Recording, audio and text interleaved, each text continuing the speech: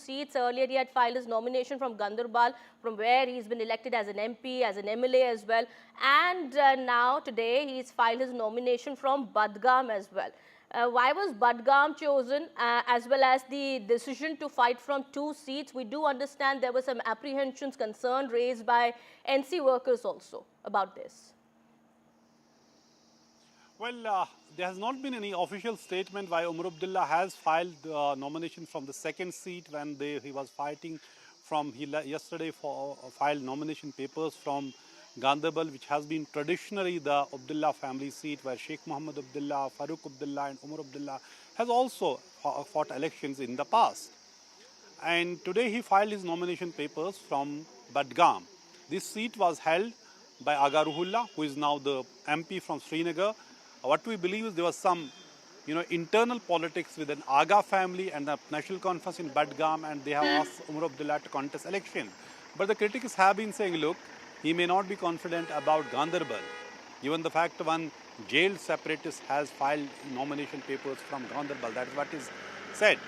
Whether he will get any vote or not, jailed separatist, but there is a perception is being created. Look, like Engineer Rashid won parliament elections from this Tihar jail. There's another separatist who was actually leading anti-India protests and calling only gun solution in 2016 is now filing nomination papers from Ganderbal, while earlier he had filed nomination papers from Shopian Parliament Assembly constituency that was rejected by Election Commission on the technical grounds. So having said that, this is not first time also when Omar Abdullah is fighting from 2 seats.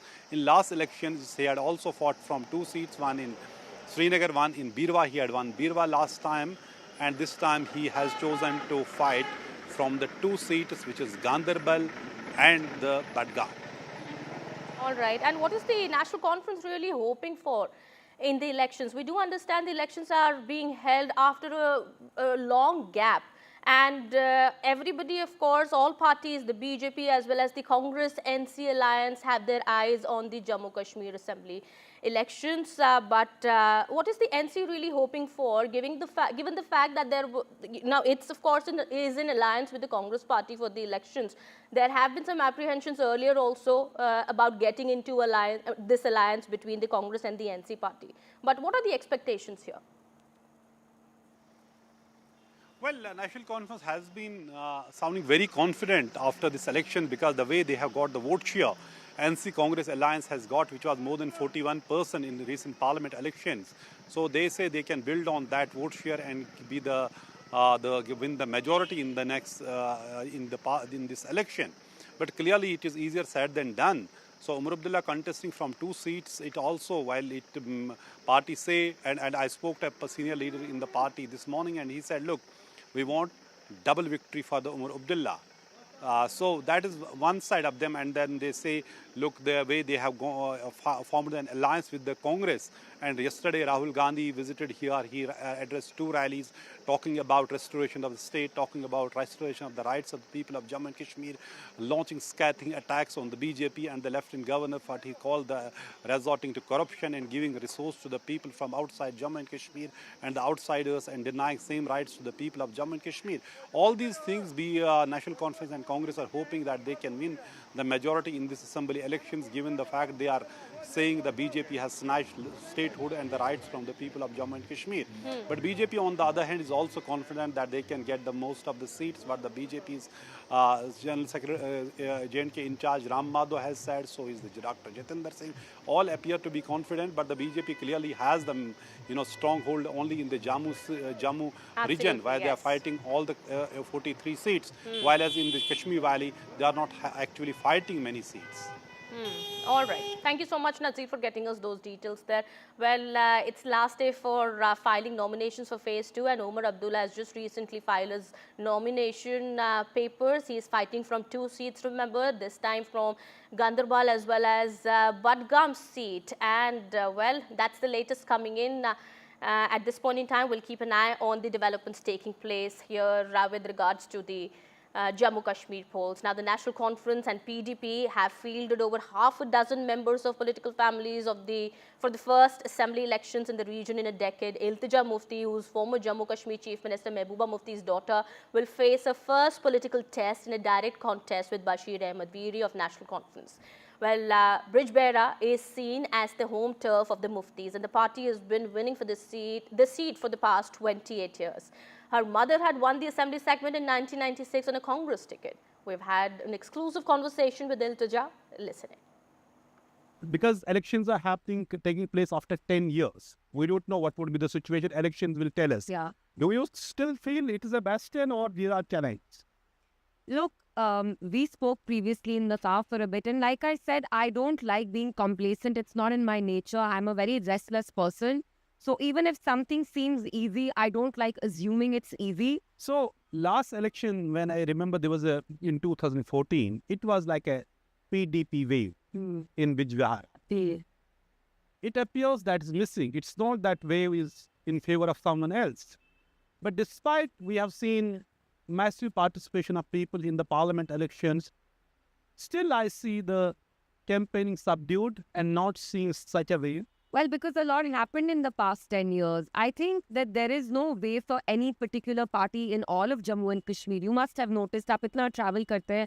And that's because this is not usually an election in any part of India is like a festival. It's like an occasion of celebration.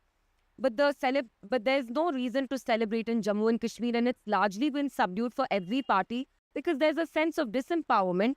People have been living a life of seed since 2019. And that sense of disempowerment is so acute that you can't go amongst people laughing and smiling and, But your alliance with the BJP responsible for that, because when you contested, you were not in politics that time, but of course you were part of the daughter of the former chief minister, daughter of former chief minister. That 2014 election was contested by PDP on the premise that you will not allow BJP to come to power. Yeah. And then you became part of that, and everyone is asking that question. Is that coming in your way of, when you have to talk to people? I remember that campaign, Mehbooba ji very clearly said that give us a clear majority. And they kept explaining that give us a clear majority so that we don't need the support of any other party, even if it's Congress, because PDP and the Congress alliance fell apart in 2008, if you remember. But what happened was that you got a fractured mandate. And when you got a fractured mandate, already there's this stereotype about PDP that it only panders to Muslims. There's this stereotype that's attached to us, which the media unfortunately plays a role, that we're anti-Hindu. So obviously when BJP won such a huge chunk of vote in Jammu, my grandfather felt that you couldn't just overlook that mandate. You couldn't just sidestep the wishes and aspirations of the people of Jammu and just create a coalition with the Congress and the PDP. If he wanted power, if he wanted to usurp the seat, he could have taken that decision within a minute. No, my point is that did that help you, or it has hurt your party's image or the interest? Nazir Saab, every decision in politics has to be seen through the prism of your intention. My grandfather did not have the attention of attaining power. जैसे NC करती है, राय शुमारी जब आपको convenient लगा बेच दिया, फिर जब आपको election आप जीत रहे हैं तो हलाल है, जब नहीं जीतते तो हराम है, तब boycott करो, तो फिर राय शुमारी का हरा झंडा दिखाओ. We are not like that. We are always very transparent about what we say, and we walk the talk. Okay. But at that time, I think Mufti Sahab wanted to honor the mandate, and that's why. And let me tell you, he went into the grave knowing that he had put at stake what cost him decades to build this party. So now it is after 10 years we're having this election, and we have Iltija Mufti, third generation of Muftis contesting this election, and people will talk all about Khandani Raj, dynastic politics, and it has added. So is it an advantage for you, or it is a disadvantage when you vote PP? It depends entirely on me. There are people who turn disadvantages into advantages, and there are people who take an advantage and they'll fritter it away. So it entirely depends on me. I don't just inherit my mother's genetic makeup physically. I also inherit good things about her and bad things about her. So that entirely depends on me. And this family propaganda doesn't bother me at all. In your speech, you are telling people there will be no government without the PDP support in Jammu and Kashmir after elections. So there are two possibilities. One is India Alliance, which is NC Congress. They have chosen not to make you part of the alliance. A second is BJP. If BJP gets enough numbers and then needs support, or Congress of LC. गांव बसानी लुटेरे वाले आ गए. हाँ, so don't take this personally, but it's like मुर्गी ने अंडा नहीं दिया है तो सारे मीडिया वाले अंडा लेने आ गए. आप समझ रहे हैं मैं क्या कह रही हूँ? अभी कैंपेनिंग चल रही है. But you are telling this to people. There will be no government. Of course I am, because one thing is very clear. No, there is no way for any one party here. We are all pretty much in the same boat. And so I am very confident that we will play a critical role in the next government. Because if you see, it is going to be a coalition government. And BJP is not going to be a part of it because उनके ज़मीन तो खिसक चुकी है पूरी. जम्मू में उनका white wash होने वाला है. तो you can understand, समझदार को इशारा ही काफ़ी है. तो जब भी एक कोएलिशन गवर्नमेंट बनती है, वो जो लास्ट के 5, 6 या 10 होते हैं, वो डिपेंड करता है कि कहाँ से आए और कौन दे और वो किसको सपोर्ट करे. Which is why I feel PDP will be the kingmaker. And this is politics. You know, 10 years ago, we had 28 seats, but we were in a tight place. We were between the devil and the deep. Why do you see yourself this time?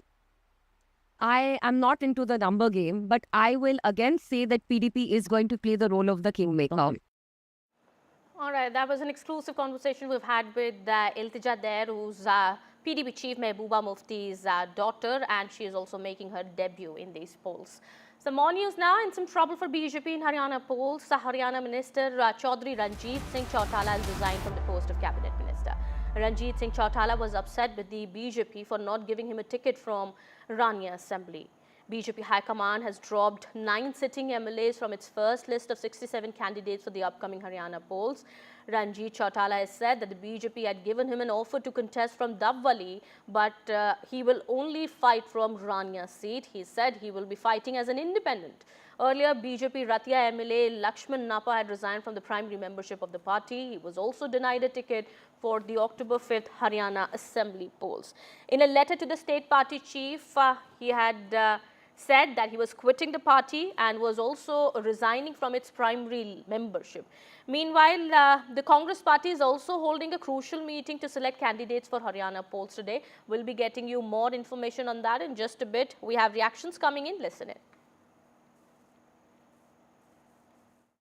Congress leadership decide करेगी, हम कौन हैं decide करने वाले. मैंने पहले भी कहा, आज भी वो है, हाईकमान का फैसला होगा, क्योंकि ये फैसला एंड में ही आता है. जब भी फैसला मैंने तो अनेक बार पहले भी कहा है कि जो पंजाब में चन्नी की स्थिति हुई वही नायब जी की होने वाली है.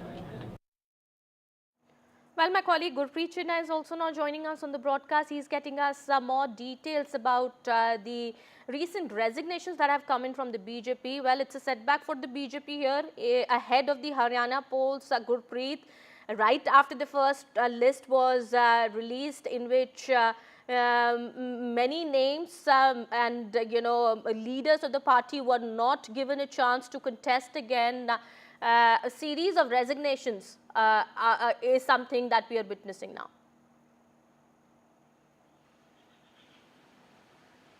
Yes, a series of resignations have been filed by the BJP leaders who are not happy and satisfied with the list which has been released by the BJP central leadership.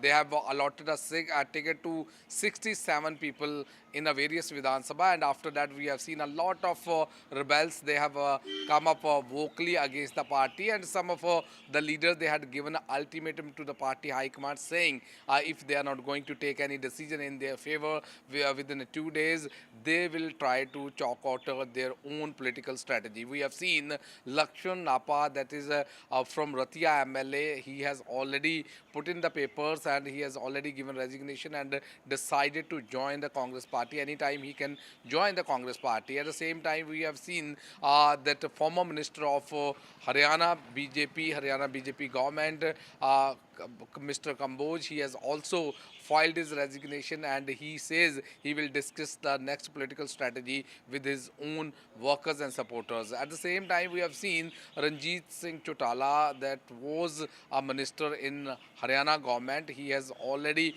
given a resign as a minister, saying he is going to contest the election independently from Rania constituency, because that was the constituency from where he was elected as an independent candidate. After that, he joined the government and he was able to become the minister in the state government. So now we have seen he said they were trying to give him, BJP party was giving him ticket from Dub Valley, but he denied. He had decided to contest an independent candidate from Rania constituency. So a series of resignation which are coming from the various pockets of Haryana. It's a big setback for the BJP, but what we can understand, the party high command is trying to pacify them. The main focus of the party high command, they should not join the other parties. They are trying to placard all the leaders who have already raised a red flag against the party. So let's see what type of political strategy the BJP is going to adopt,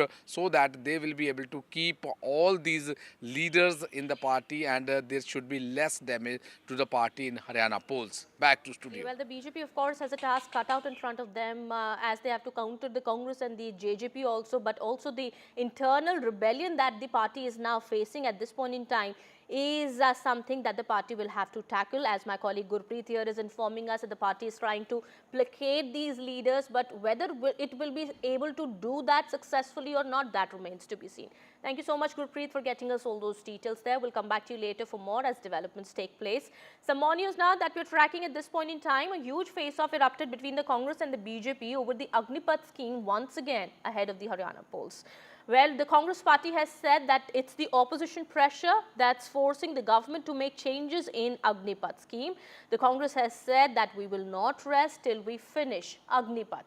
Meanwhile, the BJP has hit back at the Congress party, saying that Rahul Gandhi is raising Agnipath issue for political gains. Well, that's the latest coming in. As per sources also, information is coming that the government could make some tweaks in the Agnipath scheme and more Agniveers may be retained. The government is planning changes to the emoluments and entitlements of the Agniveers. And in between that, we have this political war of words that's taking place between the Congress and the BJP at this point in time. My colleague Vasudha also joins us on the broadcast. Well, she's getting us more on that. Well, Vasudha, the Agnipath scheme continues to be the bone of contention and a huge war of words, of course, once again, that is taking place between the Congress and BJP over this.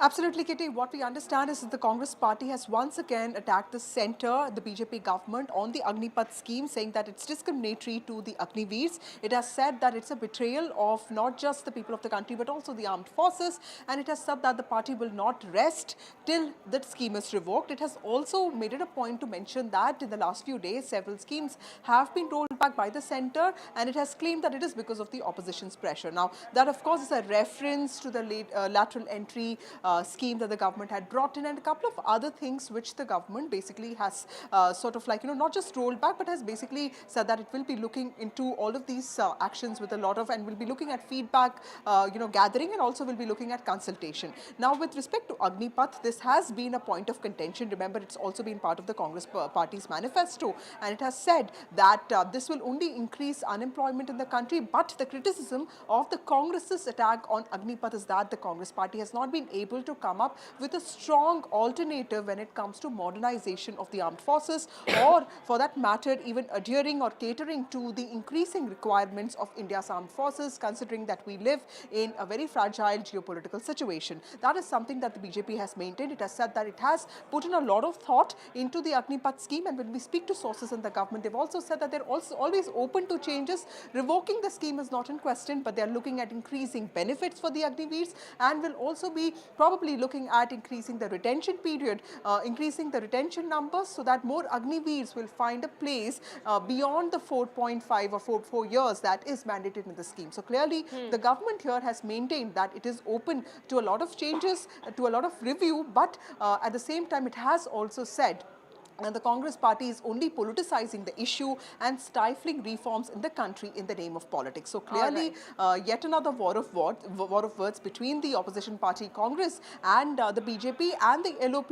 Rahul Gandhi did speak about it in the parliament. There was a lot of controversy over compensation, the kind of, what the families were saying. But clearly, there is no conclusion as to what really is the truth there. But the government is standing firm on the ground that it wants to modernize the armed forces and will also want to take it to the next level, considering that India is a growing country, it's a developing country, its needs are also changing. But considering that elections are around the corner, specifically Haryana, and youth is at the center of it, we'll have to wait and watch as to how the opposition's narrative around Agniveer also sort of like influences the voters. All right, so some changes or tweaks could be made in the Agnipath scheme, and there is no hiding the fact that the BJP also in the recently held Lok Sabha elections had faced some setback also after facing criticism from the opposition parties and also the defense sector employees over the Agnipath scheme. That's the latest meanwhile coming in. Thank you so much, Vasudha, for getting us those details. Let's listen into what the Congress and the BJP have to say on this. They are just playing with the fire. They're not just playing with the security of the country. They are playing against the aspirational youth who wanted to join army, not just with an intention to serve the motherland, but they also wanted a secure future. And not why just Congress, is the Janata Dal United and Lok Janshakti Party. They've been asking government to modify Agniveer. And this is, let me tell you, I remember General M.M. Naravane saying that if constitution can be amended 100 times, why can't this policy be modified? Having the feedback from the ground. The feedback from the ground is Bharatiya Janata Party is losing badly in Haryana elections. And that's why, and this is the Rajat belt, this is the belt that sends the maximum youth to the army. And you hear any kind of reporter talking to the people on the ground, and they are saying that log khali baithe hain, they don't want to join the army. 4 saal ke liye kyun join karenge? And that's his feedback. And they have made a U-turn after the Waqf board, after the lateral entry, after the broadcast bill, LTC jokes, and the pension scheme. This is another huge U-turn by the government. So first of all, let me tell you that the opposition, the LOP, was called out in the parliament after the new government was elected and was found lying completely on the issue of compensation. All the announcements that have been made, there will be reservations and there will be complete absorption of the Agniveer youth. In case 25% of course will go to the army and others will go to other paramilitary forces, and then others also would be recruited. It has already been announced. But it's very rich coming from those who are actually in an alliance with the National Conference, which is talking about abrogation of Article 370, which is actually standing with the secessionists, with those, with the terrorists, with Pakistan, and which stands for dialogue with Pakistan. I really wonder what, if we're looking at Haryana elections, where they send so many of its young men to the army, I wonder how they would react to Congress party's decision to go with those who want to abrogate Article 370, who want to a dialogue with Pakistan. All right, we're shifting our focus now to some more news that we're tracking in this point in time. Family members of a doctor who was raped and murdered last month in Kolkata joined the protesting medical staff at RG Kaur Hospital today. They have accused the Kolkata police of trying to cover up the case by quickly cremating the doctor's body. During the protest at the hospital where the body was found on August 9, the family demanded justice and alleged that a senior police officer had attempted to bribe them following the acknowledgement of the incident. আমার মেয়ের দেহ আমার ঘরে সাইজে ছিল তখন DC not আমাদের ঘরের একটা গলিতে ঢুকে ঘরের ভেতরে তিনি আমাকে টাকা দেওয়ার চেষ্টা করেন এবং তার যা জবাব দেওয়ার আমরা সঙ্গে সঙ্গে সেই জবাবটা দিয়েছি ডিসি সেন্টার ইন্দিরা মুখোপাধ্যায় বারবার প্রেস মিট করে মিথ্যা কথা বলছি মিথ্যাচার করছি কারণটা কি কারণে আমরা করছি এই জিনিসটা তাই থেকে আমাদের একটা বিশাল প্রশ্ন আমাদের সবসময় মনে আসছে তখন পর্যন্ত না বডি দাহ হয়েছে ততক্ষণ পর্যন্ত 3-400 পুলিশ একেবারে ঘিরে রেখেছিল আমাদেরকে যেই মুহূর্তে আমাদের মেয়ের বডি দাহ হয়ে গেল আর একটা পুলিশ কি করে পরিবার আসবে, কি করে কে আসবে, কারোর কোনো দরকার পড়েনি, কারোর কোনো জানার দরকার নেই। সেই মানুষগুলো যদি শ্মশানেও থেকে যেত তাহলে হয়তো থেকে যেত। এতটা সক্রিয় ছিল পুলিশ বডি নিয়ে যাওয়া পর্যন্ত। যখন দাহ হয়ে গেল তখন পুলিশ নিষ্ক্রিয় হয়ে গেল। ঘরে ঢুকে পুলিশ টাকা অফার করছে বাবা মাকে, যেখানে আমরা আমাদের মেয়ের বডি নিয়ে বসে রয়েছি ঘরে, পরিবারের প্রত্যেকটা লোক চোখের জলে তাকাতে পারছি না, তখন পুলিশ গিয়ে টাকা অফার করছে আমাদেরকে। এটা পুলিশের মানবিক মুখ। তারা আবার বলছেন যে আমরা সব ঠিক কাজ করেছি, আমরা সব দায়িত্ব পালন করেছি। এটাকে দায়িত্ব পালন বলে এটাকে? এবারে এই ভিডিওটাই বলুন, গতকালকে যে ভিডিওটা ভাইরাল হয়েছে, যেখানে নাকি বলা হচ্ছে একটা যে বাবা মা যারা শোকাহত তাদের সঙ্গে আমরাই শোকে রয়েছি, তাদের মনে হয় অবস্থাটা তো আর বয়ান করা যায় না, সেই জায়গায় আমরা ধরতে পারবো না, স্পর্শ করতে পারবো না, এতটা কঠিন সময়ের মধ্যে দিয়ে তারা যাচ্ছে। এবং সেই সময় যদি তাদেরকে টাকা পয়সা দেওয়া হয়েছিল ইত্যাদি, পুলিশ দিয়েছিল ধামা চাপা দেওয়ার জন্য, এরকম একটা ভিডিও যাচ্ছে। তার পাশে পাশে আবার আরেকটা ভিডিও এসছে যেখানে বাবা মারাও এইরকম একটা অভিযোগটাকে অসত্য বললেন এবং তারা বললেন এটা মিথ্যা, আমরা কিন্তু আমাদের মেয়ের জন্যে একেবারেই তাড়াতাড়ি যে মেয়ে আমাদের মধ্যে নেই তার জন্য বিচার চাই। You know, I mean, obviously this is a very serious allegation now, but the point is that this is not the first time that this allegation has come. This had earlier come also from the lawyer of the family, Bikash Ranjan Bhattacharya. I mean, he had said, of course, you know, the chief minister had offered money, that was compensation money. Now, obviously, now before all of this, what was this money about? Was this the compensation money? Is this the same compensation money that is being talked about? How was it offered and what from? These are still unanswered questions, and of course these are questions that have been raised, allegations that have been raised towards the police, but the family also has earlier said that nobody offered them money, and that is also on camera. So you know, there is a little bit of a confusion on this, and perhaps you know, there. Breaking news now coming in. We're learning Prime Minister Modi is speaking at the moment. He's in Singapore for his visit. Listen in. से एक package बना करके चल सकते हैं, क्योंकि भारत में शायद मुझे बहुत ही निकट भविष्य में 100 से ज्यादा एयरपोर्ट बनाने होंगे। यानी अपने आप में एक बहुत बड़ा मिशन है, क्योंकि जिस प्रकार से मेरा यहाँ एविएशन सेक्टर का ग्रोथ है और जिस प्रकार से एस्पिरेशनल सोसाइटी के ये जो मांग है, आज मैं उसको कैटर नहीं कर पा रहा हूं, हम कम पड़ रहे हैं, हमें बहुत बड़ी आवश्यकता है। उसी प्रकार से आज खुशी की खबर तो है ही है, एयर इंडिया का आपके साथ यहाँ मर्जर होना, ये अपने आप में एक बहुत बड़ा काम हुआ है। लेकिन ये भी हम सोचे कि Bharat with in India domestic air traffic के लिए हम चाहते हैं कि कंपटीशन की स्थिति बने, अधिक कंपनी आए। आज वो स्थिति नहीं है, बहुत पूरा स्काई ओपन पड़ा है जी। और मैं चाहूंगा कि आप में से जो कंपनियां उस दिशा में भी आगे आना चाहती हैं, तो उसके लिए भी अवकाश है।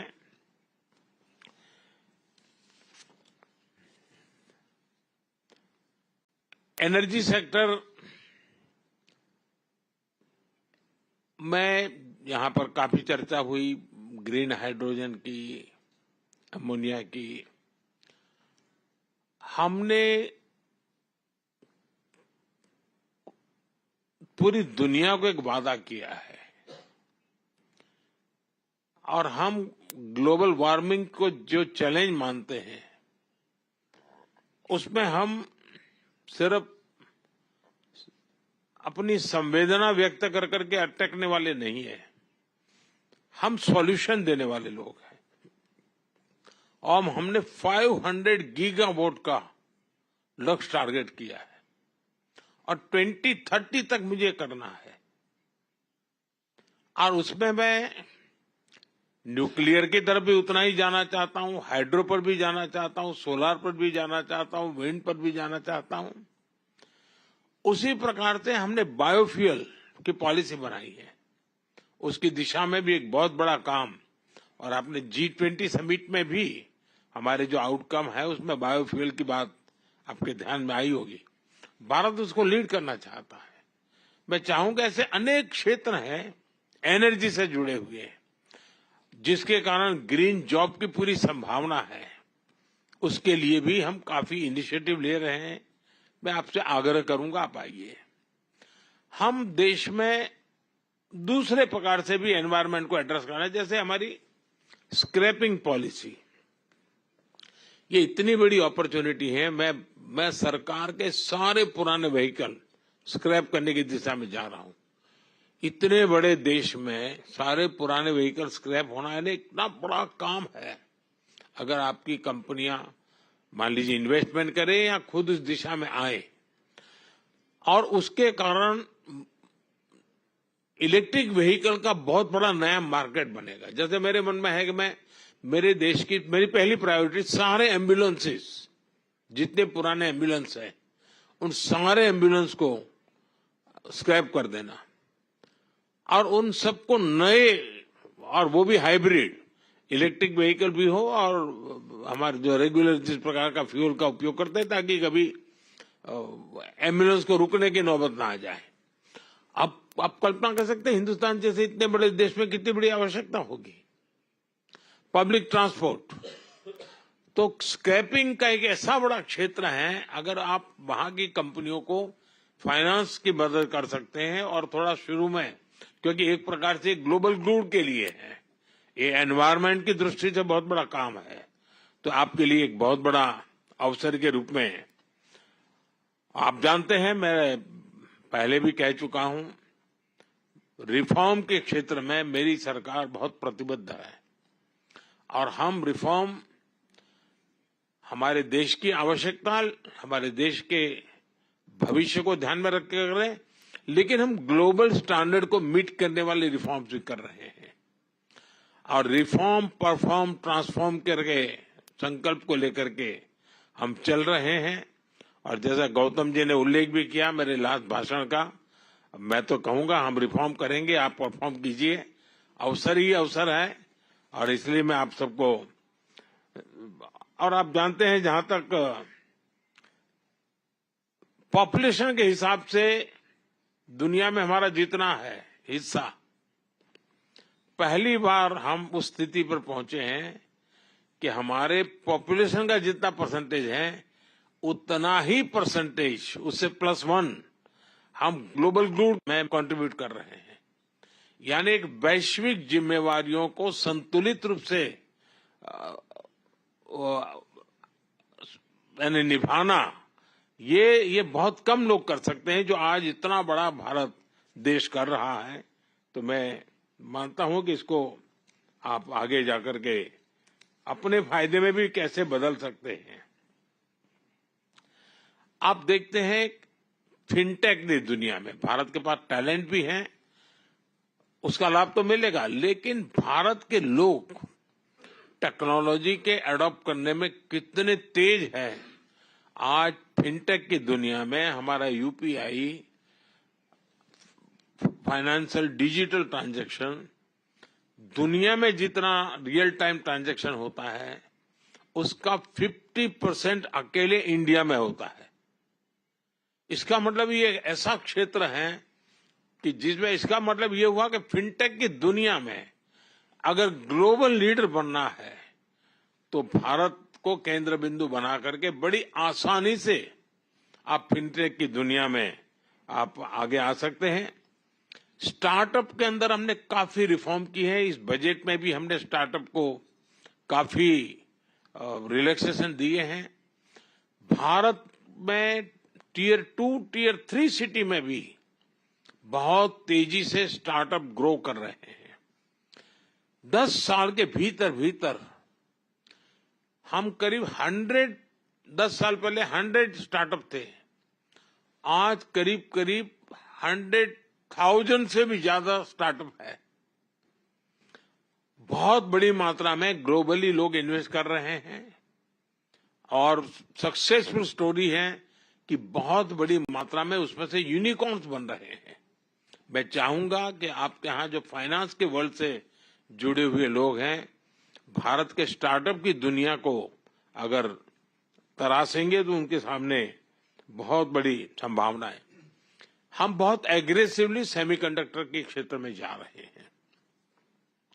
अब तक करीब 5 कंपनियां ऑलरेडी अपना काम शुरू कर चुकी हैं, आगे भी औरों की संभावनाएं हैं और हम पूरी इकोसिस्टम को लाने वाले हैं। हम कोई एक छोटा सा टुकड़ा एक आध हिस्सा करके अटकने वाले नहीं है।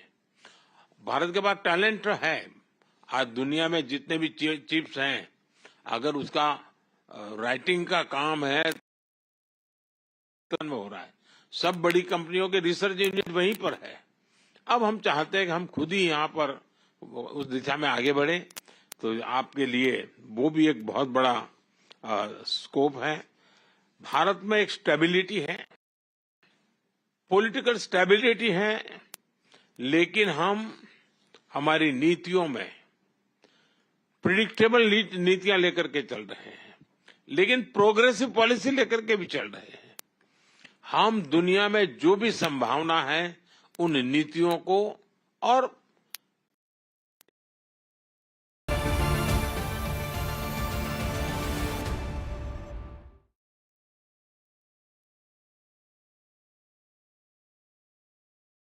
Hi, I'm Shreya Saran.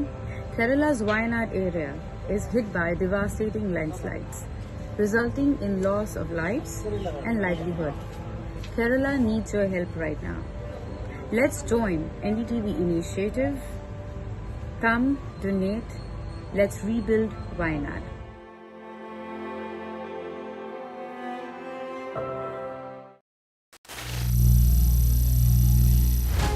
Some people say the metaverse will only be virtual. One day this lecture hall will be made of code, and driverless cars would be trapped in intersections. But even in this maze of the future, you can't wish away health. It's time to become more resilient.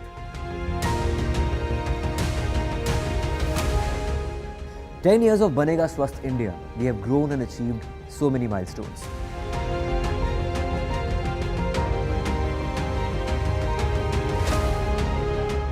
And now I have a plan to beat the urgency, to stop breathing with difficulty, to relieve getting choked with inactivity.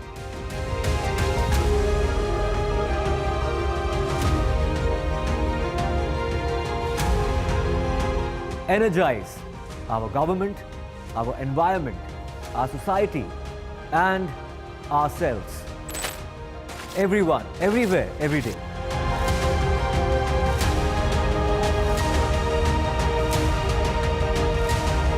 Banega Swasth India. One world hygiene. Stay informed and entertained with the new and updated NDTV News app. You can watch all our channels live, listen to podcasts, read breaking and exclusive news from around the world and more. Download the NDTV app today and get access to the best journalism and storytelling on your smartphone or tablet. The NDTV app. News that matters to you. Landslide devastation in Kerala's Wayanad. Join NDTV's initiative. Donate for Kerala.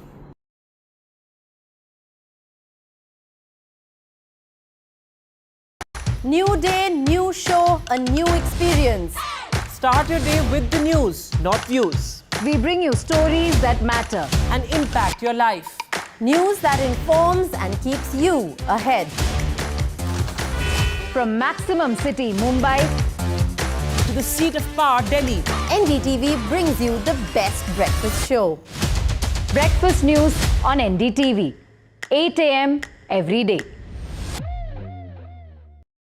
Hi, I'm Shreya Saran. Kerala's Wayanad area is hit by devastating landslides, resulting in loss of lives and livelihood. Kerala needs your help right now. Let's join NDTV initiative. Come, donate. Let's rebuild Wayanad.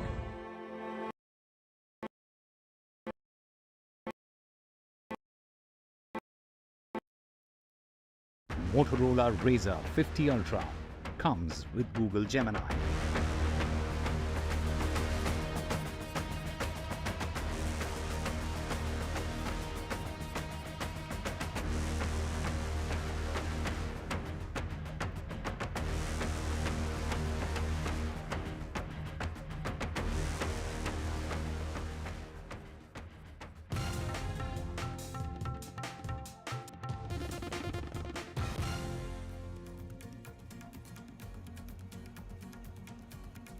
Welcome back after the break. The Punjab government has approved an increase in VAT of petrol and diesel prices by 61 paise and 92 paise per litre respectively. It has also announced the withdrawal of 3 rupees per unit power subsidy that was given to consumers with loads up to 7 kilowatts. Now, in yet another major decision by the Punjab government, it has also raised the bus fare for travellers by 23 paise per kilometre. Finance Minister Pal Chima has announced the decision after the cabinet meeting in Chandigarh. My colleague Gurpreet Chinna is also now joining us on the broadcast, getting us more details on the decision taken by the Punjab government here. All right, I'm being told Gurpreet will be joining us in just a bit. Meanwhile, that's the latest coming in. Chief Minister Bhagwant Mann had convened the cabinet meeting to address the state's current financial challenges. As we do understand, the government hasn't been able to pay the employees' salaries until September 4th. And in view of that, what we are learning is that the VAT on petrol and diesel prices has been increased. The VAT on petrol has been increased by 61 paise per litre, and on diesel it's 92 paise per litre that has been increased. What we are given to understand is that the government of Punjab has also decided to raise the bus fares for the travellers by 23 paise per kilometre. Well, my colleague Gurpreet now joins us on the broadcast. He is getting us more on that. Gurpreet, we do believe that the Punjab government is facing a financial crisis, and the consumers and the people of the state will have to bear the brunt of it by the given the fact that the decision has been taken by the Punjab government to increase the VAT on diesel and petrol, and the bus fares have also been increased now. Well, yes, this was the decision which has been taken, and we have seen the Finance Minister of Punjab, Harpal Singh Chima, has already briefed about this decision. We have seen they had raised that price of diesel and petrol in the state by imposing VAT on petrol and diesel, seeing that it seems a lot of facilities which has already been given to the people of Punjab, and they want to continue all these facilities which the government has already decided to give to the people of Punjab. But that was the plea which the Finance Minister has given for raising this thing. But yes, of course, this is a public issue, and we have seen the people of Punjab, they are going to face the brunt of this decision which is being taken by the state government. Well, yes, absolutely. That's that looks like it. Meanwhile, thank you so much, Gurpreet, for getting us all those details there. We'll keep an eye on the developments on that. Meanwhile, it's time for a quick break here. We'll be right back with more details.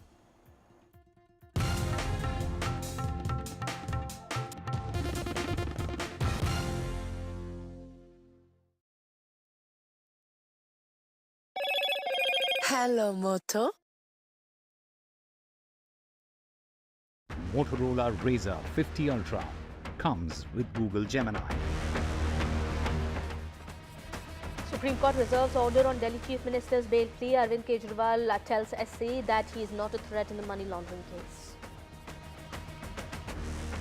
Congress versus BJP face-off over Agnipath scheme. Congress says the opposition pressure is forcing government to make changes. BJP hits back, saying Rahul Gandhi is raising Agnipath for political gains.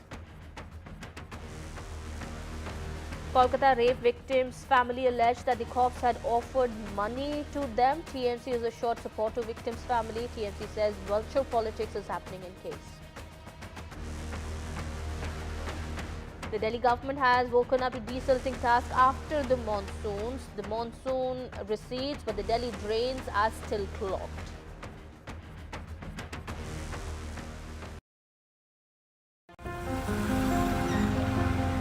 You have seen their blockbusters. Now meet the legends.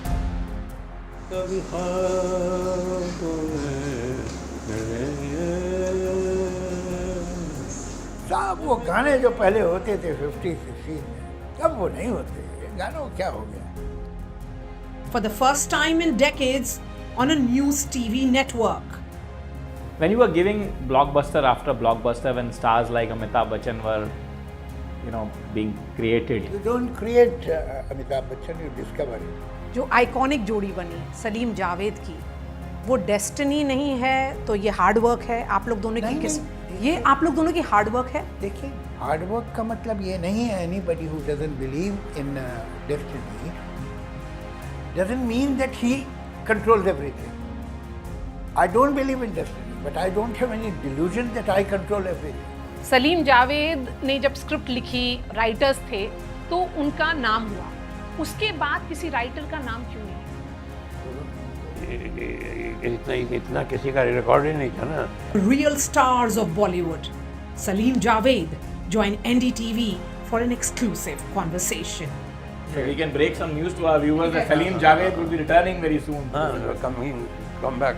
Coming soon. Come back. Coming soon. Come back of Salim Javed.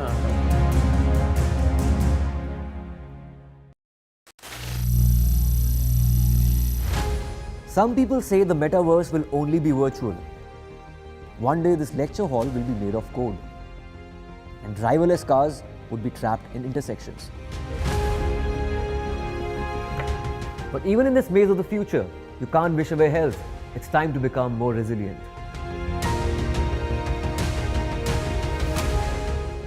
"10 years of Banega Swasth India, we have grown and achieved so many milestones.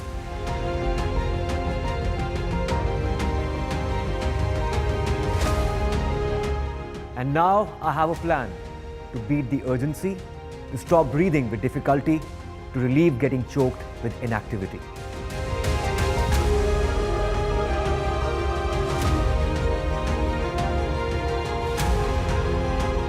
Energize our government, our environment, our society, and ourselves. Everyone, everywhere, every day.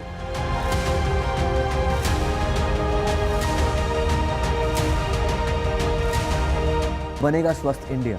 One world hygiene. Stay informed and entertained with the new and updated NDTV News app.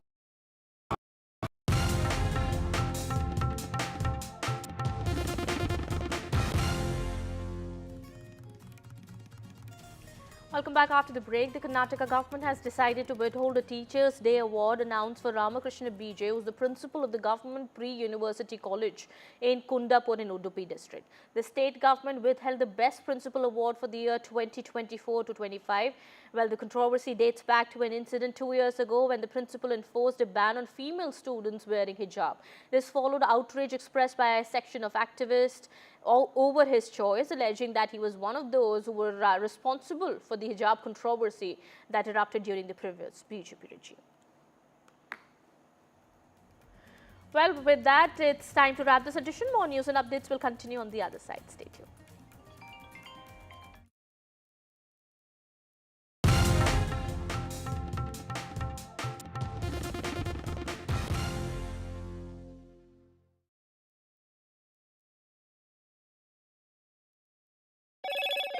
Hello, Moto. Motorola Razr 50 Ultra comes with Google Gemini.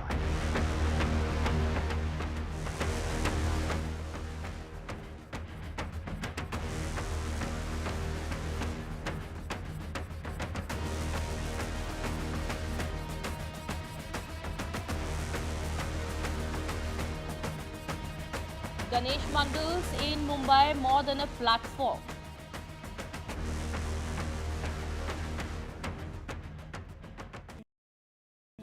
Landslide devastation in Kerala's Wayanad. Join NDTV's initiative. Donate for Kerala.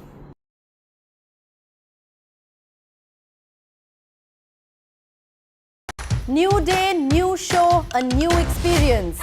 Start your day with the news, not views. We bring you stories that matter and impact your life. News that informs and keeps you ahead. From Maximum City, Mumbai, to the seat of power, Delhi, NDTV brings you the best breakfast show. Breakfast news on NDTV, 8 a.m. every day. Hi, I'm Shobha Karandlaje. Kerala's Wayanad area is hit by devastating landslides, resulting in loss of lives and livelihood. Kerala needs your help right now. Let's join NDTV initiative. Come, donate, let's rebuild Wayanad.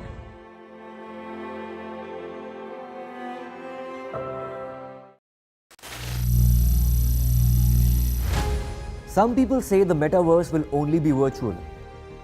One day this lecture hall will be made of code, and driverless cars would be trapped in intersections. But even in this maze of the future, you can't wish away health.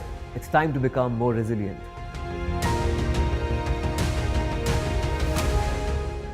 "10 years of Banega Swasth India, we have grown and achieved so many milestones.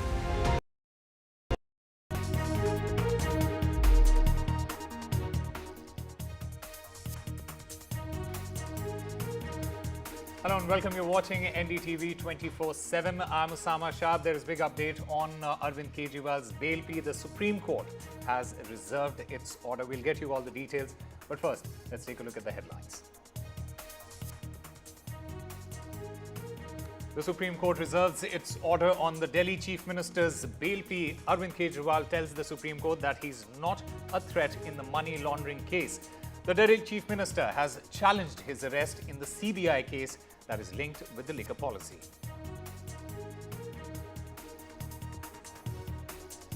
The Jammu and Kashmir election campaign heats up. NDTV speaks with ex-Chief Minister Mehbooba Mufti's daughter, Iltija Mufti, who says that no government can be formed without PDP's support there. Iltija adds that she isn't bothered by dynastic politics charges.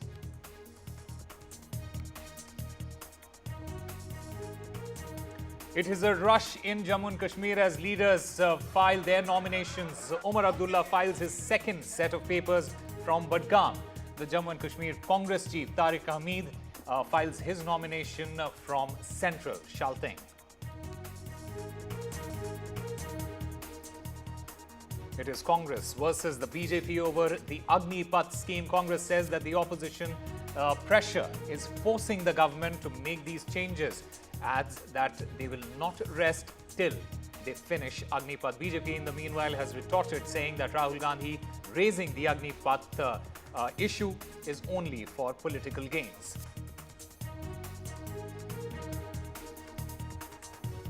The VAT on petrol and diesel hiked in Punjab. The Punjab government withdraws the power subsidy.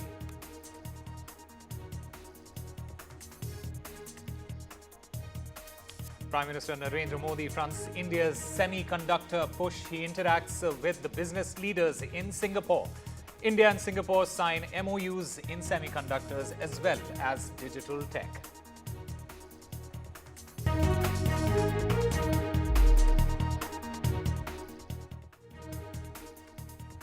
Well, the big story that we're tracking at this hour, the Punjab government, it has approved an increase in value-added tax, the VAT of petrol and diesel prices by 61 paise and 92 paise per litre respectively.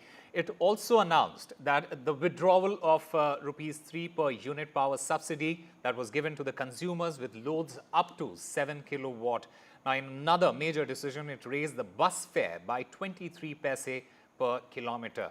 Finance Minister Harpal Chima, he announced the decision after the cabinet meeting in Chandigarh. The Chief Minister Bhagwant Mann, he convened the cabinet meeting to address the state's current financial challenges as it was unable to pay the government employees' salaries until September 4th.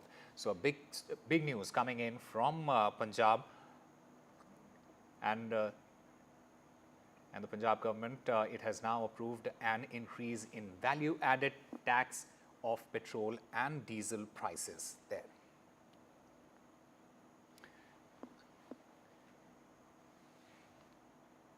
And in fact, I'm joined by Amrinder Singh Raja, warring Punjab Congress president on the phone line. Sir, welcome to NDTV. The Punjab government, it has approved the increase in the VAT right now. What is your reaction to the entire thing that has happened? So, to be very honest, it's another U-turn of Aam Aadmi Party. This is a party which says that we are for the common man, and our party is the only party which are giving 300 units of electricity to the poor people, right? And per month. And now they're increasing this electricity and in fuel hike, because finances के जो हालात हैं पंजाब के अंदर, उनकी हालात बहुत नाजुक है। 67,000 करोड़ का इन्होंने कर्ज लिया है पिछले 2 साल में, एंड कोई नई चीज वहां पर बनाई नहीं है। और आज इन्होंने वेट बढ़ाया है, जिससे फ्यूल प्राइसेस हाइक हुए। ना केवल फ्यूल प्राइसेस हाइक हुए हैं, इवन इलेक्ट्रिसिटी का भी 3 रुपए पर यूनिट का सब्सिडी था, जो बिलो जो अंडर 7 किलोवाट के ऊपर, लेकिन वो भी इन्होंने हाइक किया है। तो मेरे कहने का मतलब फाइनेंसेस आर वेरी बैड। हमारे ट्रेजरी की बहुत बुरी हालत है, and even this Aam Aadmi Party, they are busy doing this all publicity. There is a 900 crore का बजट है इनका पब्लिसिटी का। और ये रैलीज अगर जो करते हैं यहाँ पर आकर आदरणीय केजरीवाल साहब और आदरणीय भगवंत मान जी, हमने पीछे आरटीआई लगाई थी तो 5 करोड़ रुपया उसके ऊपर इन्होंने लगाया। So now they are putting all this burden on the common man and hike this in VAT and in electricity. That's मतलब कि इनका कुछ नहीं जाता, ये तो हर आम बंदे के ऊपर ये बोझ डाला है इन लोगों ने। Amrinder ji, what do you think the public reaction to this increase would be now? Reaction तो ये है कि भाई साहब ऑलरेडी इतनी बिजली हाइक है पंजाब के अंदर, और ऑलरेडी पेट्रोल डीजल के रेट मेरे ख्याल लगता बहुत सारी स्टेटों से हमारे स्टेट में ज्यादा है। तो इसके बावजूद भी जब वैट के रेट बढ़ेंगे तो पब्लिक तो मुश्किल में आएगी ना। पूरी पब्लिक ये कह रही है कि आपने तो कहा था कि बिल्कुल हम टैक्स नहीं लगाएंगे, and you are busy giving this all. Even they are planning to hike अपने एमएलए की जो पे है वो बढ़ाना चाहते हैं अभी। नाउ देयर मतलब कि इन्होंने विधानसभा में इसके बारे में बात की है, बट नाउ ये वैट बढ़ा के लोगों के ऊपर बोझ डालना चाहते हैं। So public reaction is very bad. People feel कि हमारे ऊपर ये खामखा का बोझ डाला जा रहा है। Okay, Amrinder Singh, thank you very much for joining us and giving us your views there. So the big story that is coming from Punjab at the moment is that the Punjab government, it has approved an increase in the VAT of petrol and diesel prices, along with withdrawing that rupees 3 per unit power subsidy that was given to the consumers there. In fact, my colleague Gurpreet, he joins us to get us more on this. Gurpreet, we heard what the Congress has to say with respect to this price hike. What is the public reaction as of now, and what is the Aam Aadmi Party saying in their defense? Well, first of all, we will talk about Aam Aadmi Party. We have seen the Finance Minister of Punjab government, Harpal Singh Cheema, has already briefed in detail, saying that this VAT on petrol and diesel has been hiked because a lot of facilities had been given to the people of Punjab.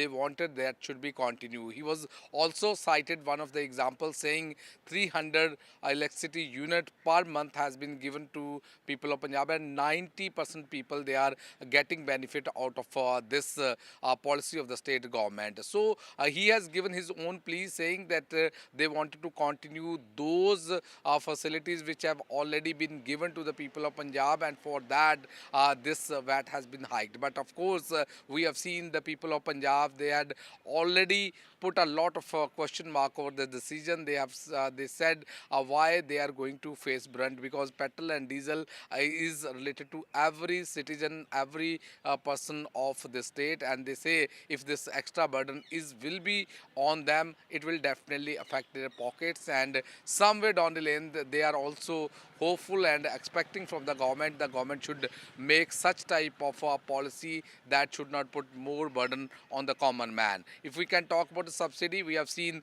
very clearly the finance minister has given in detail the answer of that subsidy. He says when we are already giving these 300 units free electricity per month, then we feel that there is a need to withdraw this thing, and that is the plea which the finance minister of government has given. So let's see that what type of reaction we have seen. The opposition party, they are already attacking the government. Let's see what type of reaction are coming and how the government is going to give its defense to just establish why there was need to put VAT on petrol and diesel. Back to studio. All right, Gurpreet Singh Chinna, stay with us because the other big story that we are tracking is the Haryana election that we are covering at the moment, and there has been some trouble for the BJP in Haryana polls. The Haryana minister, Chaudhry Ranjit Singh Chautala, he has resigned from the post of cabinet minister.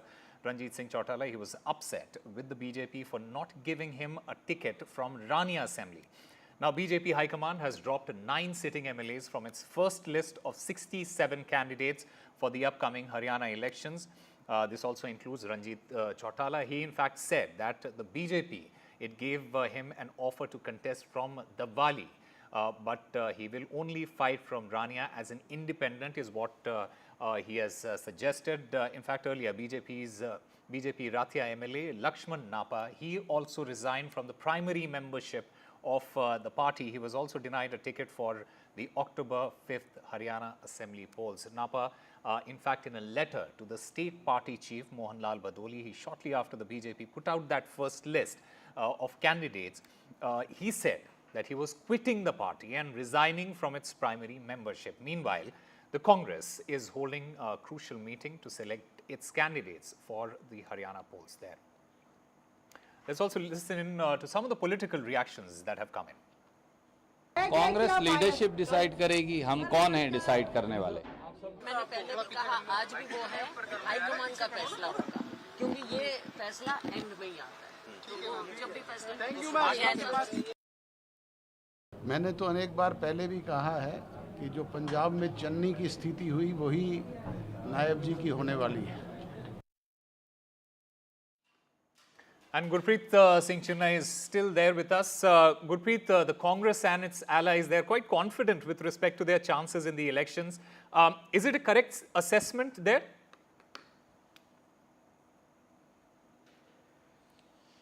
Well, every political party, they are trying to say they are going to come into power. If whether it's Congress or Aam Aadmi Party, they are forging the alliance with an intention to come back into power in the state of Haryana. But we have seen a series of resignation have been come today when the BJP party has just declared the candidate from 67 constituencies.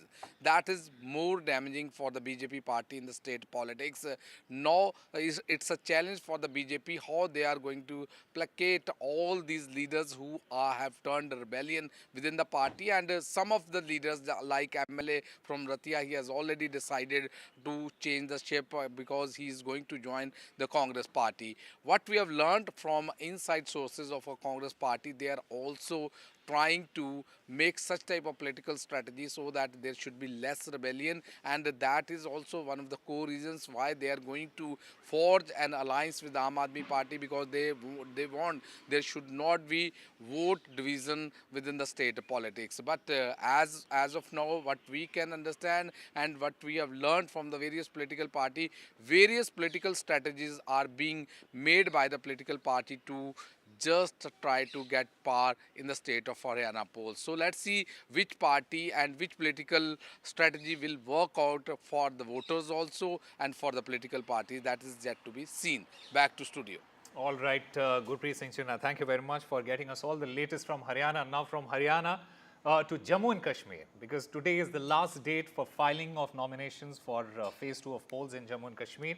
26 assembly constituencies in the state. It will poll on the 25th of September. Omar Abdullah, he in fact filed his nomination from Budgam today. The National Conference leader has filed his nomination papers from Gandarbal yesterday.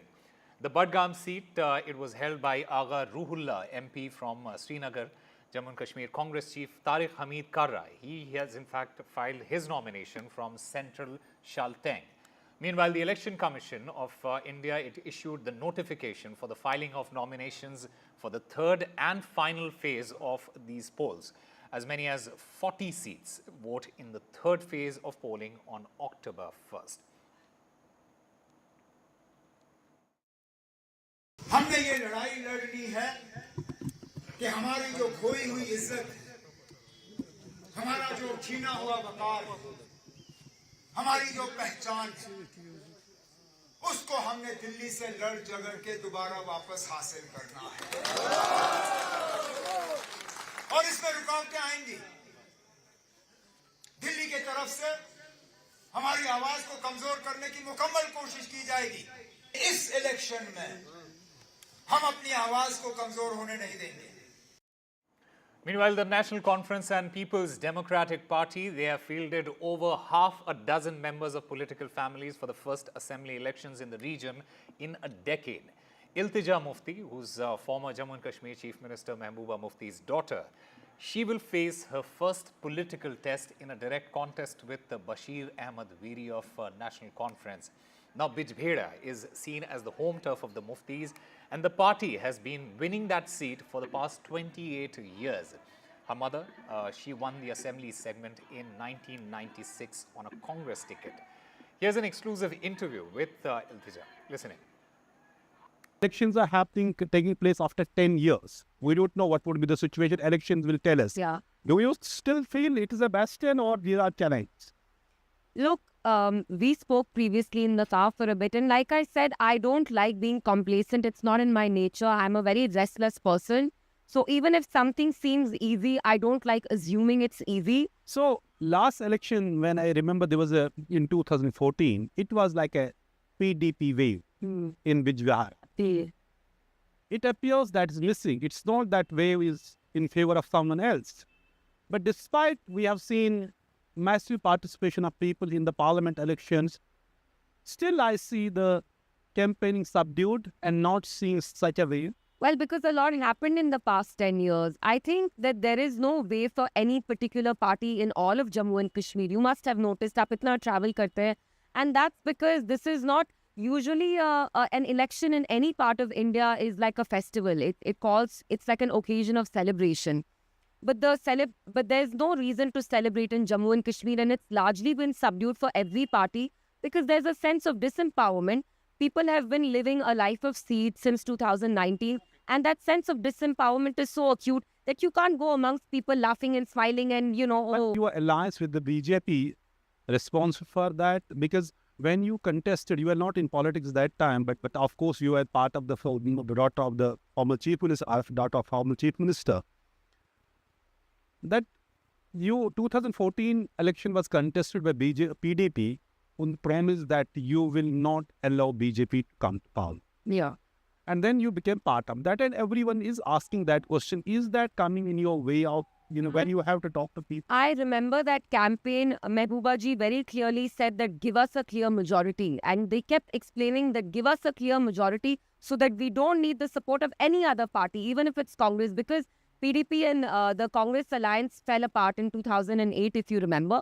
But what happened was that you got a fractured mandate. And when you got a fractured mandate, already there's this stereotype about PDP that it only panders to Muslims. There's this stereotype that's attached to us, which the media unfortunately plays a role, that we're anti-Hindu. So obviously when BJP won such a huge chunk of vote in Jammu, my grandfather felt that you couldn't just overlook that mandate. You couldn't just sidestep the wishes and aspirations of the people of Jammu and just create a coalition with the Congress and the PDP. The Supreme Court, it has reserved its order on the Delhi Chief Minister's bail. Arvind Kejriwal, he in fact told the Supreme Court that he's not a threat in this particular case of money laundering. Now, the Delhi Chief Minister, he has in fact challenged his arrest in the CBI case that is linked with the liquor policy. The Supreme Court, in fact, began its hearing that crucial pleas against the CBI from Delhi Chief Minister Arvind Kejriwal, seeking bail in what is now the scrapped excise policy case. The Delhi High Court extended its judicial custody of Arvind Kejriwal until September 11. Kejriwal is challenging the Delhi High Court's decision, which upheld his arrest by the CBI. Mr. Ujjal himself, countered that and said, on what basis are you saying that they will be demoralized? So, these are arguments that are made and proponents made by the additional Solicitor General. He even cited, for example, the Punjab case that, there are witnesses who are still there. out of fear, they cancelled and withdrew the application in terms of the liquor policy in Punjab, the Mahavir case, for example.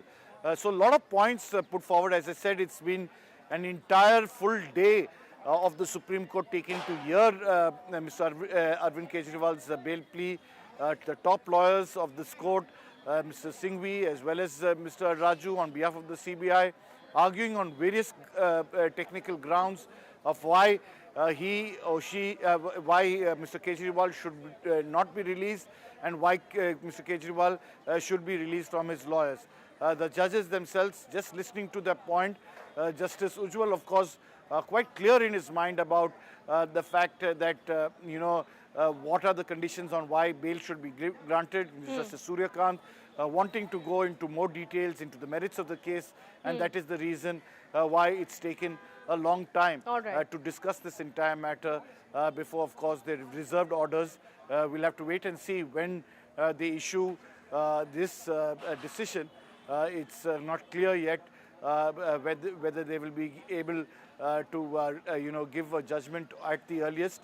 But definitely, as we've been seeing from the president onwards, saying that pendencies of cases, and as Justice Surya Kant himself said today, why should a poor man suffer?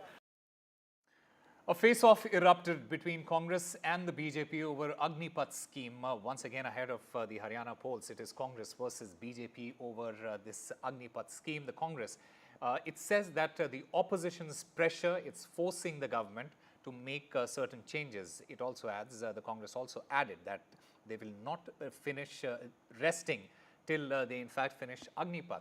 BJP in the meanwhile has retorted, saying that Rahul Gandhi is raising this Agnipath issue for political gains only.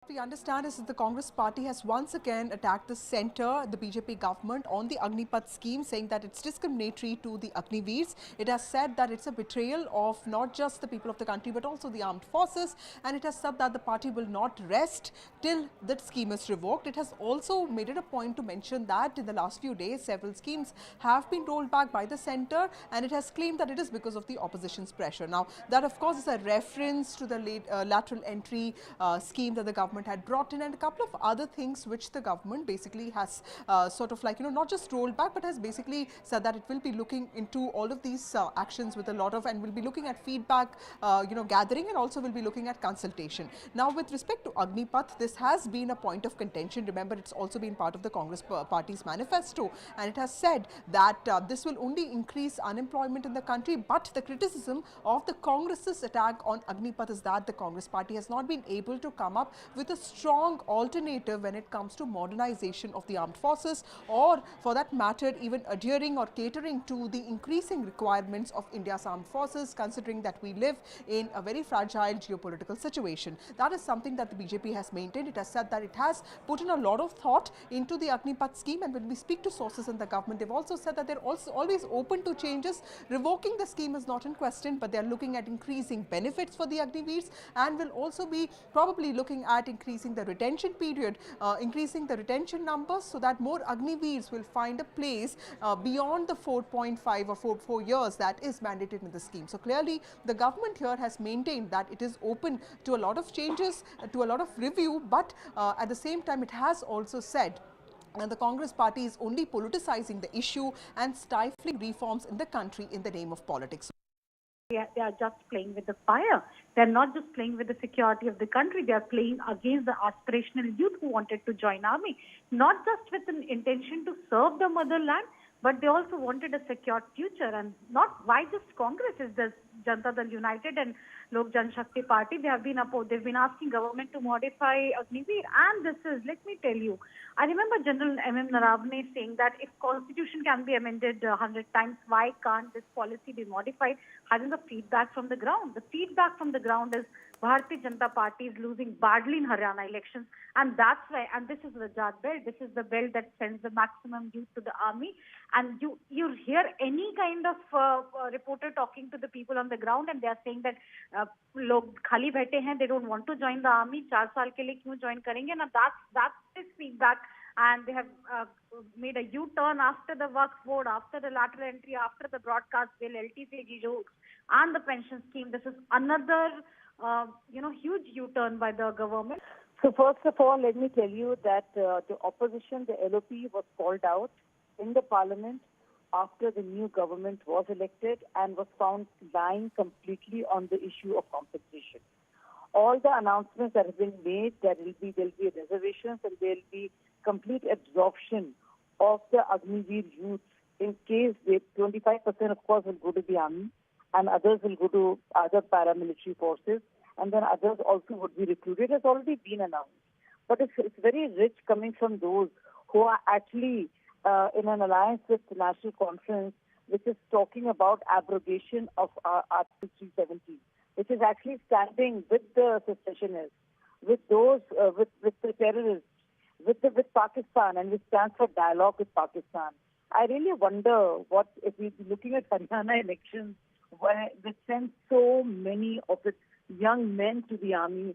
I wonder how they would react to Congress party's decision to go with those who want to abrogate Article 370, who want to dialogue with Pakistan. Well, time now for a very short break. More news and updates on the other side.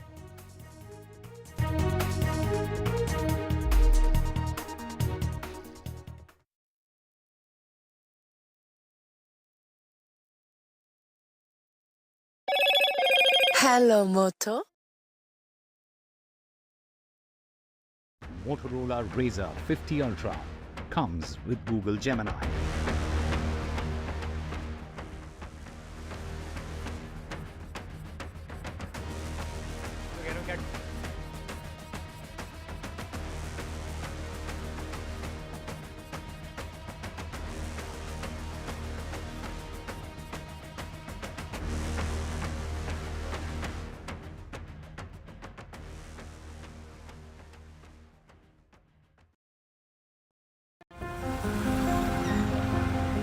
You have seen their blockbusters.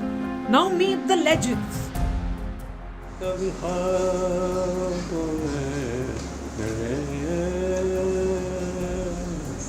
साहब वो गाने जो पहले होते थे 50, 60 में, अब वो नहीं होते। गानों क्या हो गया?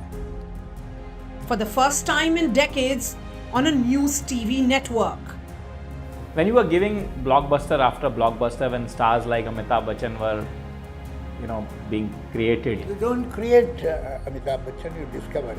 जो आइकॉनिक जोड़ी बनी सलीम जावेद की, वो डेस्टिनी नहीं है तो ये हार्ड वर्क है। आप लोग दोनों की किस ये आप लोग दोनों की हार्ड वर्क है। देखिए, हार्ड वर्क का मतलब ये नहीं है anybody who doesn't believe in destiny doesn't mean that he controls everything. I don't believe in destiny, but I don't have any delusion that I control everything. Salim Javed ने जब script लिखी, राइटर्स थे, तो उनका नाम हुआ। उसके बाद किसी राइटर का नाम क्यों नहीं? इतना किसी का रिकॉर्ड ही नहीं था ना। Real stars of Bollywood, Salim Javed join NDTV for an exclusive conversation. So we can break some news to our viewers that Salim Javed will be returning very soon. Come back. Coming soon. Come back. Coming soon. Come back of Salim Javed. Stay informed and entertained with the new and updated NDTV News app. You can watch all our channels live, listen to podcasts, read breaking and exclusive news from around the world and more. Download the NDTV app today and get access to the best journalism and storytelling on your smartphone or tablet. The NDTV app. News that matters to you. Landslide devastation in Kerala's Wayanad. Join NDTV's initiative. Donate for Kerala.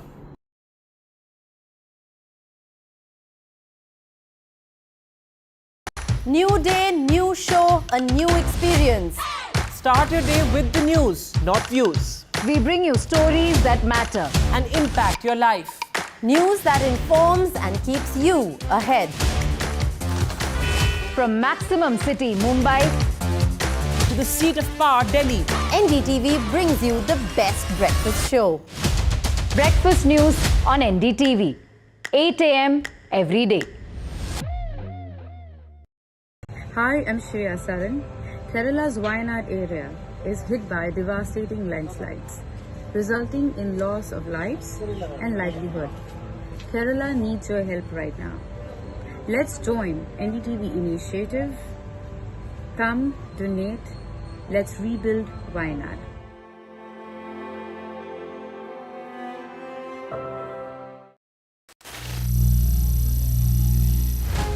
Some people say the metaverse will only be virtual. One day this lecture hall will be made of code, and driverless cars would be trapped in intersections. But even in this maze of the future, you can't wish away health. It's time to become more resilient.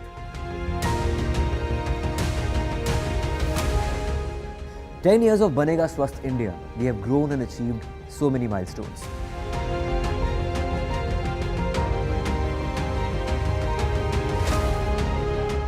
And now I have a plan to beat the urgency, to stop breathing with difficulty, to relieve getting choked with inactivity.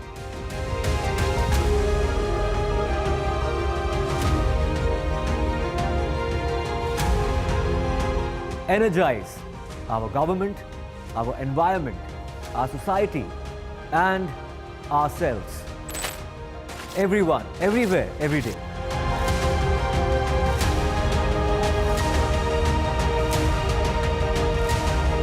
Banega Swasth India. One world hygiene.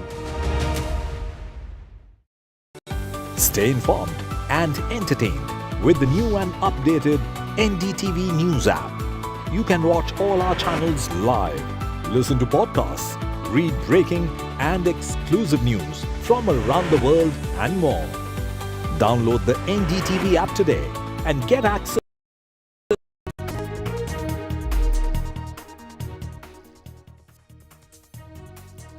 Welcome back. The Karnataka government has decided to withhold the Teachers' Day Award that was announced for Ramakrishna Vijay, the principal of the Government Pre-University College, Kundapur in Udupi district.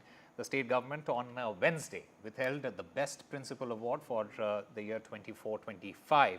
This controversy, it dates back to an incident which had occurred 2 years ago when the principal, he enforced a ban on female students wearing hijabs.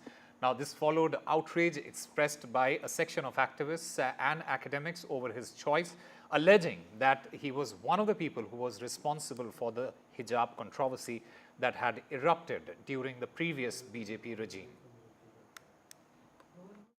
They should have done, that's a mistake, for everything. They have to purely verify everything and then send it to us. And once they send it, we usually clear it. But once it has come into public domain, to our knowledge also, then we had to put it on hold for now.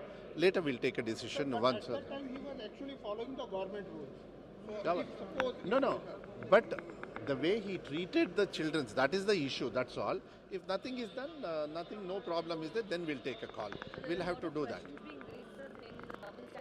No, it's not about double standards. See, don't politicize this issue.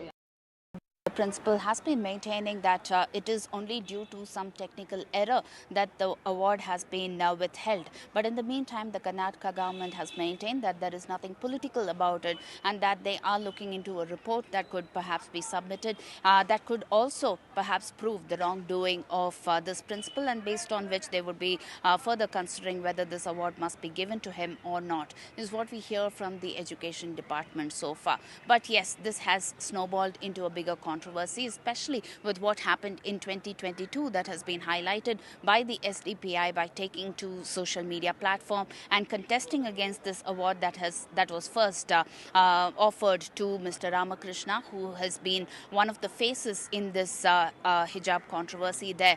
And what we know also for sure is that the teacher has now taken this and said that this is due to a technical error, but we are waiting to see what will be the BJP reaction and whether this would snowball into a political flashpoint once again. And NDTV spoke exclusively with the ISRO chairman, Dr. S. Somanathan, on the upcoming moon mission. The ISRO chief, he spoke on tackling cyber fraud. He, in fact, also mentioned from Chandrayaan to the Gaganyaan, and that he is not nervous is what Dr. Somnath has said, that he is doing his best to create more rockets indigenously, and also the fact that there is an urgent need to tackle cyber fraud is what the ISRO chairman has said. Let's listen in to that conversation.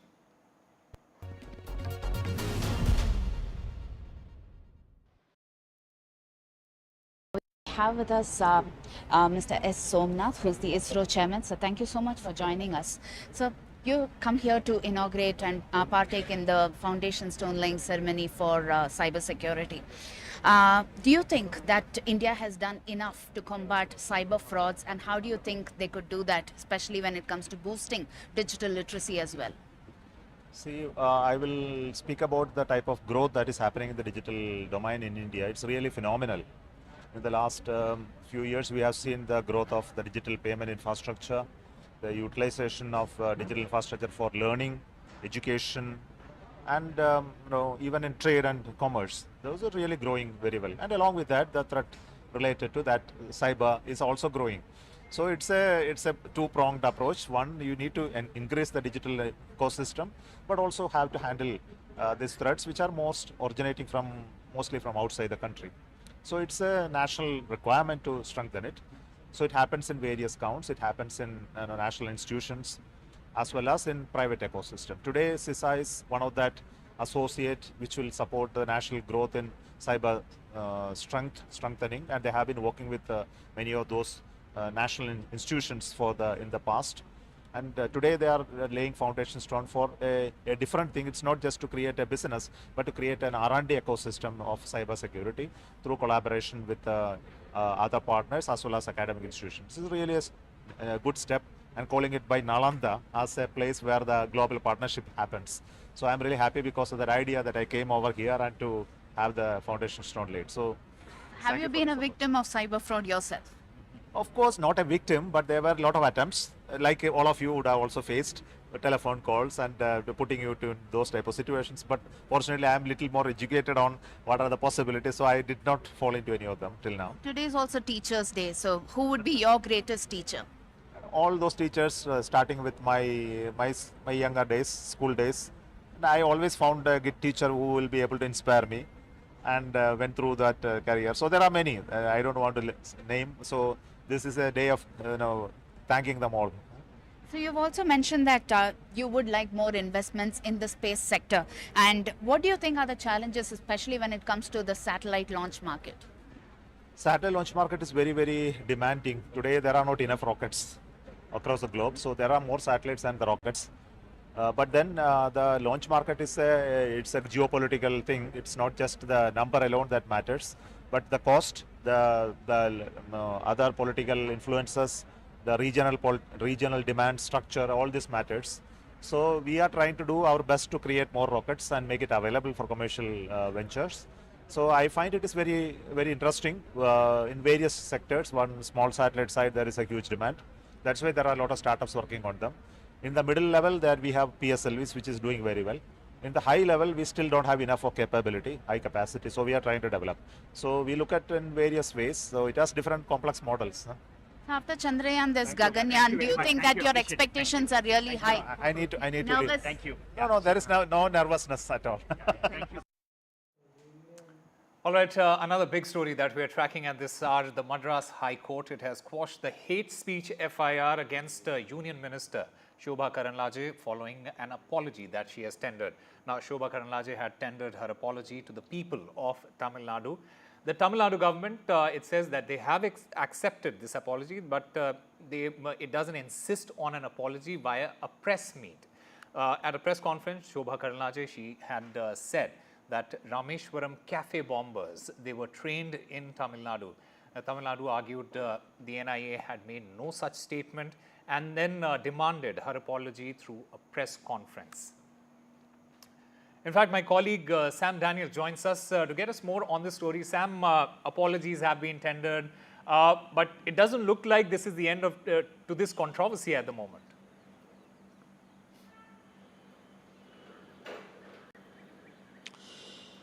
Well, at least in terms of the FIR, the controversy ends. But when she had made this comment, it was in the run-up to the Lok Sabha elections in the month of March. And at that time, the ruling DMK had seen it as a politically motivated comment to tarnish the image of the ruling DMK in Tamil Nadu and to help the BJP in Tamil Nadu fighting elections alone to expand its footprint in the state where it has very negligible presence. And in that context, it became very important. And in fact, it was not the DMK that had taken the Union Minister Shobha to the court, but a private individual who had moved the court, saying that this kind of painting of the entire people in the state to be terrorists or involving in getting trained in making bombs and planting bombs in neighboring state, that doesn't augur well. It paints everyone to be terrorists, and it's in that context the FIR also was filed in terms of creating enmity, creating confusion and things like that. And she had moved the court saying it has to be quashed, but the Tamil Nadu government had said even the NIA, which is probing this particular issue, had not made any such statements that it was made or trained by somebody who got trained in Tamil Nadu. And the state government had insisted that she called for a press meet the same way she had made those comments to tender her apology. But she first gave it in writing, and a few days ago, the Advocate General took time to get instruction from the government, and now the Tamil Nadu government has said it's fine with this written apology, and this has paved way for the quashing of this FIR. But certainly, this has come as a huge embarrassment for the BJP, a union minister talking in a way irresponsible, as many would say, and in that sense, this issue has come to a closure, but it's a kind of a lesson to be learned for the union minister herself. All right, Sam Daniel, thank you very much for getting us all the latest in that story.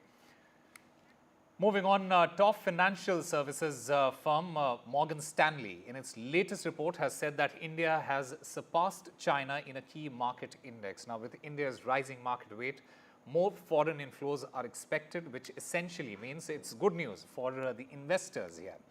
India remains Morgan Stanley's top pick in Asia when it comes to market equity. And Hyderabad is hosting a two-day global AI summit, bringing together big names from across the world of industry, academia, research and innovation, and policy experts as well. Hyderabad, it wants to pitch itself as an epicenter and hub for AI innovation. In fact, this global AI summit, it is happening in Hyderabad, and the theme is making AI work for everyone. Pitching Hyderabad like that, I mean, what we have already seen lined up sounded very, very fascinating. What's your plan for keeping Hyderabad there? You know, today's event is witnessing who's who of AI here in Hyderabad. Yes, we said earlier, the government of Telangana, the Chief Minister, and we are all planning to build a robust AI architecture over here, which shall help the people of Telangana and also the people from India and all through the globe.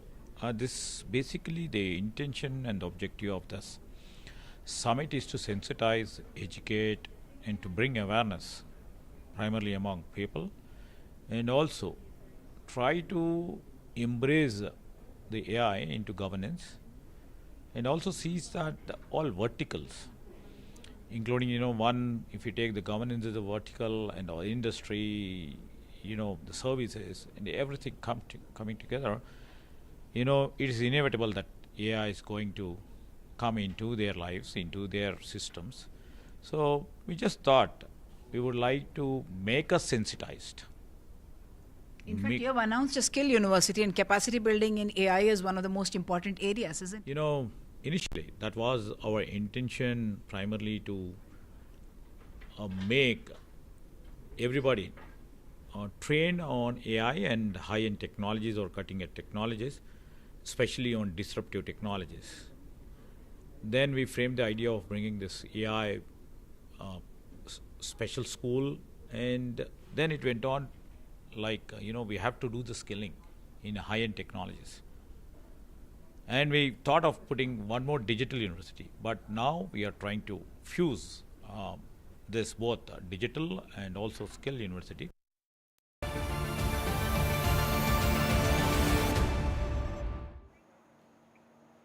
Prime Minister Modi he addressed the business summit in Singapore and reiterated the reform, perform and transform mantra. Prime Minister Modi, who was speaking at the summit, he said that the key focus for India is on energy sector.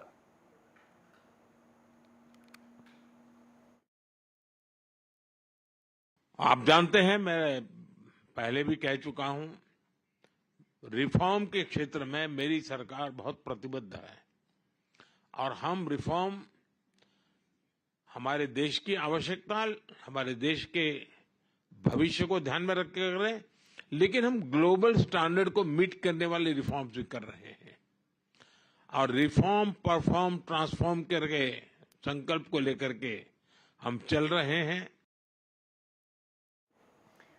And Ganesh Mandals in Mumbai, it is more than a platform. In fact, it's an unprecedented example of diverse cultures coexisting. The maximum city, Mumbai, is all set to welcome its favorite guest after a year-long wait. With hundreds of mandals across Mumbai, 3 stand out, capturing the very spirit of both the festival and the city itself.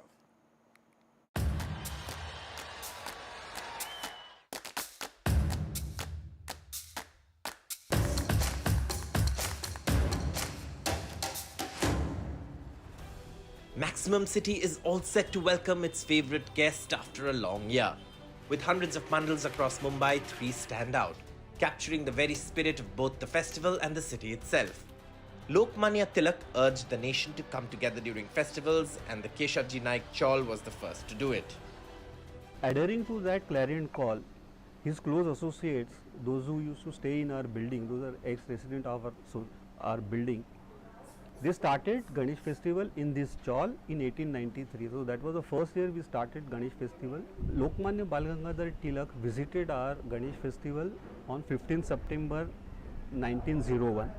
Under his chairmanship, we had a lecture on Grihasthrasham given by one of our residents and his close associate, Godse Shastri. He used to stay over here. The city's oldest mandal has undertaken the responsibility to spread awareness about important skills such as finance, environment and technology. Last year we had a lecture on robotics, we had a lecture on new financial dimensions of economics. If Keshavji Naik Ganesh Mandal set the ball rolling for this grand festival, Mumbai Tsaraja took it to the next level, adding a touch of grandeur and splendor. 1977 में मंडल का 50वां साल था, तो वो time पे कुछ अलग करना है. वो टाइम पे दीनानाथ वेलिंग जो मूर्तिकार थे, वो मंडल के कुछ पदाधिकारियों से मिले और उन्होंने फिर एक बड़ी भव्य मूर्ति साकारने की एक संकल्पना दी. गर्व से कह सकता हूँ कि पूरे भारतवर्ष में अपनी गणेश गली की जो मूर्ति थी, वो टाइम पे 27 से 28 फुट थी और वो सबसे बड़ी मूर्ति थी. Dharavi, often called Mini India, is home to thousands of Tamils who have embraced this festival for nearly a century. We are from Tamil Nadu.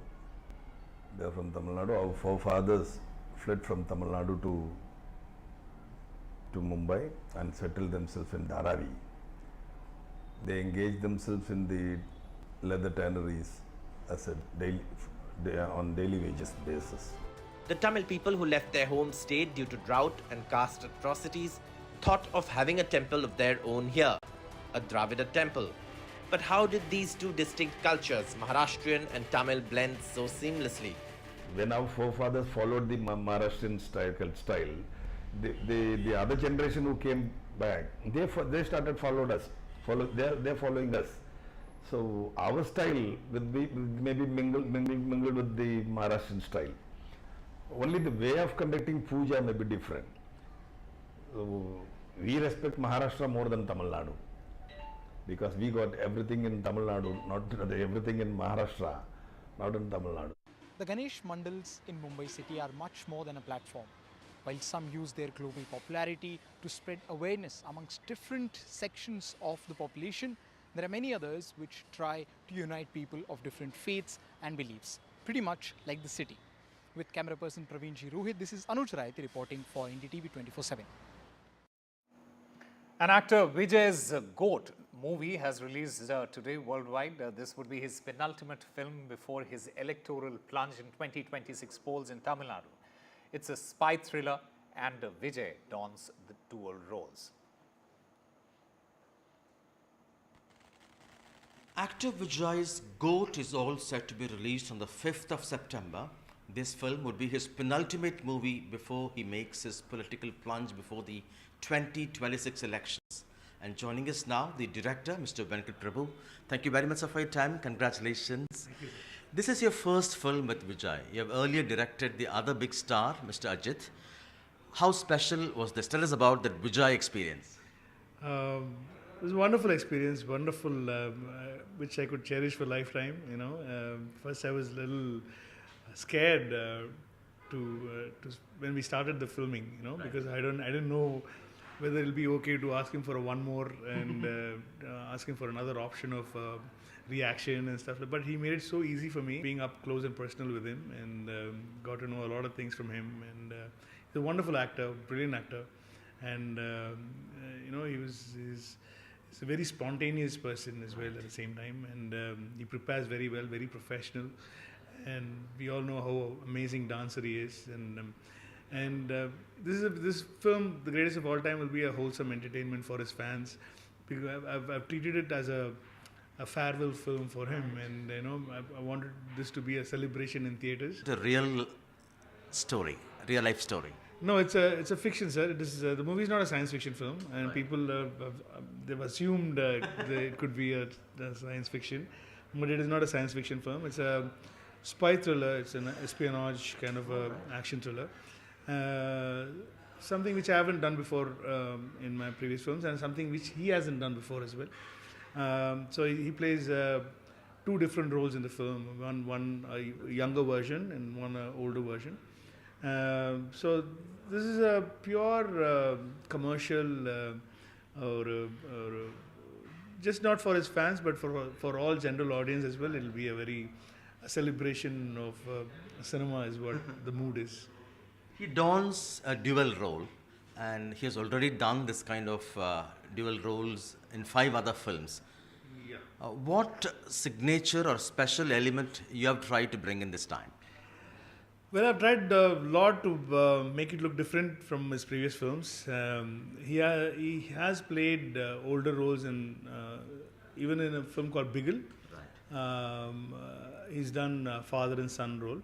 But in this film particularly, we have a lot of scenes in their combination. You know, it is just not a small portion. It's the complete film. It's about these two people, and so first time we've used this technology of de-aging from the US because we got to know about this technology a few years before. So I was like trying to get to know more about the technology. And they used that technology in this movie called Gemini Man, which was done by Will Smith. So they made a 50-year-old Will Smith look 20-year-old in that film. So I thought it will be good to use that kind of a technology in this film to give a very new feel to the audience. So as you asked, it will be even Jawan had that, you know, because the older Shah Rukh and young Shah Rukh was done in that film. So how different this can be from the earlier films where the same actor plays the father and son or a dual role. So I think we have achieved it to an extent. 2 heroines, Sneha and Meenakshi Chowdhury. Tell us about their roles. They all play a very important role in the film, and they all play a character where the story has to, through them, the story travels to another plot and stuff like that. And I've worked with Sneha before as well in my earlier film, and she's a wonderful actor. I mean, she's a brilliant actor, and she and Vijay have acted like 20 years ago. They paired each other, and to bring that nostalgic pair again now, it was fun for me, and it'll be a very nostalgic experience for the audience as well. Meenakshi is a newcomer, and she's done few films now, and she's done a great job. Very sensible actor, and probably this is more of a guy's film, and it will have a lot of the role of Sneha will be very talked about role in the film. Looking forward for what people are going to say about the film, and watch the film and let me know.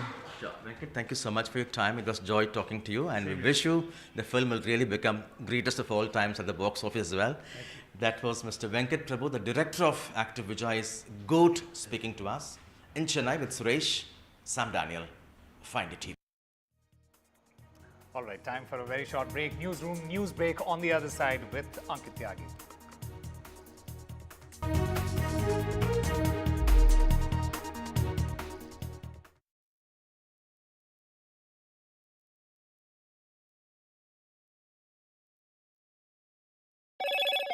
Hello, Moto.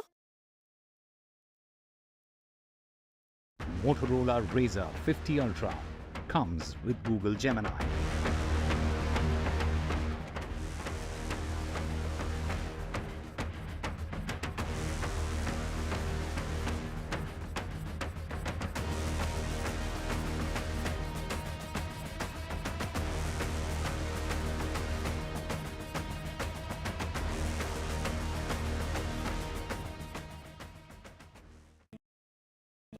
Landslide devastation in Kerala's Wayanad. Join NDTV's initiative. Donate for Kerala.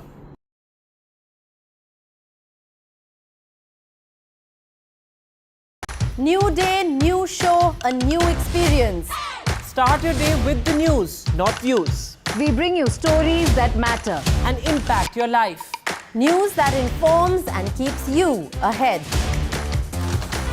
From maximum city, Mumbai, to the seat of power, Delhi, NDTV brings you the best breakfast show. Breakfast news on NDTV, 8 a.m. every day. Hi, I'm Shreya Saran. Kerala's Wayanad area is hit by devastating landslides, resulting in loss of lives and livelihood.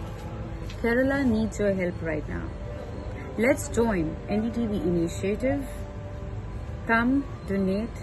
Let's rebuild Wayanad.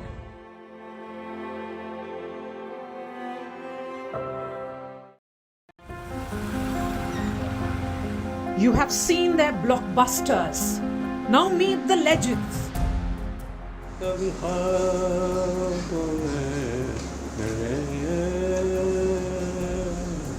साहब वो गाने जो पहले होते थे 50, 60 में, अब वो नहीं होते. गानों क्या हो गया? For the first time in decades on a news TV network.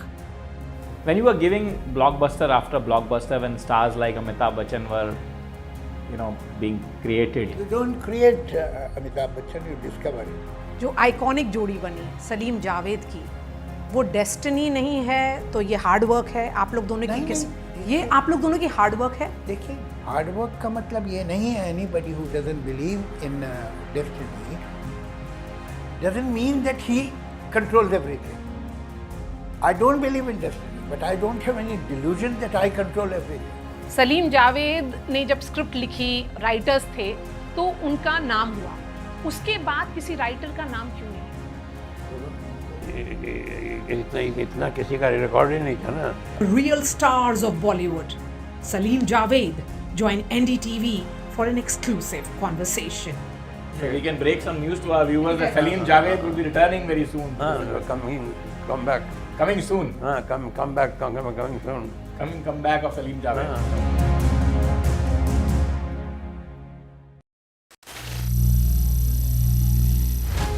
Some people say the metaverse will only be virtual. One day this lecture hall will be made of code, and driverless cars would be trapped in intersections. But even in this maze of the future, you can't wish away health. It's time to become more resilient.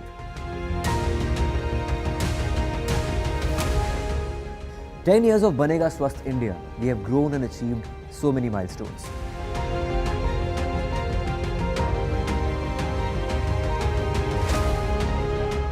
And now I have a plan to beat the urgency, to stop breathing with difficulty, to relieve getting choked with inactivity.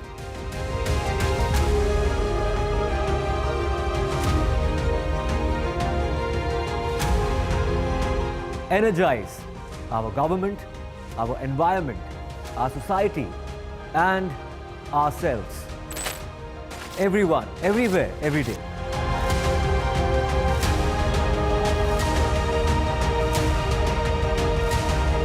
Banega Swasth India. One world hygiene. Stay informed and entertained with the new and updated NDTV News app. You can watch all our channels live, listen to podcasts, read breaking and exclusive news from around the world and more. Download the NDTV app today and get access to the best journalism and storytelling on your smartphone.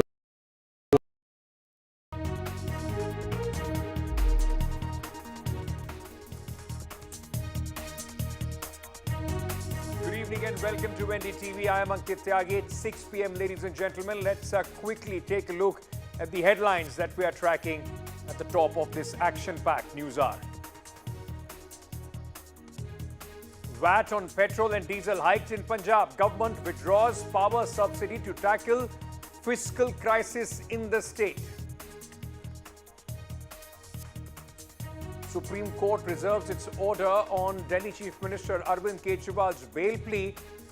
Arvind Kejriwal tells the Supreme Court he is not a threat in the money laundering case. The Delhi Chief Minister has challenged his arrest by the CBI. Jammu and Kashmir election campaign heats up. NDTV speaks to former Chief Minister Mehbooba Mufti's daughter Iltija Mufti, who says no government can be formed without the support of the PDP.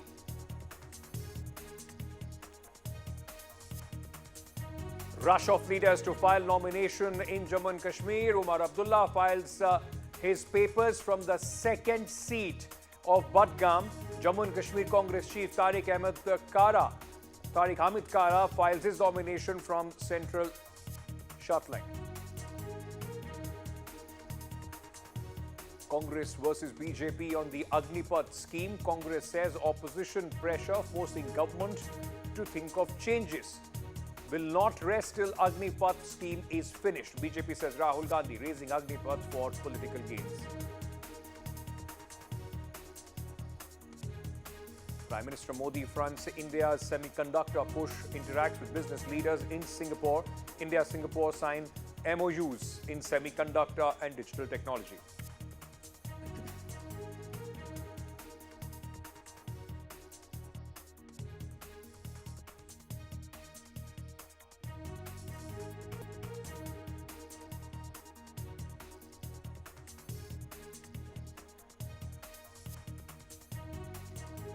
All right, we are starting with a story which is coming in from Punjab. The government of Punjab has taken a decision, and today the VAT on diesel and petrol prices in the state has been increased. Now this, remember, though will raise the revenue for the government, but it will also put burden on the Aam Aadmi. Apart from that, a power subsidy which of 3 rupees per unit, which was introduced by the former government of Captain Amrinder Singh in the state of Punjab, that has also been rolled back by the state government of Punjab. Now, remember, ladies and gentlemen, the Aam Aadmi Party had come on the promises of free electricity, free education, among many others, along with free water. Now, the fiscal state of Punjab at this moment is very, very precarious. In fact, the government of Punjab employees have been told that their salaries will only be coming on the 4th of the month. And now the opposition is attacking the government of Punjab, the Aam Aadmi Party, for this move. The government has increased the VAT on petrol and diesel by 61 paisa on petrol and 92 paisa on diesel per litre respectively. It has also announced the withdrawal of 3 rupee per unit power subsidy with loads up to 7 kilowatt. And now in another decision, it has raised the bus fare by 23 paisa per kilometer. Now this is going to cause a lot of heartburn and distress as far as the Aam Aadmi in Punjab is concerned. Finance Minister Harpal Singh Cheema announced the decision after a cabinet meeting in Chandigarh. Chief Minister Bhagwant Mann convened this cabinet meeting to address the state's current fiscal challenges, as it unable to pay even the government employees' salaries until September 4th. More on this, my colleague Gurpreet Singh Cheena is joining us. have seen the Finance Minister of Punjab government, Harpal Singh Chima, has already briefed in detail saying that this VAT on petrol and diesel has been hiked because a lot of facilities had been given to the people of Punjab. They wanted that should be continued. He was also cited one of the examples saying 300 electricity unit per month has been given to people of Punjab, and 90% people they are getting benefit out of this policy of the state government. So he has given his own plea saying that they wanted to continue those facilities which have already been given to the people of Punjab, and for that this VAT has been hiked. But of course we have seen the people of Punjab, they had already put a lot of question mark over the decision. They have they said why they are going to face brunt, because petrol and diesel is related to every citizen, every person of the state, and they say if this extra burden will be on them, it will definitely affect their pockets. And somewhere down the lane they are also hopeful and expecting from the government should make such type of policy that should not put more burden on the common man. If we can talk about the subsidy, we have seen very clearly the Finance Minister has given in detail the answer of that subsidy. He says when we are already giving these 300 units free electricity per month, then we feel that there is a need to withdraw this thing, and that is the plea which the Finance Minister of government has given. So let's see that what type of reaction. We have seen the opposition party, they are already attacking the government. Let's see what type of reaction are coming and how the government is going to give its defense to just establish why there was need to put VAT on petrol and diesel. All right, so understandably after the so much in fact of outrage and on the government of Punjab, now the Aam Aadmi Party is so far not in fact participating in this discussion, but Huda Zariwala, supporter of the Aam Aadmi Party, is with us. Ms. Zariwala, it will be a difficult thing for any supporter of the Aam Aadmi Party and the Punjab government at this moment to defend what the Aam Aadmi Party always said, that their policies which the opposition calls raveries or freebies does not impact the fiscal health of the state. Punjab at this moment is unable to pay the salaries, and you know, you keep talking about the free electricity and free water. Look where the state is right now. You are putting the burden back on the Aam Aadmi. Well, yes, this decision has certainly come at a time where, you know, clearly people are battling with a lot of issues. I mean, there's a lot of inflation and other things going on. For the Aam Aadmi Party, you know, not just the Aam Aadmi Party people implementing policies, but in general for the Aam Aadmi. But this decision by the Bhagwat Manji government has been taken, you know, to hike the VAT on the fuel due to an increased revenue which will lead up to about 395 crores from diesel and 150 crores from petrol. So in the long run, this is going to obviously, you know, I mean, this money will go in the development of the state. This money will be utilized for the Aam Aadmi itself. This money is going to impact the policies and better implementation of policies for the Punjab. Madam, isn't this an admission of the Bhagwant Mann government that your policies of give Aam Aadmi Party a chance and will give everything to you for free has backfired? You are now putting the burden back on the Aam Aadmi to try and propel these, you know, populist policies. Not really, because in the long run, you know, because of this VAT which will be put up on the fuel, the increased revenue is certainly going to positively impact the government policies in Punjab itself. Which So in you are turn basically is going taking to money from one benefit the Aam pocket Aadmi and then telling people that we will give it back to you. government. Hello? You are basically taking money from one pocket and telling the people that we'll put it in the other pocket of the people. It's just people's money, and Aam Aadmi Party then wants to take credit of populist policies. But the Aam Aadmi is going to benefit it in the long run. This is what the Punjab How, government ma'am? intends to do. So if this is, yes, it will be increasing the burden of slightly. There's nothing to debate on that. There's, that's not even a Can I consideration request at you this to point. stay But on with with that me being at this said, in moment? the long run, this policy is going to be impactful. Can I request you to stay on with me at this moment? We are also being joined by Mr. Hardeep Singh Kingra. He's the chief media panelist for the Punjab Congress. Mr. Kingra, thank you so much for speaking to us. How do you see this increase, not only in the fuel prices, which is going to directly impact the people, diesel prices are going to also impact everything else in Punjab. All goods will be impacted by this hike. Then bus fare has been increased, and also the subsidy which the Congress government had in fact brought in has been rolled back to 3 rupees per unit. Let me say that the financial management by the present dispensation, that is the Aam Aadmi Party government led by Bhagwant Mann, is so poor and so mismanaged that I have never seen in my life that any state government is doing this kind of, financial management. If you look at the report by the CAG of 2022 and 2023, which was tabled on the floor of the House day before yesterday, in that case, the CAG has categorically stated that the financial management by the state government is very poor and there is a lot of unwanted expenditure. He has given 3 reasons. There is a lot of unwanted expenditure, number 1, which the state government is going through.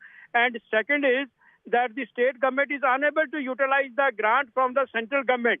And third is that the state government finances are in such a bad shape that the government is leading, the Punjab government is leading to Punjab to a bankruptcy kind of situation. But Mr. Singh, Mr. Singh, the subsidy of 3 rupees per unit on electricity up to 7 kilowatt was given by the Congress government. The Aam Aadmi Party says that we already are giving people free electricity. This subsidy, rolling back of this subsidy is not going to have a huge impact. And then all these schemes, all this money that we are increasing eventually is going to be routed back to the people.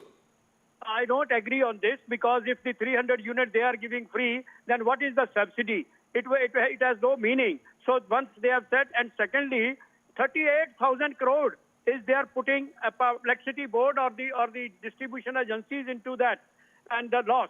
And secondly, the revenue. If you look at the statement given by the chief of the Aam Aadmi Party that we will mobilize 20,000 crore from the sand and the grit, and we will mobilize another 20,000 crore from the liquor, and we will mobilize 30,000 crore from corruption. Where is that money? Only they were able to mop up only 385 crores from the sand and grit. And in case of liquor, you know that the Punjab Chief Minister is not in the jail because it doesn't fall in the purview of the CBI. Otherwise, it is the same policy as was done in the state government of Delhi, and people are Udazariwala, in the end, I just want to ask you one question. You promised sun and moon and stars to the people of Punjab. While you were coming, you said we will be able to cobble up resources by, cutting down on corruption and so on and so forth.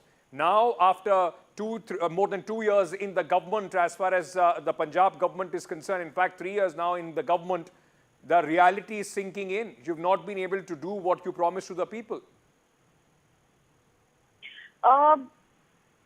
Because Punjab, again, has been able to provide, the exact same model as the Delhi development model. I mean, Punjab people have been, able to enjoy the benefits of the 300-unit free Vijay. They have obviously better access to healthcare as far as the Mohalla clinics, the whole concept is concerned. There are several Mohalla clinics in Punjab. There have been, other benefits that the people of Delhi enjoy. Those have been implemented in Punjab. Punjab budget has been seen in excess. I mean, people are genuinely happy with the government. So many different policies. Ms. Dhariwala, let's leave it there. And like you said, people are happy. Let's wait and see how happy people are when they have to shell out more money every time they go to the petrol pump. They have to shell out more money every time they use public transport, the buses in Punjab, and the subsidy on the electricity has also been rolled back. Let's wait and see how happy people are and whether this is going to have an impact on Aam Aadmi Party's electoral prospects in neighbouring Haryana as well. Thank you so much, Mr. Singh and Ms. Dhariwala, for joining us at this moment. Moving on to Haryana, ladies and gentlemen, where it seems there is trouble in the Bharatiya Janata Party right after the announcement of their first list. 67 names out of 90 assembly seats were declared in the first list, and 9 MLAs, those who did not find mention in that list, many of them ministers like this gentleman, Mr. Ranjit Singh Chautala, are angry. They are angry, and they have taken their anger to the extent that Mr. Chautala has resigned from the BJP and is saying that he will fight come what may as an independent or from an opposition party. He will fight the elections, upcoming elections. The rebel problem at this moment staring the Bharatiya Janata Party. Now the list which has been at this moment, which is the talk of the town, 67 people, those who have been named in that list. The Chief Minister, Mr. Naib Singh Saini, has in fact been given the ticket from the Ladwa seat, and there are many people from stalwarts of various political parties. Dynasty is what the BJP attracts everybody with, but at least sons and daughters of more than 3 top leaders, as Kiran Chaudhary, who recently joined, in fact, the BJP, has been given a Rajya Sabha ticket. Her daughter, Shruti Chaudhary, has also been given ticket by the BJP in this list. Now, remember, Mr. Chautala had also said that, this is the Bharatiya Janata Party, in fact, trying to ensure that it finishes his career, but he's going to give an answer to the BJP. Earlier, BJP MLA Lakshman Napa had also resigned from the primary membership of the party after he was denied ticket. The Haryana votes on October 5th. And at this moment, ladies and gentlemen, it's a no-hold-bar contest and a lot of infighting. You'll see the similar situation in the Congress also when the ticket distribution starts. Meanwhile, the Congress is holding a crucial meeting for the candidate selection in Haryana polls as well. फैसला लड़ लिया जी, independent लड़ूंगा, जनता का फैसला था, इनका फैसला मान दिया, मेरे ही हल्के के सब मालिक ये है।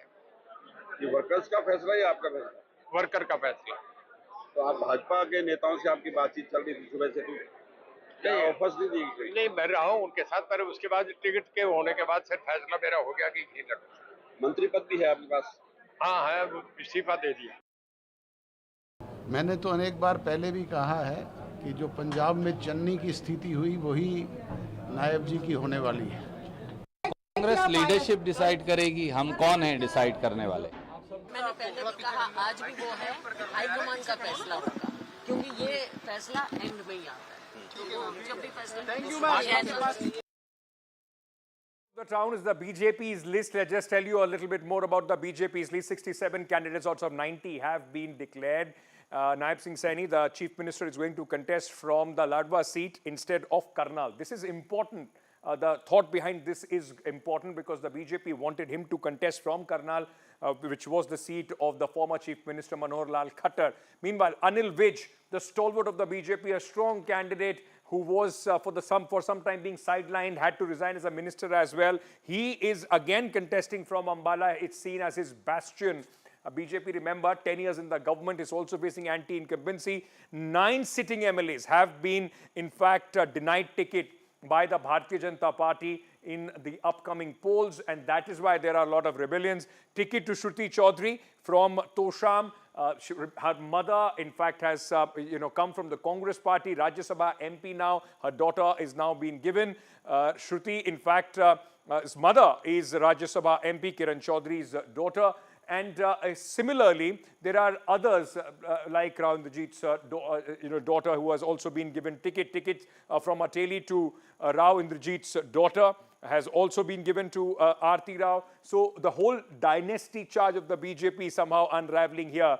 Tickets given to 3 former JJP MLAs as well. All these MLAs were JJP, were part of the Bharatiya Janata Party-led government, and then they shifted now to the BJP.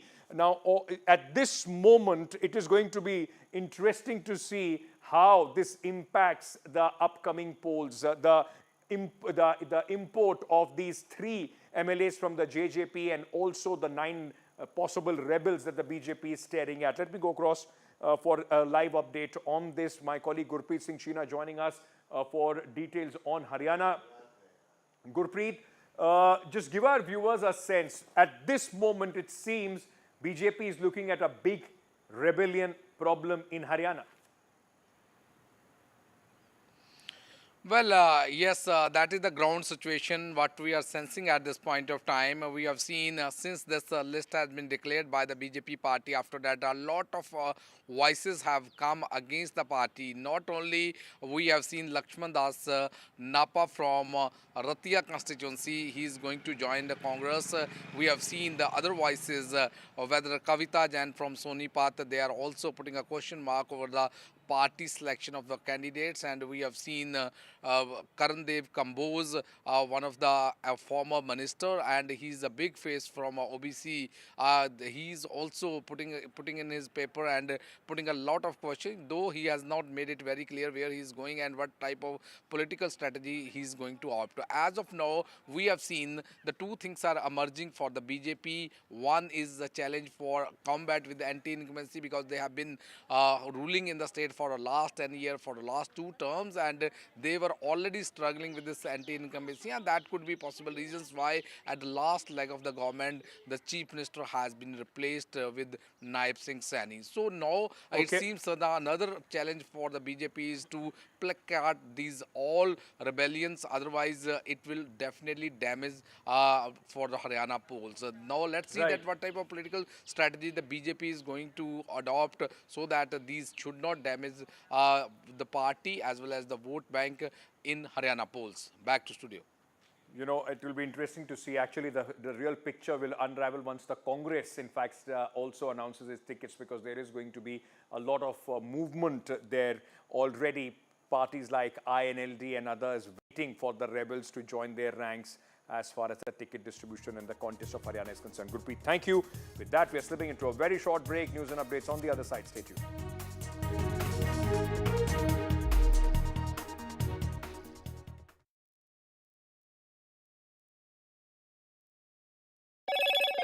Hello, Moto.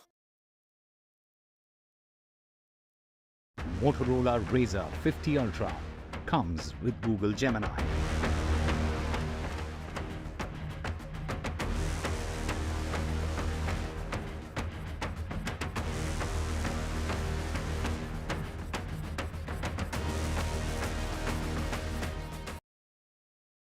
Landslide devastation in Kerala's Wayanad.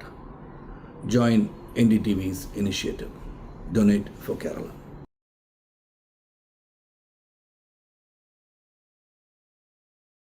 New day, new show, a new experience. Start your day with the news, not views. We bring you stories that matter and impact your life. News that informs and keeps you ahead. From Maximum City, Mumbai, to the seat of power, Delhi, NDTV brings you the best breakfast show. Breakfast news on NDTV, 8 a.m. every day. Hi, I'm Shreya Saran. Kerala's Wayanad area is hit by devastating landslides, resulting in loss of lives and livelihood. Kerala needs your help right now. Let's join NDTV initiative. Come, donate. Let's rebuild Wayanad.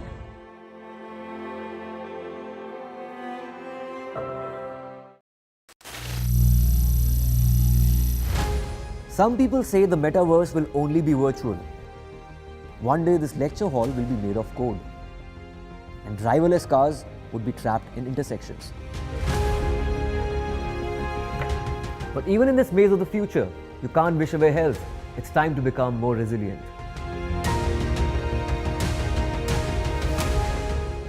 "10 years of Banega Swasth India, we have grown and achieved so many milestones.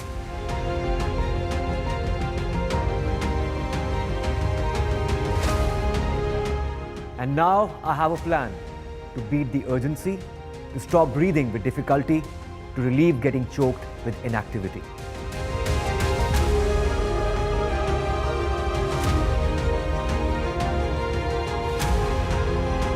Energize our government, our environment, our society, and ourselves. Everyone, everywhere, every day.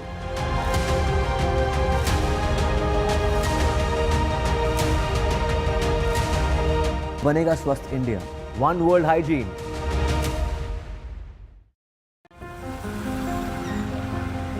You have seen their blockbusters. Now meet the legends.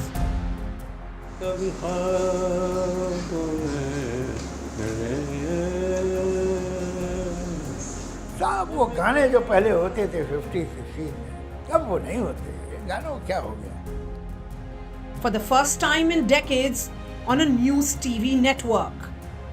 When you were giving blockbuster after blockbuster, when stars like Amitabh Bachchan were, being created. You don't create Amitabh Bachchan, you discover it.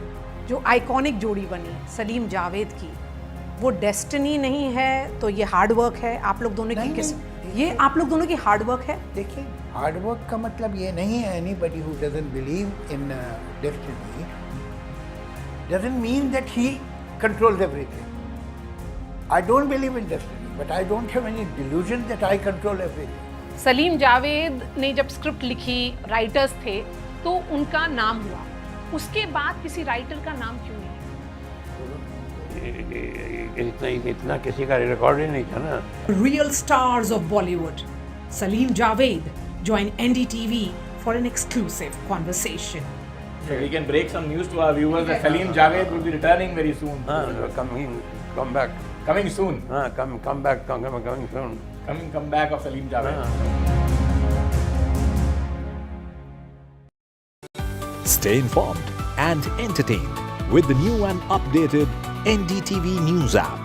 You can watch all our channels live, listen to podcasts, read breaking and exclusive news from around the world and more. Download the NDTV app today and get access to the best journalism and storytelling on your smartphone or tablet. The NDTV app. News that matters to you. Landslide devastation in Kerala's Wayanad. Join NDTV's initiative. Donate for Kerala.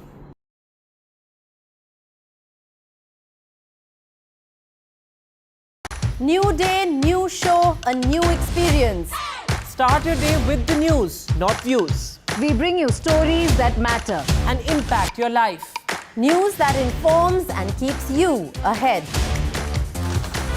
From Maximum City, Mumbai, to the seat of power, Delhi, NDTV brings you the best breakfast show. Breakfast news on NDTV.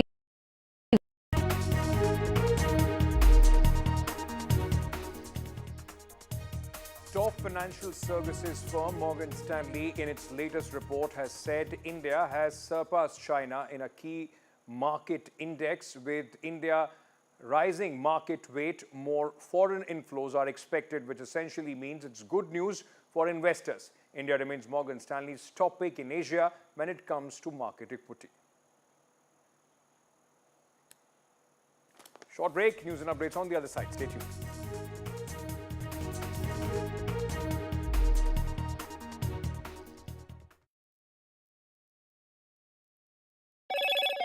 Hello, Moto. Motorola Razr 50 Ultra comes with Google Gemini.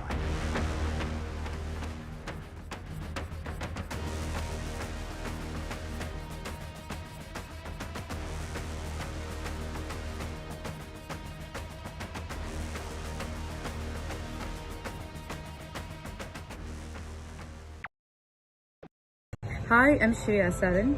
Kerala's Wayanad area is hit by devastating landslides, resulting in loss of lives and livelihood. Kerala needs your help right now. Let's join NDTV initiative. Come, donate. Let's rebuild Wayanad.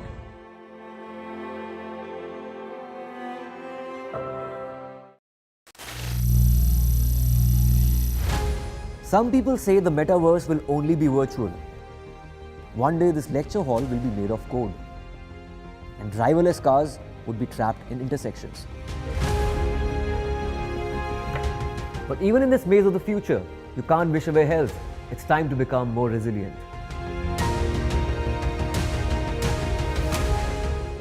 10 years of Banega Swasth India, we have grown and achieved so many milestones.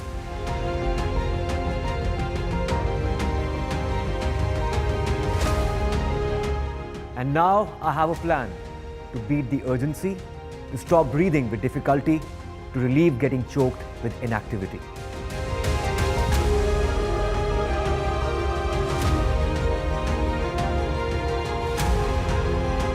Energize our government, our environment, our society, and ourselves.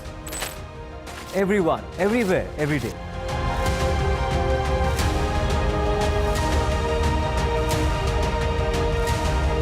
बनेगा स्वस्थ India, one world hygiene.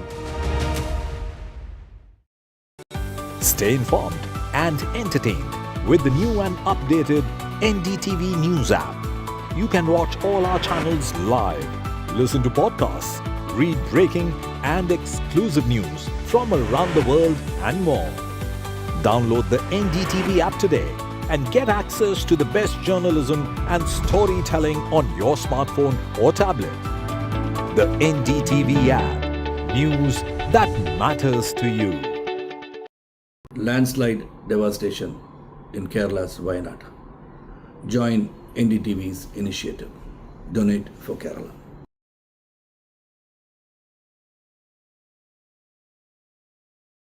New day, new show, a new experience. Start your day with the news, not views. We bring you stories that matter and impact your life. News that informs and keeps you ahead. From Maximum City, Mumbai, to the seat of power, Delhi, NDTV brings you the best breakfast show. Breakfast news on NDTV, 8 a.m. every day. Hi, I'm Shreya Saran. Kerala's Wayanad area is hit by devastating landslides, resulting in loss of lives and livelihood. Kerala needs your help right now. Let's join NDTV initiative. Come, donate.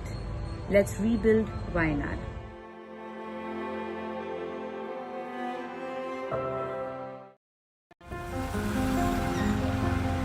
You have seen their blockbusters. Now meet the legends.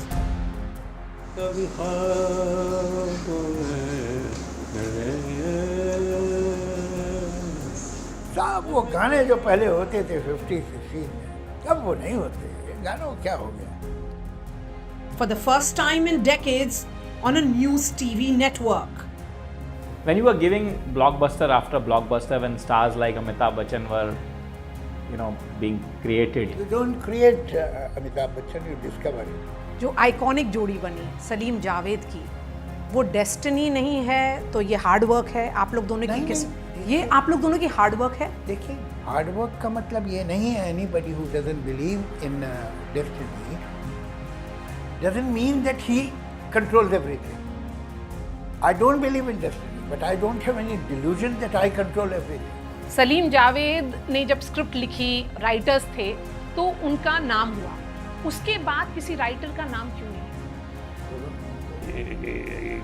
इतना किसी का record ही नहीं था ना. Real stars of Bollywood, Salim Javed join NDTV for an exclusive conversation. So we can break some news to our viewers that Salim Javed will be returning very soon. Come back. Coming soon. Come back. Coming soon. Come back of Salim Javed.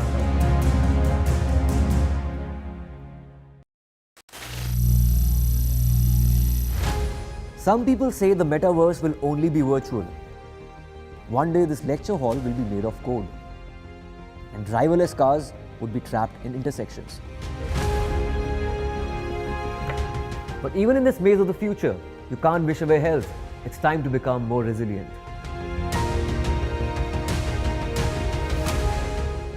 "10 years of Banega Swasth India, we have grown and achieved so many milestones.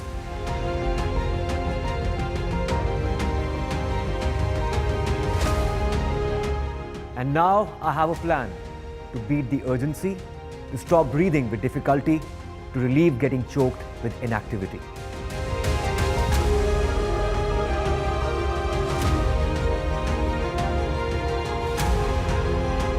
Energize our government, our environment, our society, and ourselves. Everyone, everywhere, every day.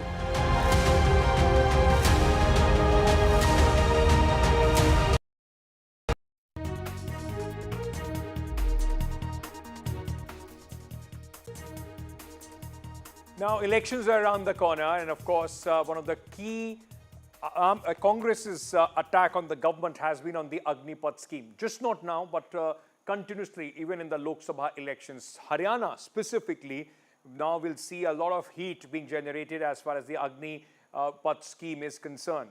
Now, the Congress party and BJP are once again entangled in a face-off as far as this scheme goes.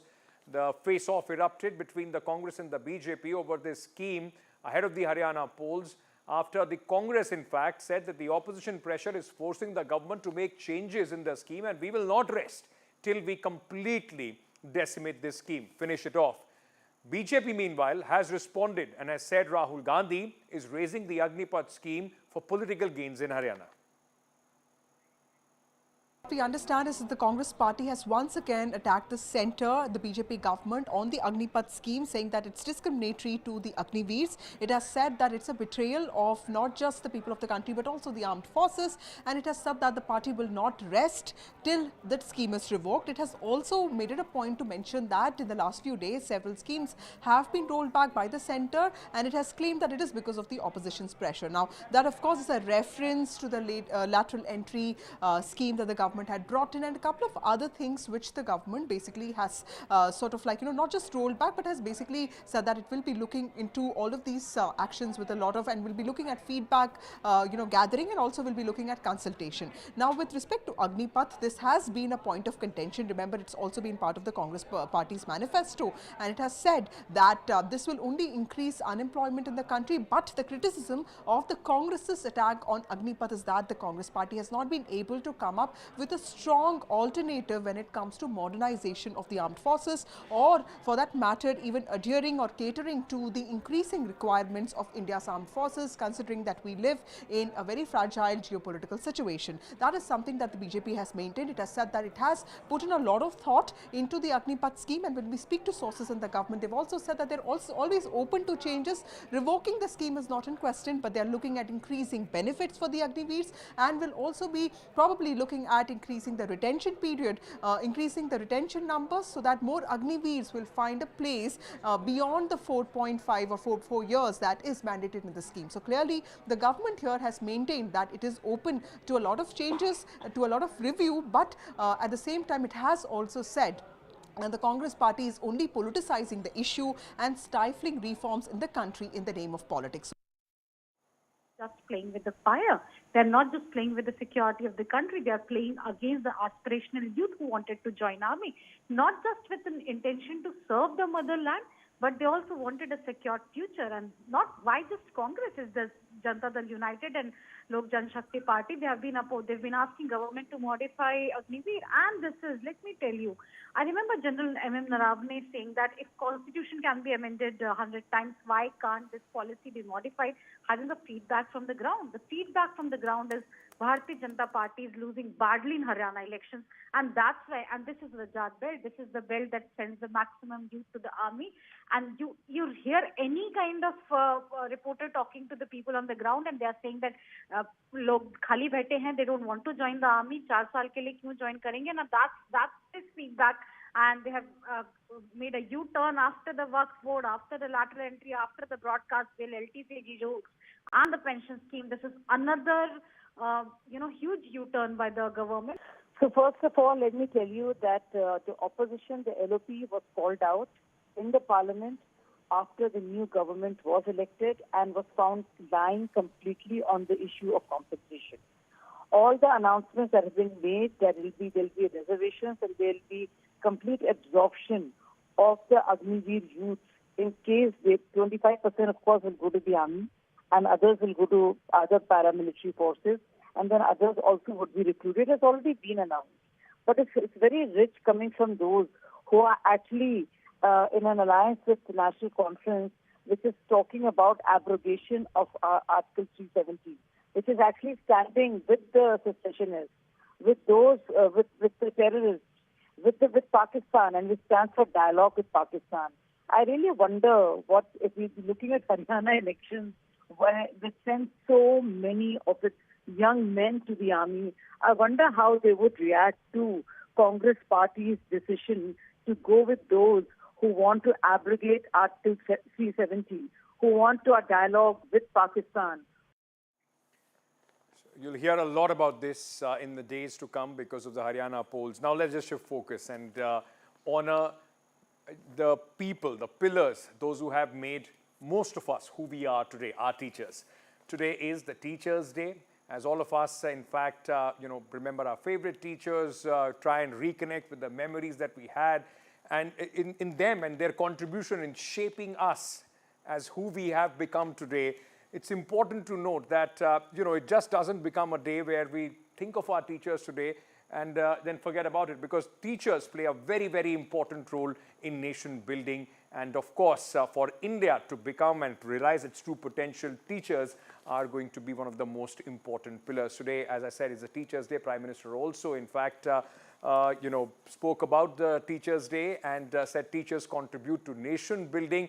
And he also remembered Sarvepalli Radhakrishnan, former president, whose birthday, in fact, is celebrated as the Teachers' Day. Very interesting, a lot of things that people are talking about. And one person who put out a very interesting, in fact, aspect on this is former Delhi Education Minister and former Deputy Chief Minister Manish Sisodia, who spoke about the fact that teachers should be paid as much, their salaries, compensation should be raised to as much as IAS officers for the contribution that they made in nation building. Let's just listen into what he said. I will also then introduce two stellar teachers to you, and then we'll take this discussion forward. मुझे लगता है, मैं सही में दिल से बोल रहा हूँ, किसी राजनीतिक उसमें नहीं, एक भारतीय होने के नाते बोल रहा हूँ, कि अगर हमें 2047 के भारत की नींव रखनी है और उसमें टीचर्स से हमें यह अपेक्षा करनी है कि अब 2047 के भारत का निर्माण आपके क्लासरूम से होगा, तो आज हमें ये निर्णय लेना पड़ेगा। आज लें, आज से 5 साल बाद लें, 6 साल बाद लें, 2 साल बाद लें, किसी समय पूरे देश को एक बहुत सोच समझ के निर्णय लेना पड़ेगा कि हमारे देश में भी टीचर्स की सैलरी सबसे ज्यादा, किसी भी अधिकारी से ज्यादा होनी चाहिए। ये हमें नियम बनाना पड़ेगा। मैं ये नहीं कह रहा कि टीचर्स को सबसे ज्यादा तनख्वाह दो और फिर जब सबसे ज्यादा सीनियर टीचर हो उसको भारत का कैबिनेट सेक्रेटरी बना दो, नहीं, वो नहीं होगा। या डीएम बना दो। डीएम तो आईएएस को ही बनाना पड़ेगा। वो एक क्वालिफिकेशन लेके आते हैं, एक एक्सपीरियंस लेके आते हैं, एक खास तरह की नॉलेज लेके आते हैं, तो डीएम का काम तो एक आईएएस ही करेगा। लेकिन 5 साल में डीएम बन जाते हैं तारिक साहब, लगभग मराठी जी, तो 5 साल में एक आदमी डीएम बनता है। Let me now, ladies and gentlemen, introduce two stellar, in fact, personalities to you. We have Mr. Anand Kumar, doesn't need any introduction, founder of the Super 30. He has films being made on him and an inspiration to a lot of people. We also have Ms. Reena Chadha, Associate Professor, SRCC. Ma'am, thank you so much. Anand sir, thank you aapko bhi for joining us at this moment.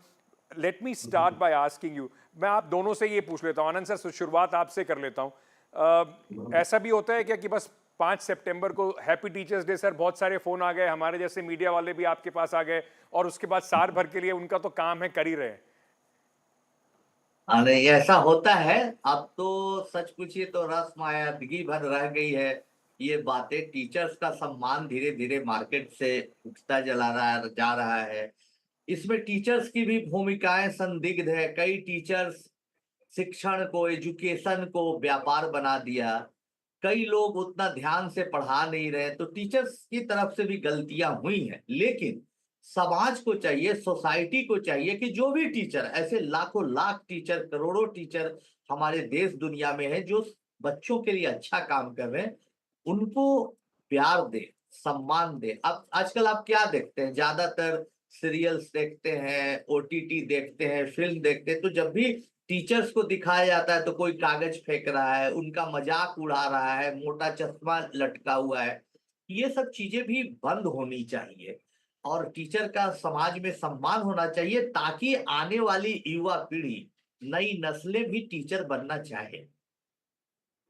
That can't be said for Ms. Reena Chadha, the Mota Chashma and so forth, the kind of caricature that they draw for teachers. Ma'am, let me first ask you this. A very happy Teachers' Day to you, but what are the fondest memories? Some of your students, those who might have gone and achieved a lot of things today, calling you back, talking to you about the time that they spent in your classroom.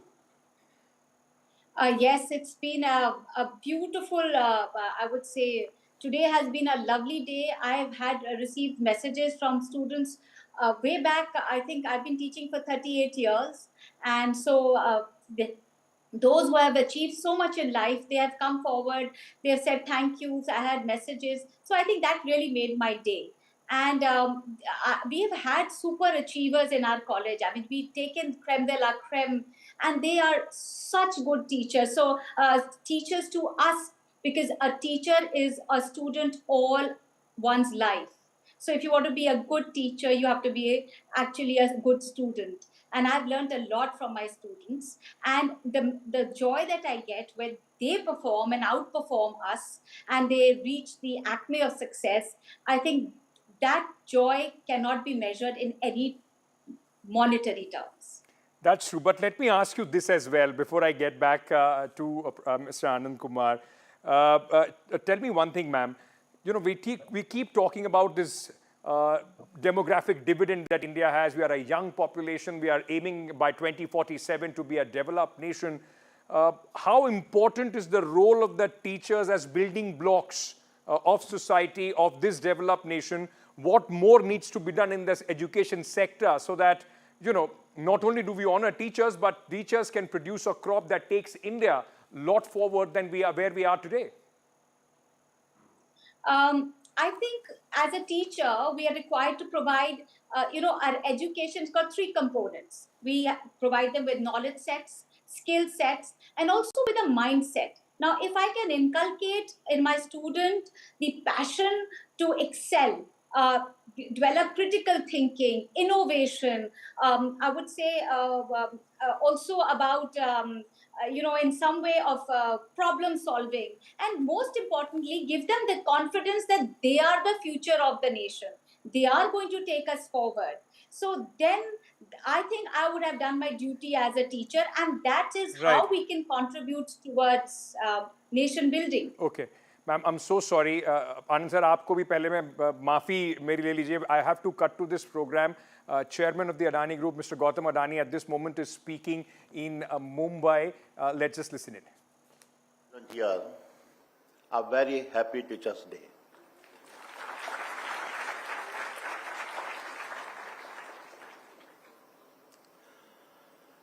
It's a great honor to address all of you at J&K College. These institutions, born from the ashes of India's partitions, is a great example of the resilience of a human spirit. I find it fascinating that 75 years ago, two visionary professors from the DJ Saints College in Karachi laid the foundation for these institutions in two tiny rooms. Despite the immense challenges and human displacement happening during the partitions of our country, they dreamed of a future where the force of education could heal and unite. I therefore stand here today humbled and thankful to have been invited by Shri Vikram Nankani to share my experiences from this historic platform. Just as the J&K College was built on the principle of breaking boundaries and create new possibilities, the theme of my talk today will focus on some of my own inspirations that allowed me to break my boundaries. And over the next 40 minutes, as I share my journey of entrepreneurship, I hope the stories will leave you with some learnings. My dear friends, we all need role models in our lives. Imagine a young boy faced with the choice between the expectations of his surroundings and an inner calling. This narrative is not restricted to any single person, but is a theme we have seen happen all across history. Consider the early titans of the US industry, such as John D. Rockefeller, Cornelius Vanderbilt, or Andrew Carnegie, who built the infrastructure that shaped the future of United States, or our own visionary leader like J.R.D. Tata, G.D. Birla, and Dhirubhai Ambani, who played invaluable roles in transforming India's economic landscape. These leaders did more than just build businesses. They established legacies. Their journey were filled with challenges and criticism, yet their guts to tackle the impossible, transform ordinary ambitions into extraordinary legacies. They showed that the true measure of a leader is not in their titles, but in the legacies they leave behind. And as I stand before you today, I would like to emphasize a few points that often go unspoken. It is easy to criticize the present, but history has a way of highlighting the profound contributions of those who dared to break boundaries. It is said that the wisdom of our saints and prophets is only recognized long after their time. Likewise, I believe that the real impact of the achievement of visionaries is also often realized not during their lifetimes, but only after they are gone. My dear friends, I was just 16 years old when I decided to break my first boundary. I had to do with giving up my education and choosing to move to an unknown future in the city of Mumbai. People still ask me, why did you move to Mumbai? Why did you not complete your educations? The answer lies in the heart of every young dreamer who sees boundaries not as a barriers, but as challenges that test his courage. I was driven by a need to see if I had the courage to make a life for myself in the most happening city of our country. Mumbai is more than just a city for me. It was my training ground for business. It is here that I learned to short and trade in diamonds. The field of trading makes a good teacher. I learned very early that an entrepreneur can never be frozen by over-evaluating the choices in front of him. It is Mumbai that taught me to think big. You must first dare to dream beyond your boundaries. But life has a way of taking unexpected turns. Just as I was turning 19, I was called back by my elder brother to assist in running our small-scale PVC film factory situated near Ahmedabad. The business was faced with many challenges, primarily due to extreme government control and restrictive import policies, leading to severe shortages of raw materials. This was my first real encounter with the limitations of the business environment in India. Yet, it was also an early lesson that laid the ground for the next set of business I was to start on. The mid-1980s marked the beginning of transformation in India. In 1985, under the leadership of Sri Rajiv Gandhi, the country took its first steps towards economic liberalizations. The easing of import policies opened up new possibilities for businesses. Having run our PVC factory, I understood the pains of the small-scale import sectors, and therefore, despite having no prior experience in trading, I saw an opportunity in this environment of a new policy. I took a leap and established trading organizations for importing polymers to supply to the struggling small-scale industries. By the time I turned 23, my trading venture was doing well.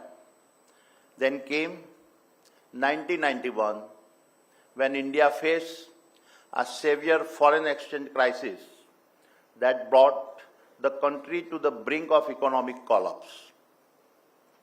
It was during this crisis that Shri P.V. Narasimha Rao, the then Prime Minister, and Dr. Manmohan Singh, the then the Finance Ministers, outlined a series of bold economic reforms.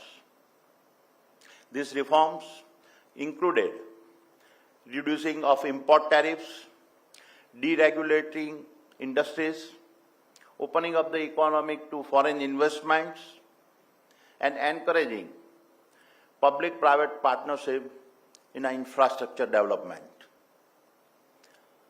Every nation has its transformative years that change the direction of its future. 1947 was about a free India. 1991 was about liberalization of our businesses. And in 2014, under the leadership of Prime Minister Sri Narendra Modi, the essence of freedom was further accelerated as reforms and good governance took a central stage. All these years stand as turning points, each building on the other, in India's remarkable journey. Reflecting on the events between 1985 and 1991, it is clear to me that these were more than just moments of economic change. They were forces that reshaped the business landscape of India and laid the foundation for India's transformations. These reforms marked the end of the license Raj, a period defined by excess regulation and control over the Indian economy. Many of the established business houses that had grown large since independence failed to evolve and recognize the significance of the policy changes. They held on to the status quo, unable to evolve, and over time become weak or irrelevant. Meanwhile, those who dared to break boundaries, capitalize on the opportunities, and set themselves up for success. Looking back, we were one of them. In every crisis lies the potential for a reinvention, and it is our courage during these moments of truth that defines the path to greatness. For me, the liberalization of 1991 was my second big break. At 29, I established a global trading house dealing in polymers, metals, textiles, and agri-products. And within 2 years, we had become the largest global trading house in the country. This is when I understood the combined value of both speed and scale. Thereafter, in 1994, we decided it was time to go to public. And Adani Exports, now known as Adani Enterprise, launched its IPO. The IPO was strong success and underscored for me the importance of public markets. However, while we had been a beneficiary of the economic reforms, I began to realize the limitation of our business model. Trading, by its very nature, is volatile. To build a stable and sustainable enterprise and gain the confidence of the markets, I recognized that we needed to invest in assets that would provide a solid foundation for growth. I realized that to break the next set of boundaries, I would have to first start with challenging my own status quo. The future belongs to those who dare to see beyond the present, who recognize that today's limits are tomorrow's starting points.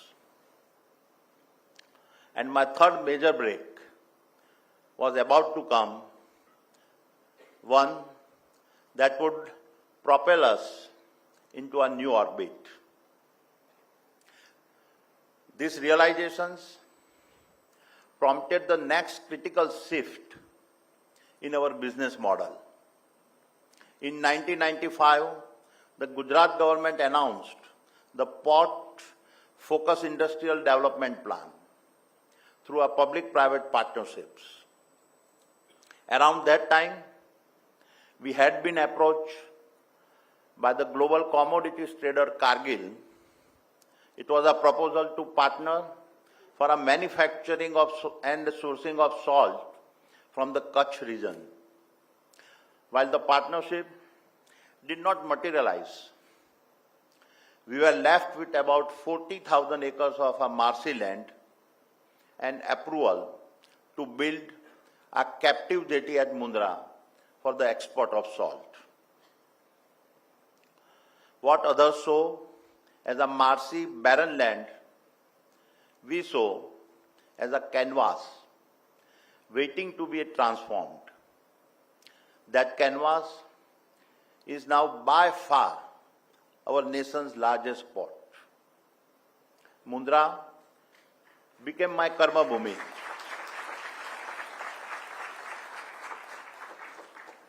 Mundra became my karma bhumi and made my vision a reality. A powerful testimony to the fact, what you dream, you create, and what you think, you become. Mundra today hosts India's largest port, the largest industrial special economic zone, the largest container terminals, the largest thermal power plants, the largest solar manufacturing facility, the largest copper smelter, and the largest edible oil refinery. And yet, we are only about 10% of what Mundra will eventually become.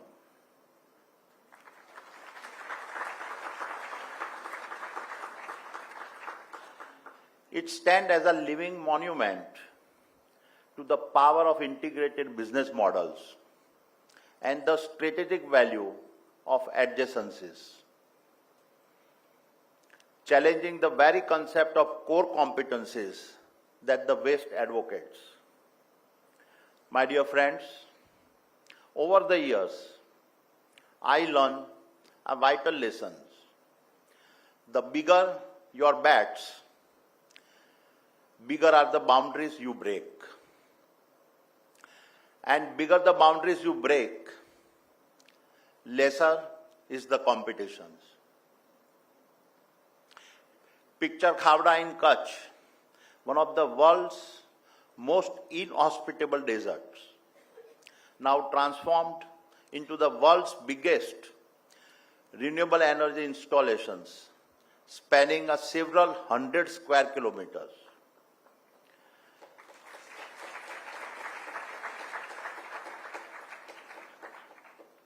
Khavda is not just another project, it is a vision, already generating more than 3,000 megawatt of clean energy and on track to reach 30,000 megawatt in next 5 years. And there is no parallel to Khavda today.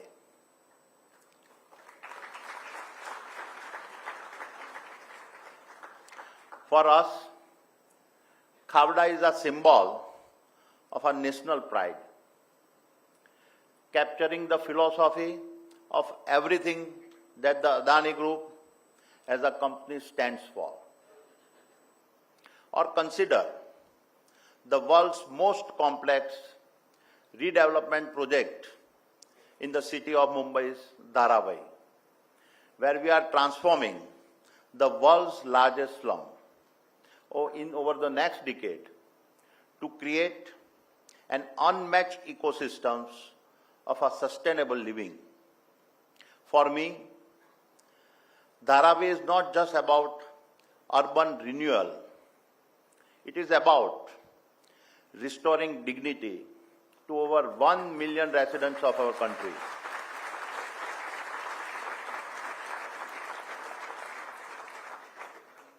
It is about the possibility when you dare to dream big and act with purpose. My dear friends, while we have helped redefine India's infrastructure across airports, ports, logistics, industrial parks and energy. So that was Gautam Adani addressing students on Teachers' Day on the importance of breaking boundaries and the limitless possibilities of taking up challenges. Moving on, the Punjab government on Thursday has approved an increase in VAT of petrol and diesel prices by 61 paise and 92 paise per litre respectively. It has also announced the withdrawal of the ₹3 per unit power subsidy given to consumers with loads up to 7 kilowatt. In another major decision, it has raised the bus fare by 23 paise per kilometre. In fact, Finance Minister Harpa Chima announced the decision after a cabinet meeting in Chandigarh. Chief Minister Bhagwant Mann has convened the cabinet meeting to address the state's current financial challenges as it is unable to pay government employees' salaries until September 4th.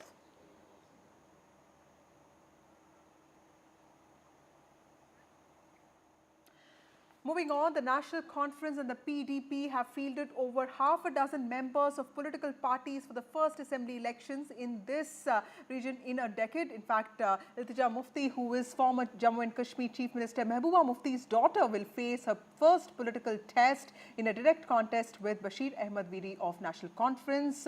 Bishbera is seen as the home turf of the Muftis and the party has been winning the seat for the past 28 years. In fact, her mother won the assembly segment in 1996 on a Congress ticket. Here's NDTV's exclusive interview with Iltija Mufti. Elections are taking place after 10 years. We don't know what would be the situation. Elections will tell us. Yeah. Do you still feel it is a bastion or there are challenges? Look, we spoke previously in the car for a bit, and like I said, I don't like being complacent. It's not in my nature. I'm a very restless person. So even if something seems easy, I don't like assuming it's easy. So last election, when I remember there was in 2014, it was like a PDP wave in Vijay. It appears that is missing. It's not that wave is in favor of someone else. But despite we have seen massive participation of people in the parliament elections, still I see the campaigning subdued and not seeing such a wave. Well, because a lot happened in the past 10 years. I think that there is no way for any particular party in all of Jammu and Kashmir. You must have noticed, aap itna travel karte hain. And that's because this is not usually an election in any part of India is like a festival. It's like an occasion of celebration. But there's no reason to celebrate in Jammu and Kashmir, and it's largely been subdued for every party because there's a sense of disempowerment. People have been living a life of siege since 2019, and that sense of disempowerment is so acute that you can't go amongst people laughing and smiling and, But your alliance with the BJP responsible for that, because when you contested, you were not in politics that time, but of course you were part of the daughter of the former chief minister, that 2014 election was contested by PDP on the premise that you will not allow BJP to come to power. Yeah.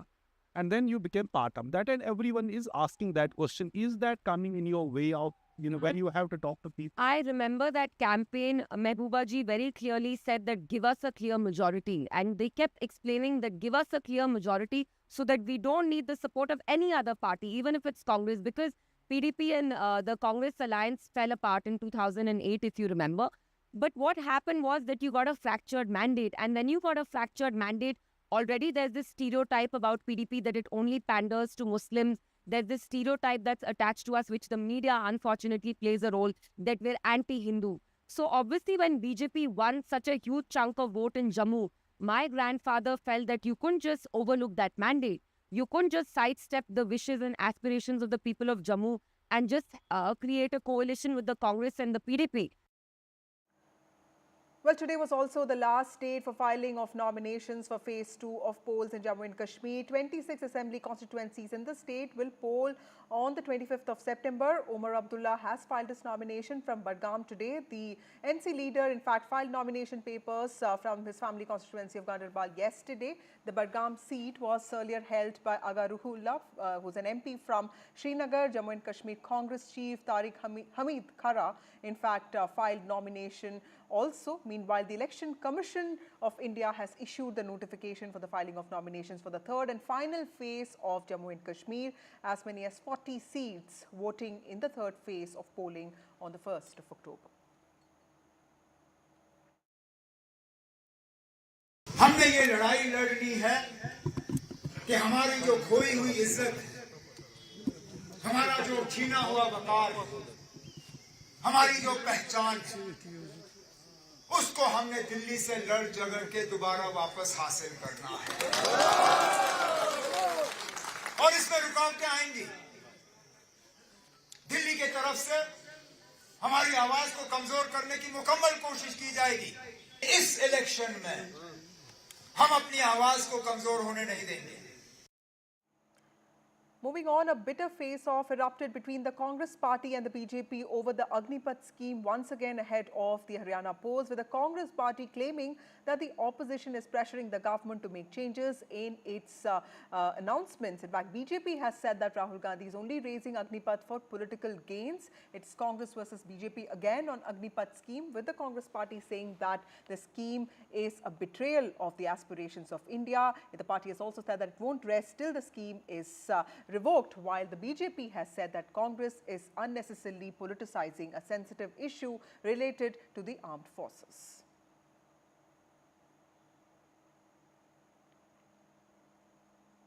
That's the Congress party's tweet saying that it will not rest till the scheme is revoked, and now 50% of Agniveers will get permanent jobs instead of 25%. The party has been demanding changes to not just benefits that have been promised to Agniveers, but also the retention of the service of the Agniveers.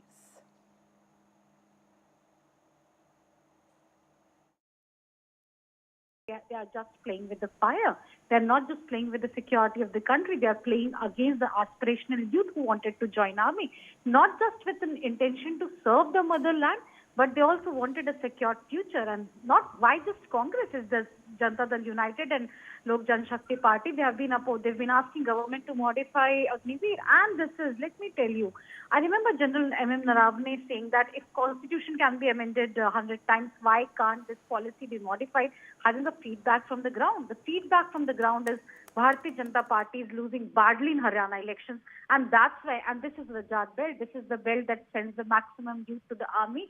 And you hear any kind of reporter talking to the people on the ground, and they are saying that log khali baithe hain, they don't want to join the army. 4 saal ke liye kyun join karenge? And that's his feedback.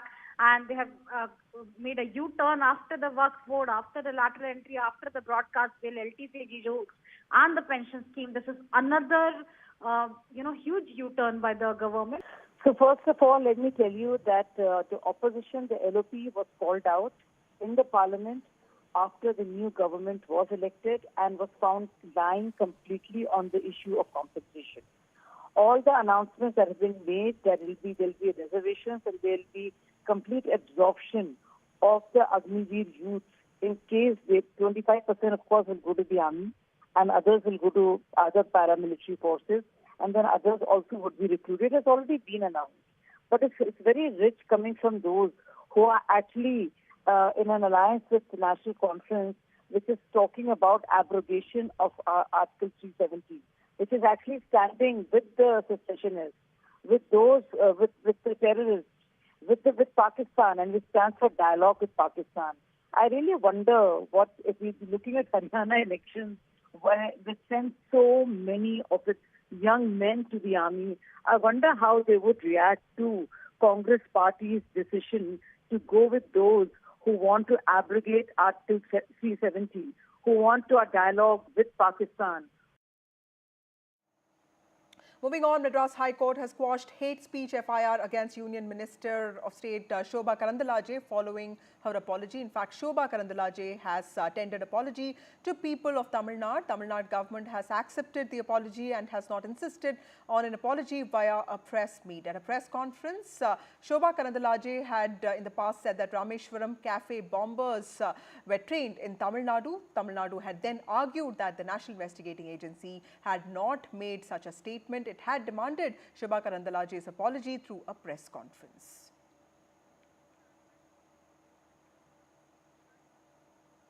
Meanwhile, Karnataka government has decided to withhold Teachers' Day Award announced for Ramakrishna Vijay, principal of the Government Pre-University College Kundapur in Udupi district. Now, the state government on Wednesday withheld the Best Principal Award for the year 2024-2025. The controversy, in fact, dates back to an incident 2 years ago when the principal enforced a ban on female students wearing hijabs. This followed outrage expressed by a section of activists and academics over his choice, alleging that he was one of the people who was responsible for the hijab controversy that had erupted during the previous BJP regime.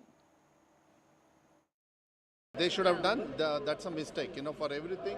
They have to purely verify everything and then send it to us. And once they send it, we usually clear it.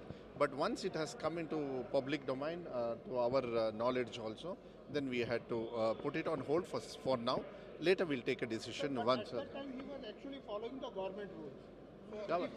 No. But the way he treated the children, that is the issue, that's all.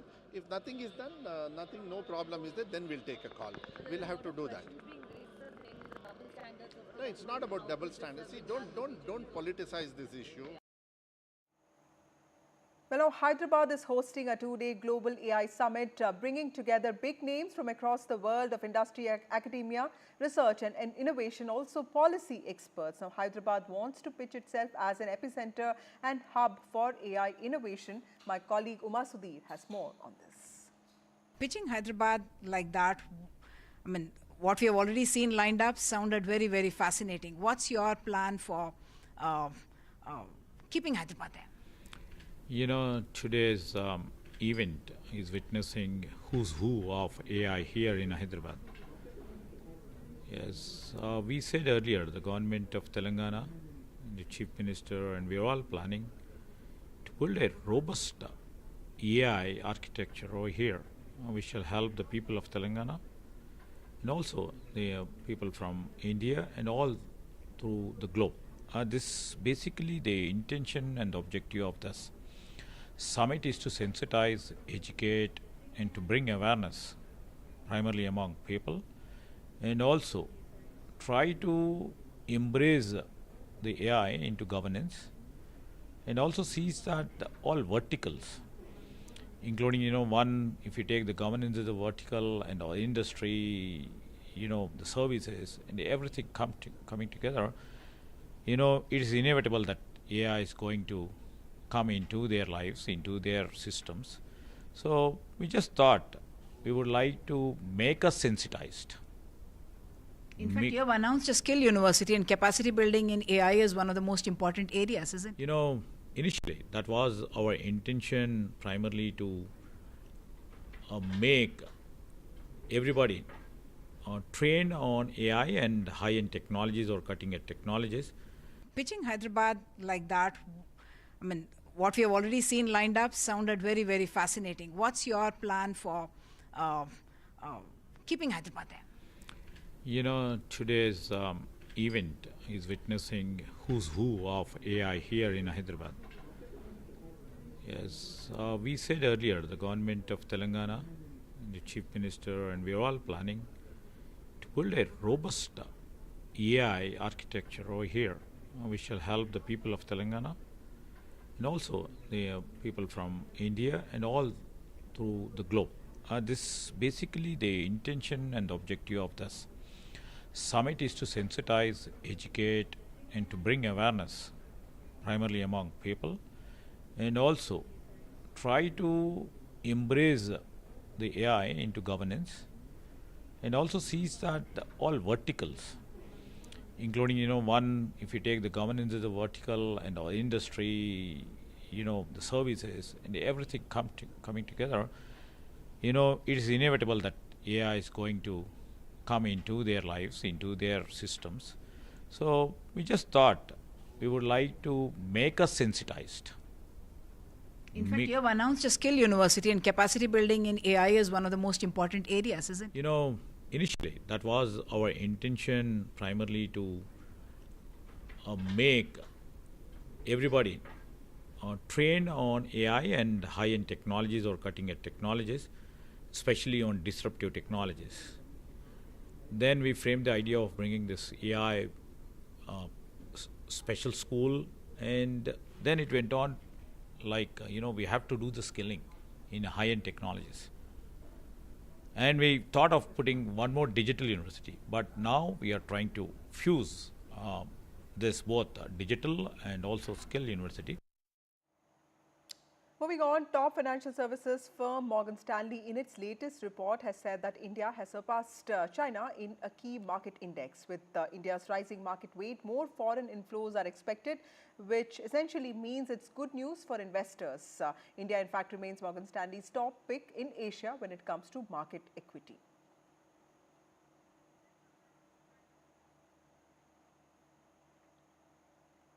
Well, it's festive season. Ganesh Mandals in Mumbai, more than a platform, unprecedented examples of diverse cultures that are coexisting. In fact, the Maximum City is all set to welcome its favorite guest after a long year, with hundreds of mandals across Mumbai. Three stand out, capturing the very spirit of both the festival and the city.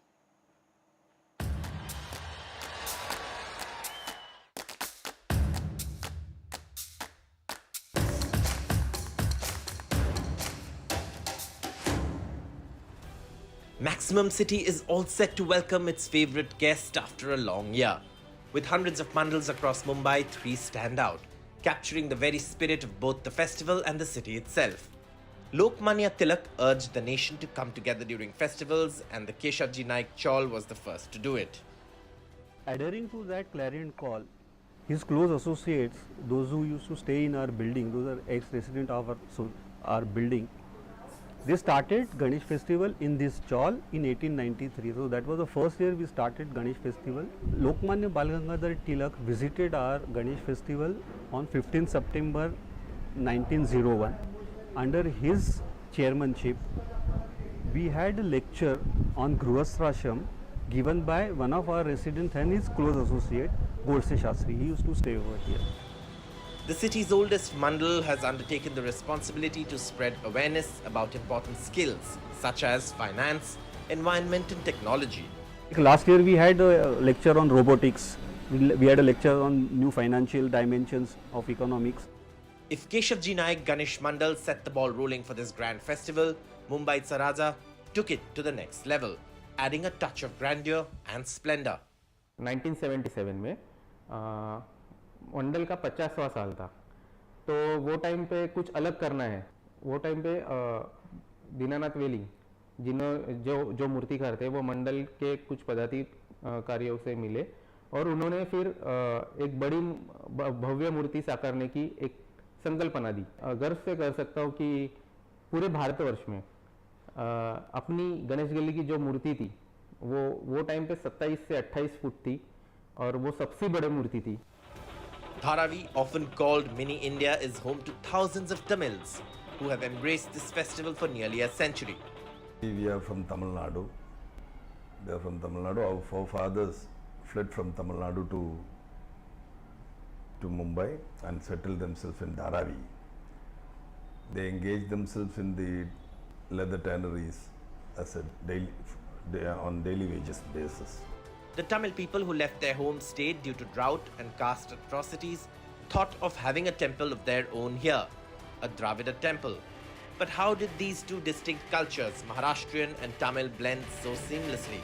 When our forefathers followed the Maharashtrian style, the other generation who came back, they started following us. They're following us. So our style will be maybe mingled with the Maharashtrian style. Only the way of conducting puja may be different. We respect Maharashtra more than Tamil Nadu because we got everything in Tamil Nadu, not everything in Maharashtra, not in Tamil Nadu. The Ganesh Mandals in Mumbai city are much more than a platform. While some use their global popularity to spread awareness amongst different sections of the population, there are many others which try to unite people of different faiths and beliefs, pretty much like the city. With camera person Praveen Ji Rohit, this is Anuj Raiti reporting for NDTV 24/7. Well, time for a short break. More news and updates on the other side.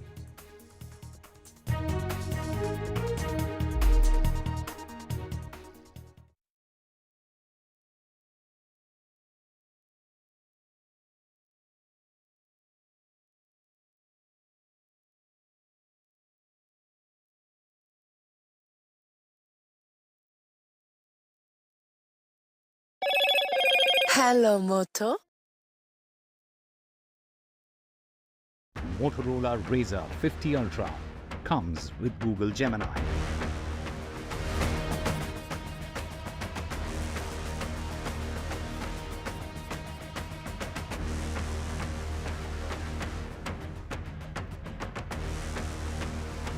VAT on petrol diesel hiked in Punjab. Punjab government withdraws power subsidy to tackle fiscal crisis.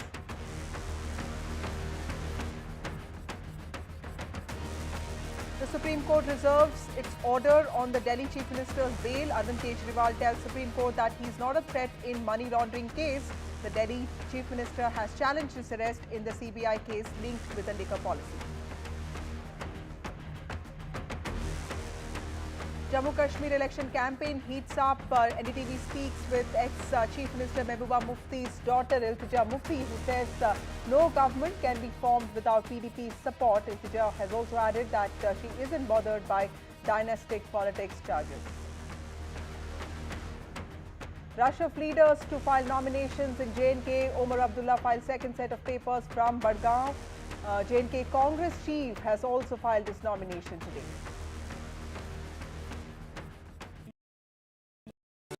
Stay informed and entertained with the new and updated NDTV News app. You can watch all our channels live, listen to podcasts, read breaking and exclusive news from around the world and more. Download the NDTV app today and get access to the best journalism and storytelling on your smartphone or tablet. The NDTV app. News that matters to you. landslide devastation in Kerala's Wayanad. Join NDTV's initiative. Donate for Kerala.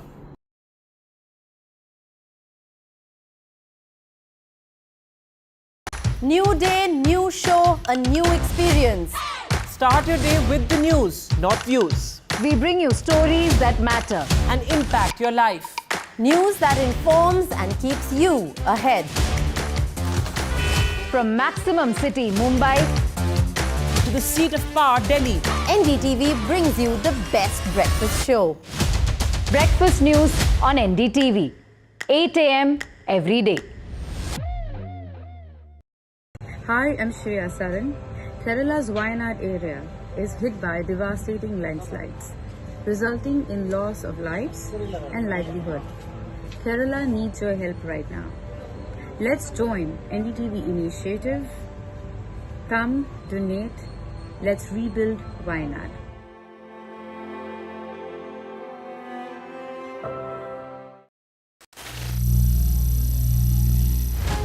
Some people say the metaverse will only be virtual. One day this lecture hall will be made of code, and driverless cars would be trapped in intersections. But even in this maze of the future, you can't wish away health. It's time to become more resilient.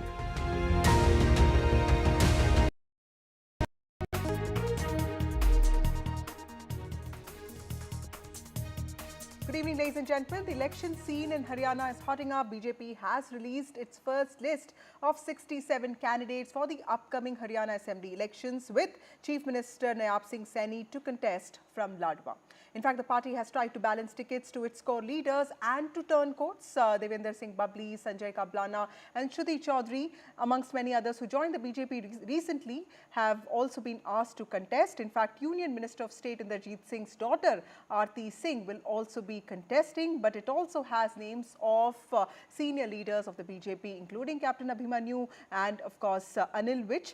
Bhavya Bishnoi, the son of Kuldeep Bishnoi, is also on the list. Remember, the Haryana Assembly elections are scheduled to take place on the 5th of October and the counting of votes will take place on the 8th of October. BJP's first candidate list for the Haryana election, including consisting of 67 names, has about 14 OBC faces and 13 Dalits. This is being seen as the party's response to Congress leader Rahul Gandhi's constant attack on the BJP that the party has not really worked to uplift deprived sections of the society.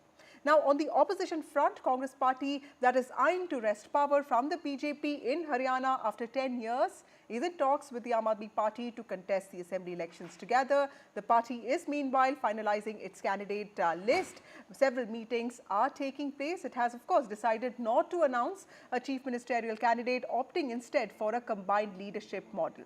Congress has also resumed talks with the Aam Aadmi Party, considering the prospects of a future alliance, for a potential alliance. Although the two had previously contested the 2024 elections together, early indications had suggested that they could be going their separate ways. Now it's a season of barbs and counter barbs, but who has the edge in Haryana? That is what we will try and understand tonight. Joining me is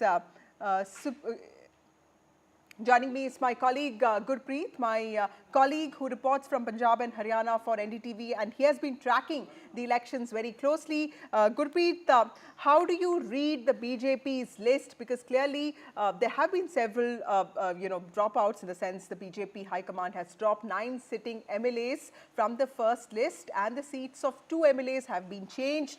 You earlier in the day reported about Ranjit Singh Chautala, minister, resigning from the cabinet after he was denied a ticket by the BJP. What is the update on the BJP, and when can we expect an official announcement on the Congress list and the Congress Aam Aadmi Party alliance?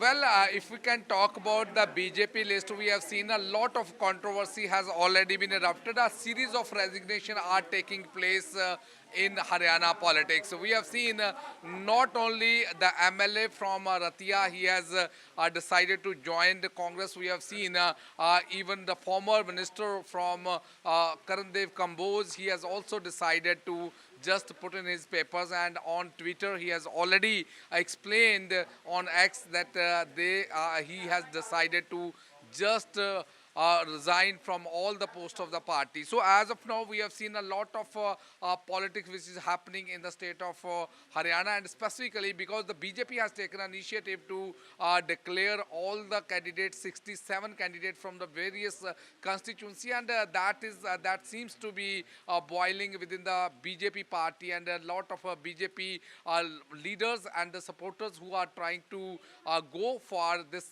ticket as a candidate for Vidhan Sabha, they are showing their resentment. Whole day we have seen this type of development had come, and we have seen Ranjit Chotala, who was a part of the government earlier. He has also today declared that he is going to contest as an independent candidate from Rania, whereas the BJP had offered him a ticket from nearby constituency Dabwali, but he refused to go there. He denied that ticket. He says he is going to contest an independent candidate. We have seen some of the common voters are with us. We will also try to talk to their feedback, what type of politics in Haryana is going on. First we will take from you, ma'am. तो क्या लग रहा है, तो कैसे politics चल रही है, क्योंकि आज देख रहे हैं बीजेपी ने लिस्ट निकाली, उसके बाद रिजाइन हो रहे हैं. क्या लग रहा है कि जो पब्लिक इश्यूज है पीछे हो रहे हैं या पब्लिक इश्यूज आगे आने चाहिए?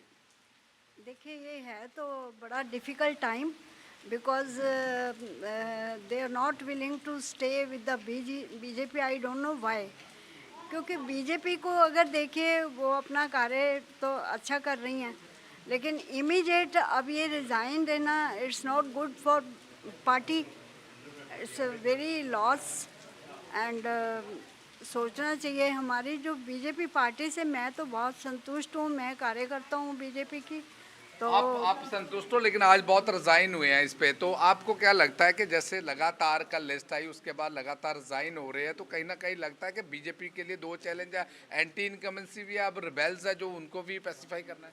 नहीं, जो रिजाइन हुए हैं उनकी बातचीत चल रही है सेंटर में, जो हमारे केंद्रीय मंत्री हैं, और वो कल सुबह तक सारा मसला हल हो जाएगा. जो एंटी इनकमेंसी की बात कर रहे हैं आप, जो खट्टर साहब के टाइम में, सैनी साहब के टाइम में इतने अच्छे कार्य हुए हैं, करप्शन बिल्कुल नहीं हुई है, उसके बिहाफ में हरियाणा में वोट पड़ेगी.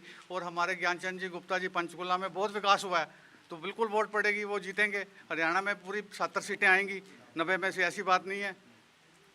तो आपको क्या लगता है कि जो पब्लिक इश्यूज़ हैं, पब्लिक इश्यूज़ जैसे पॉलिटिक्स में होते हैं, आज कैंडिडेट्स को टिकट नहीं मिली, उन पे भी सपोर्टर्स का प्रेशर होता है अपनी पार्टी चेंज करना, जहाँ आगे रास्ता देखना, तो क्या लगता है कि इसमें आम जो वोटर है, जैसे आप आम वोटर हो, उनको क्या इफेक्ट होता है? देखो, पब्लिक इश्यूज जो मेन है ना, उसमें तो लोग महंगाई, बेरोजगारी, इन चीज़ों पे ज़्यादा ध्यान दे रहे हैं. बाकी मैंने आज तक हरियाणा में अनिल विज जैसा कद्दावर नेता नहीं देखा कि जो बहुत ईमानदार और जिसने अपने हरियाणा के लिए बहुत काम किया, दिन रात काम किया, रात को 2-2 बजे तक बैठ के क्या काम लगता है बीजेपी की कोई पॉलिटिकल स्ट्रेटजी सही नहीं है, क्योंकि इतने कभी रिबेल हुए नहीं है, लेकिन अब रिबेल है, क्या लगता है एंटी इनकम्बेंसी है, क्या लगता है? एंटी इनकम्बेंसी तो है, देखने को मिल रही है, बट जो पुराने नेता है ना, जिन्होंने सारी लाइफ अपनी गला दी पार्टी के लिए, उनका ध्यान तो रखना चाहिए. ये नहीं कि दूसरी पार्टी से आए और तुरंत उनको टिकट दे दिया, दैट इज़ रॉन्ग. अपने पुराने नेता का सम्मान होना चाहिए.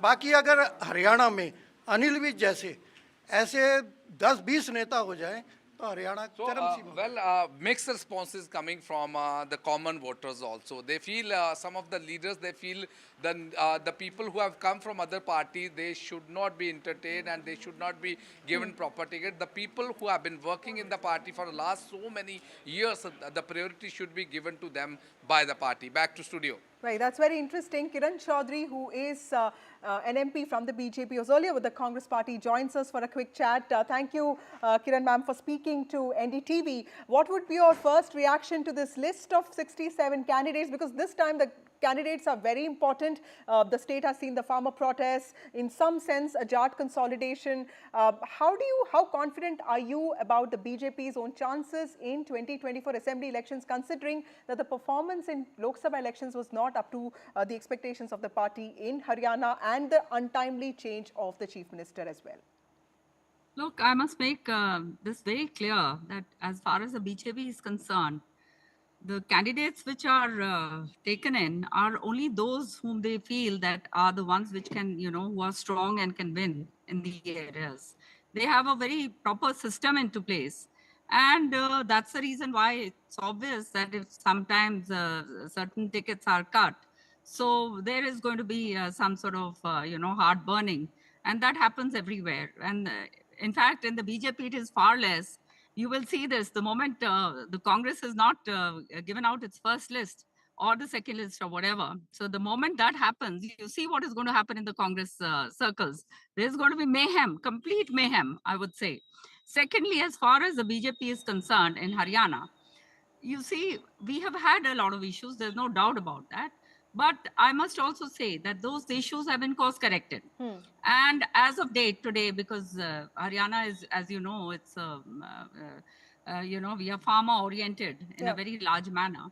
So a lot of issues have been taken care of. And in fact, we have brought in such policies for the farmers, which I think they're more than satisfied. Everything that they had hoped for, we have given them much more than that. Okay. And if I start, detailing those, it's going to take a long time. Okay. And I would go a step further to say that these kind of measures which the Haryana government under Naib Singh Saini ji as Chief Minister has taken place, these measures should be followed by the other Congress governments all over India. Okay. Then we will know that they have any interest of the farmers at heart, and it's not just political, badgering what they are trying to do. Right. As far as they talk about Jats and being against the party or whatever, that also is a total misnomer.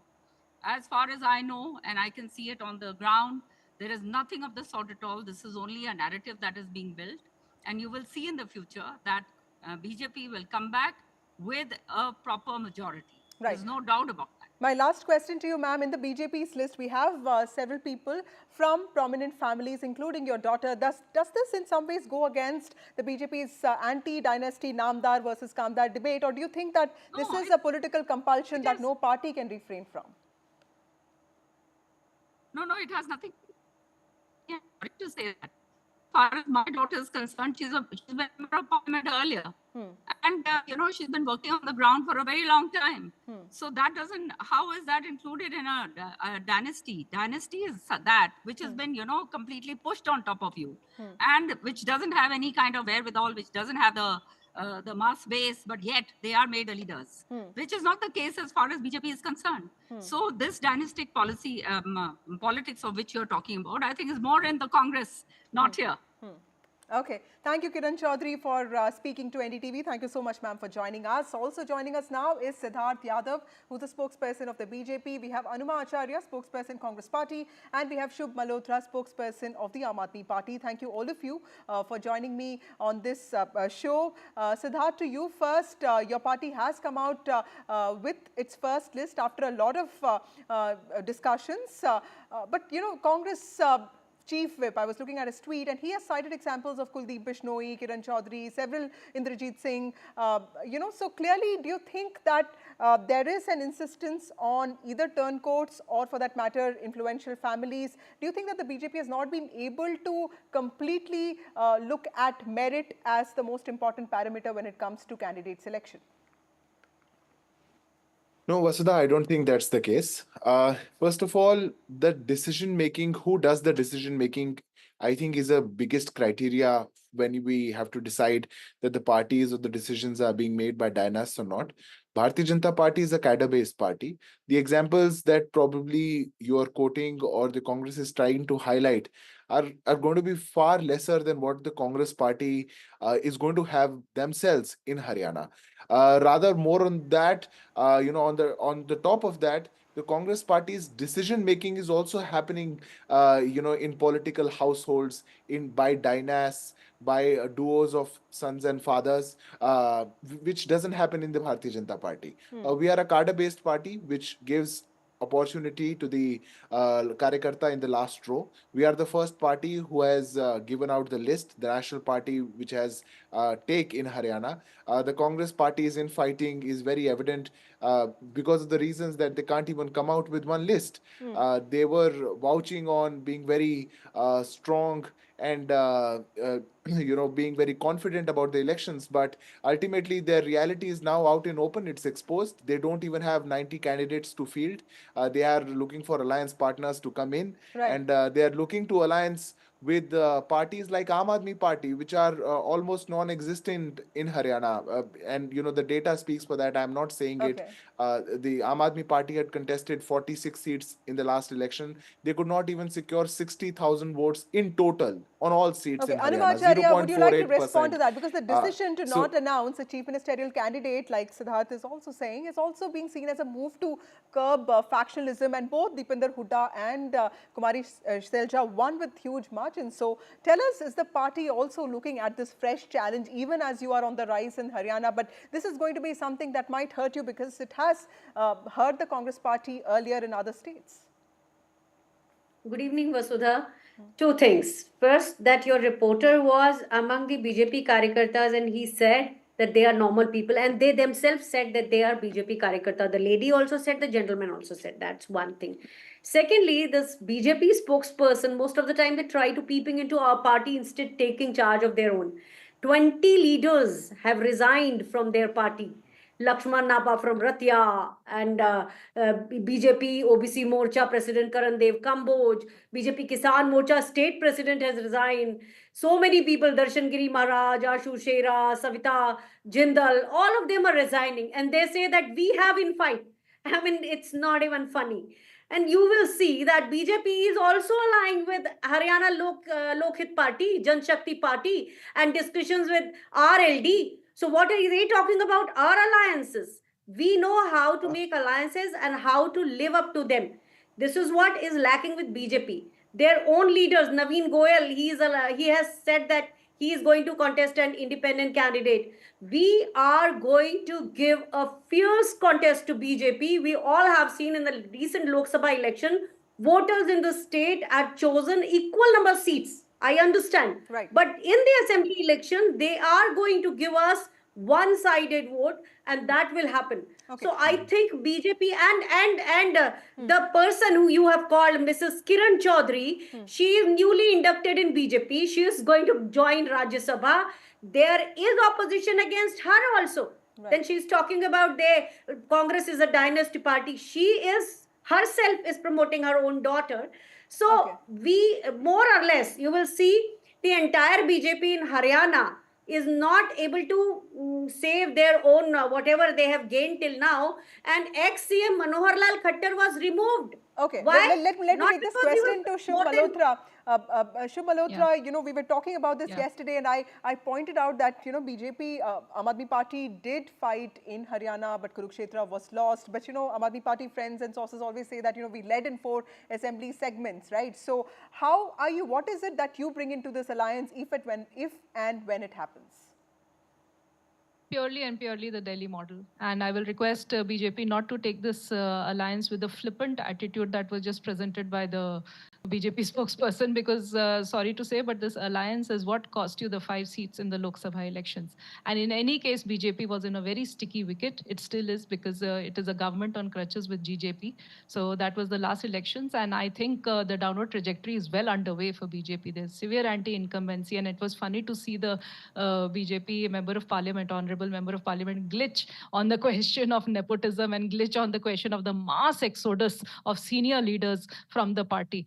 And I think more than anything else, it is the people of Haryana who have been betrayed by BJP on every single manifesto promise. Where are the sports nurseries and stadiums in every village that was promised in the manifesto? Instead of that, what did you do? You dragged medal-winning wrestlers on streets, beat them up, molested them.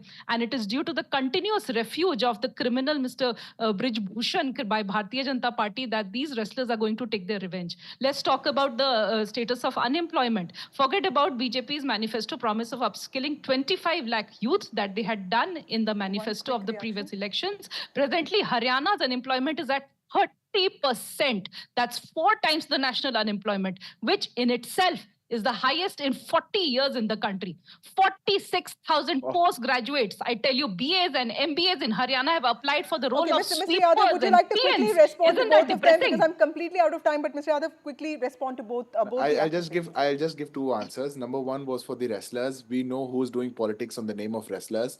We should also, they should also highlight that from 2012 to 2022, the president of Haryana Wrestling Federation was Dipendra Singh Hooda himself. So when the allegations were were made, it were actually made against Dipinder Singh Hooda, because whatever happened under his watch. That is point number one. Point number two, forget Haryana or any past government in Haryana. We are the only government in Haryana which has given the maximum MSP on all crops. Okay. Can Point you, taken. any I'm government in completely the out of country time. has We have some given voices MSP from on the all ground. crops? Thank you If all you of you for can't, joining then you me on don't this say it here. broadcast. Thank you so much. We go back to Gurpreet, my colleague who's been reporting from Haryana, and he'll bring us more voices that will tell us what really the sentiment on ground in Haryana is. Gurpreet, over to you. Tell us more about... Well, if we can... Well, we have seen since morning resignation have been filed by a lot of leaders. But the opinion of our common people is very much required for this thing, and we will keep on talking to them. So, what do you think? जैसे politics Haryana में चल रही है, तो what do you think कि public के कौन-कौन से issues है, जो issues बहुत important है? ये सर चोरों की महफिल है और जनता पिस रही है बस. तो क्या कहते हैं कि पार्टी चेंज करते हैं, उस पे बाद आगे चले जाते हैं, तो क्या लगता है कि हमारे पॉलिटिशियन के कहीं ना कहीं क्वेश्चन, एक चोर को छोड़ के दूसरे चोर को पकड़ना है. तो नहीं, आपको क्या लगता है कि अगर लास्ट मोमेंट पे पार्टी चेंज करते हैं या पार्टी टिकट नहीं देती, उसके बाद कहीं ना कहीं क्रेडिबिलिटी डेंट होती है? That is wrong. वो अपना फायदा देख रहे हैं, वो देश का फायदा थोड़ी देख रहे हैं. वो तो देख रहे हैं कि भी हमें कहाँ फायदा है. और पार्टी को अपने कद्दावर नेता, पुराने नेता जिन्होंने दिन रात खून पसीना बहाया, पहले उनका सम्मान करना चाहिए, चाहे कोई सी पार्टी हो. उन्हें अपने पुराने नेता को क्यों छोड़ना है? और काम करने वाला नेता, इन्हें पता ही नहीं कि काम करने वाला नेता कौन सा है, ईमानदार नेता कौन सा है. पर कहते हैं सर्वे करते हैं, क्योंकि लगातार ये बात कर रहे हैं कि सर्वे करते हैं कौन सा कैंडिडेट सूटेबल है, उसके बाद सीट डिक्लेयर होती है. तो क्या लगता है ये क्राइटेरिया ठीक है, या कहीं ना कहीं लोगों का विश्वास होता है उस नेता? जिन लोगों ने रिजाइन करा है ना, उनको जनता नकार देगी, हरियाणा की जनता.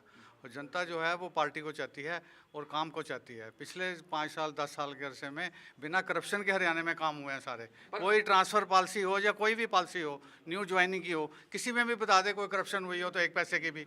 ऑनलाइन हुआ है सारा काम, रिकॉर्ड है. पुरानी सरकारों का आप रिकॉर्ड उठा के देख लीजिए. जेजेपी के कुछ नेता थे, वो आके टिकट ले गए बीजेपी से टिकट लेगी. कांग्रेस के अभी बात कर रहे थे कि कांग्रेस के किरण चौधरी की बेटी को, श्रुति चौधरी को मिल गई. तो क्या लगता है आपको, क्योंकि आप कॉमन वोटर होने के नाते पे क्या लगता है कि हमारे नेता कैसे होने चाहिए? देखिए, हमारे नेता जो हैं, अभी फ़िलहाल जो स्थिति चल रही है ना, अभी तो पुराने वालों को ही टिकट देना बेटर था, क्योंकि जो एकदम नए बंदे को एक्सपीरियंस नहीं होता पॉलिटिशियन का, कुछ भी पॉलिटिक्स का, तो इसलिए बेटर है कि इन्होंने ये सब आजकल इतना ज़्यादा कंपटीशन है, उस कंपटीशन को देखते हुए थोड़ा ठीक नहीं हुआ. So, these are the public opinion. The public feel, some of the people, they feel last leg of the government or maybe party, when they were not able to get ticket, they keep on switching the party. That should not be done by the politician. And moreover, they say the party should not accept such leaders. And moreover, they say the people who have been working for the party for the last so many years, they should get priority. If they are going to get time, they will be able to make more development. But at the same time, we have seen the mixed opinion is coming on. Some of the people, they say the government has done a wonderful job. Some of the people say there is anti-incumbency, and some of the voters, they say they are going to pick up the candidate also. So let's see, all the political party, they have been forming different political strategies also. As of now, today we have seen list of a BJP has been declared, and after that there was a lot of resentment which has been observed all over Haryana also. So let's see, because BJP has taken initiative for declaring their candidate, and let's see other parties when they are going to declare their candidate, how many rebels are in that party and whether they will be able to placate all the leaders within the party or not. That is the challenge for all the political party. But today, if we can talk about the situation, it seems the BJP is facing this challenge to keep all the leaders intact within party, and we have seen the whole day a lot of leaders, they are raising their red flag against the party. Back to studio. Well, Gurpreet, just to wrap up, help us understand what is the formula that the Congress party is going to likely deploy, because we saw the BJP list and it seems to be a balancing act with regard to caste, and for that matter also, you know, the balancing act between turncoats and old-timers. But what is the formula that the Congress party could likely have, especially in these meetings, and also to include Aam Aadmi Party as part of its strategy? Well, we have seen so many times the former Chief Minister of Haryana, Bhupinder Singh Hooda, he has been claiming there will be no alliance with any party, and he has repeatedly saying the alliance with the Aam Aadmi Party was at the national level. That was one of the reasons why they forged alliance with the Aam Aadmi Party during the Lok Sabha election. But now the situation is totally opposite. We have seen for the last so many days a lot of meetings are being held between the Aam Aadmi Party leaders and the Congress leaders. What we have learned from inside the sources, they say they want that there should not be division of the votes. Aam Aadmi Party and the Congress should be able to get all the votes in their favor, and they wanted to encash anti-incumbency. If we can talk about the criteria, yes, caste combination they are also following. They are waiting for the ticket from the BJP party so that they will be able to find out the same type of candidate from the same constituency. They will be able to give a competition to other party leaders. So now, as of now, the alliance is the priority only because they want the anti-incumbency should be encashed by both the party, and if they can pause this alliance, this will definitely help them to perform much better in the Haryana politics. Well, Back to studio. Thank you, Gurpreet, for joining us with those very critical details. Caste, identity, governance, past and future, all present in the Haryana election matrix. Remember, elections are set to take place on the 5th of October. The results will be declared on the 8th of October. We'll keep bringing you all those updates. But now, time for a short break. More news and updates on the other side.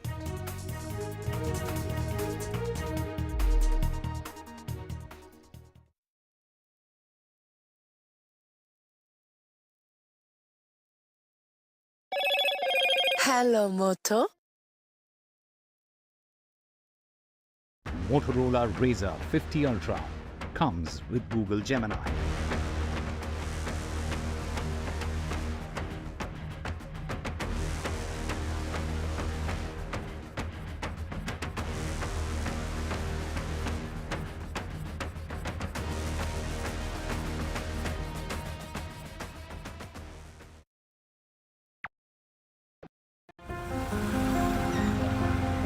You have seen their blockbusters. Now meet the legends.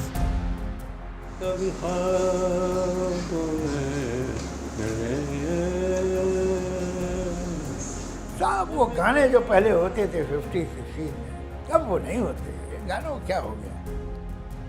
For the first time in decades on a news TV network. When you were giving blockbuster after blockbuster, when stars like Amitabh Bachchan were being created. You don't create Amitabh Bachchan, you discover it. जो iconic जोड़ी बनी सलीम जावेद की, वो destiny नहीं है तो ये hard work है आप लोग दोनों की ये आप लोग दोनों की हार्ड वर्क है। देखिए, हार्ड वर्क का मतलब ये नहीं है anybody who doesn't believe in destiny doesn't mean that he controls everything. I don't believe in destiny, but I don't have any delusion that I control everything. Salim Javed ने जब script लिखी, राइटर्स थे, तो उनका नाम हुआ। उसके बाद किसी राइटर का नाम क्यों नहीं? इतना किसी का रिकॉर्ड ही नहीं था ना। Real stars of Bollywood, Salim Javed join NDTV for an exclusive conversation. So we can break some news to our viewers that Salim Javed will be returning very soon. Come back. Coming soon. Come back. Coming soon. Come back of Salim Javed. Stay informed and entertained with the new and updated NDTV News app. You can watch all our channels live, listen to podcasts, read breaking and exclusive news from around the world and more. Download the NDTV app today and get access to the best journalism and storytelling on your smartphone or tablet. The NDTV app. News that matters to you. Landslide devastation in Kerala's Wayanad. Join NDTV's initiative. Donate for Kerala.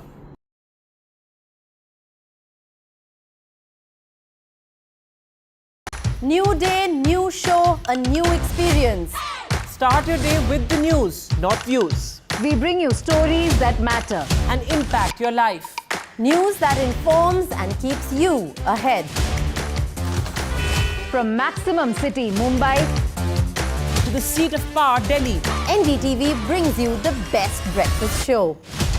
Breakfast news on NDTV, 8 a.m. every day. Hi, I'm Shreya Saran. Kerala's Wayanad area is hit by devastating landslides, resulting in loss of lives and livelihood. Kerala needs your help right now. Let's join NDTV initiative. Come, donate. Let's rebuild Wayanad.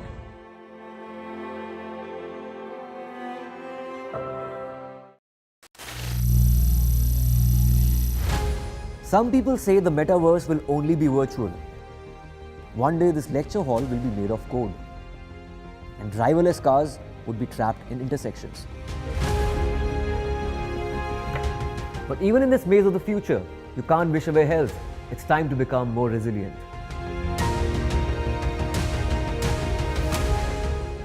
"10 years of Banega Swasth India, we have grown and achieved so many milestones.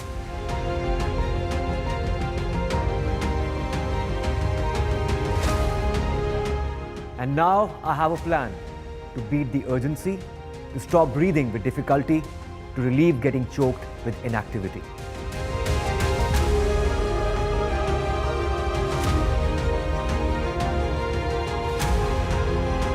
Energize our government, our environment, our society.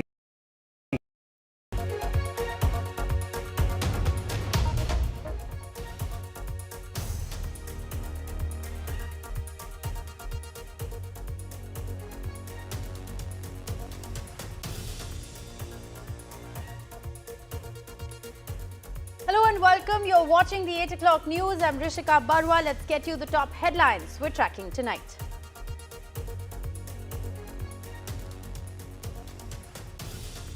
It is a rebellion in the rank and file of the BJP in Haryana after the party released its first list. There were many surprises in that list. One minister, 2 MLAs have quit after the BJP dropped 9 sitting MLAs. 3 top leaders now hint at joining the Congress.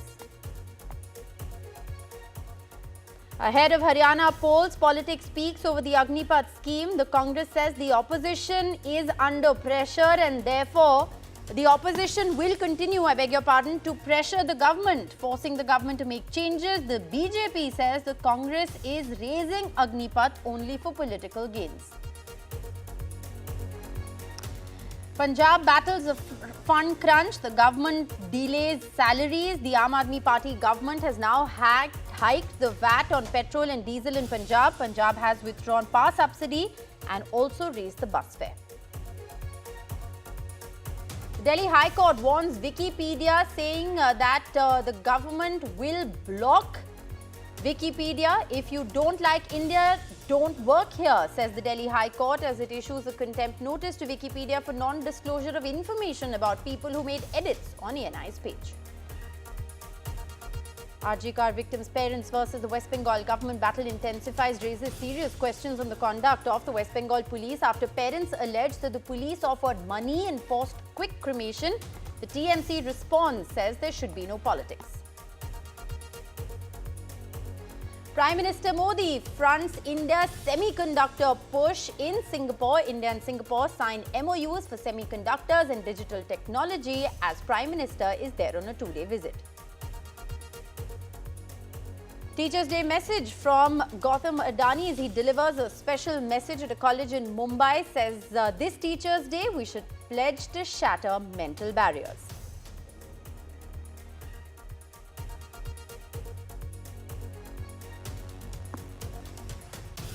Well, the big story we're tracking tonight, a day after BJP released the first list of 67 candidates for the October 5 Haryana Assembly elections, dissent is brewing within the party rank and file.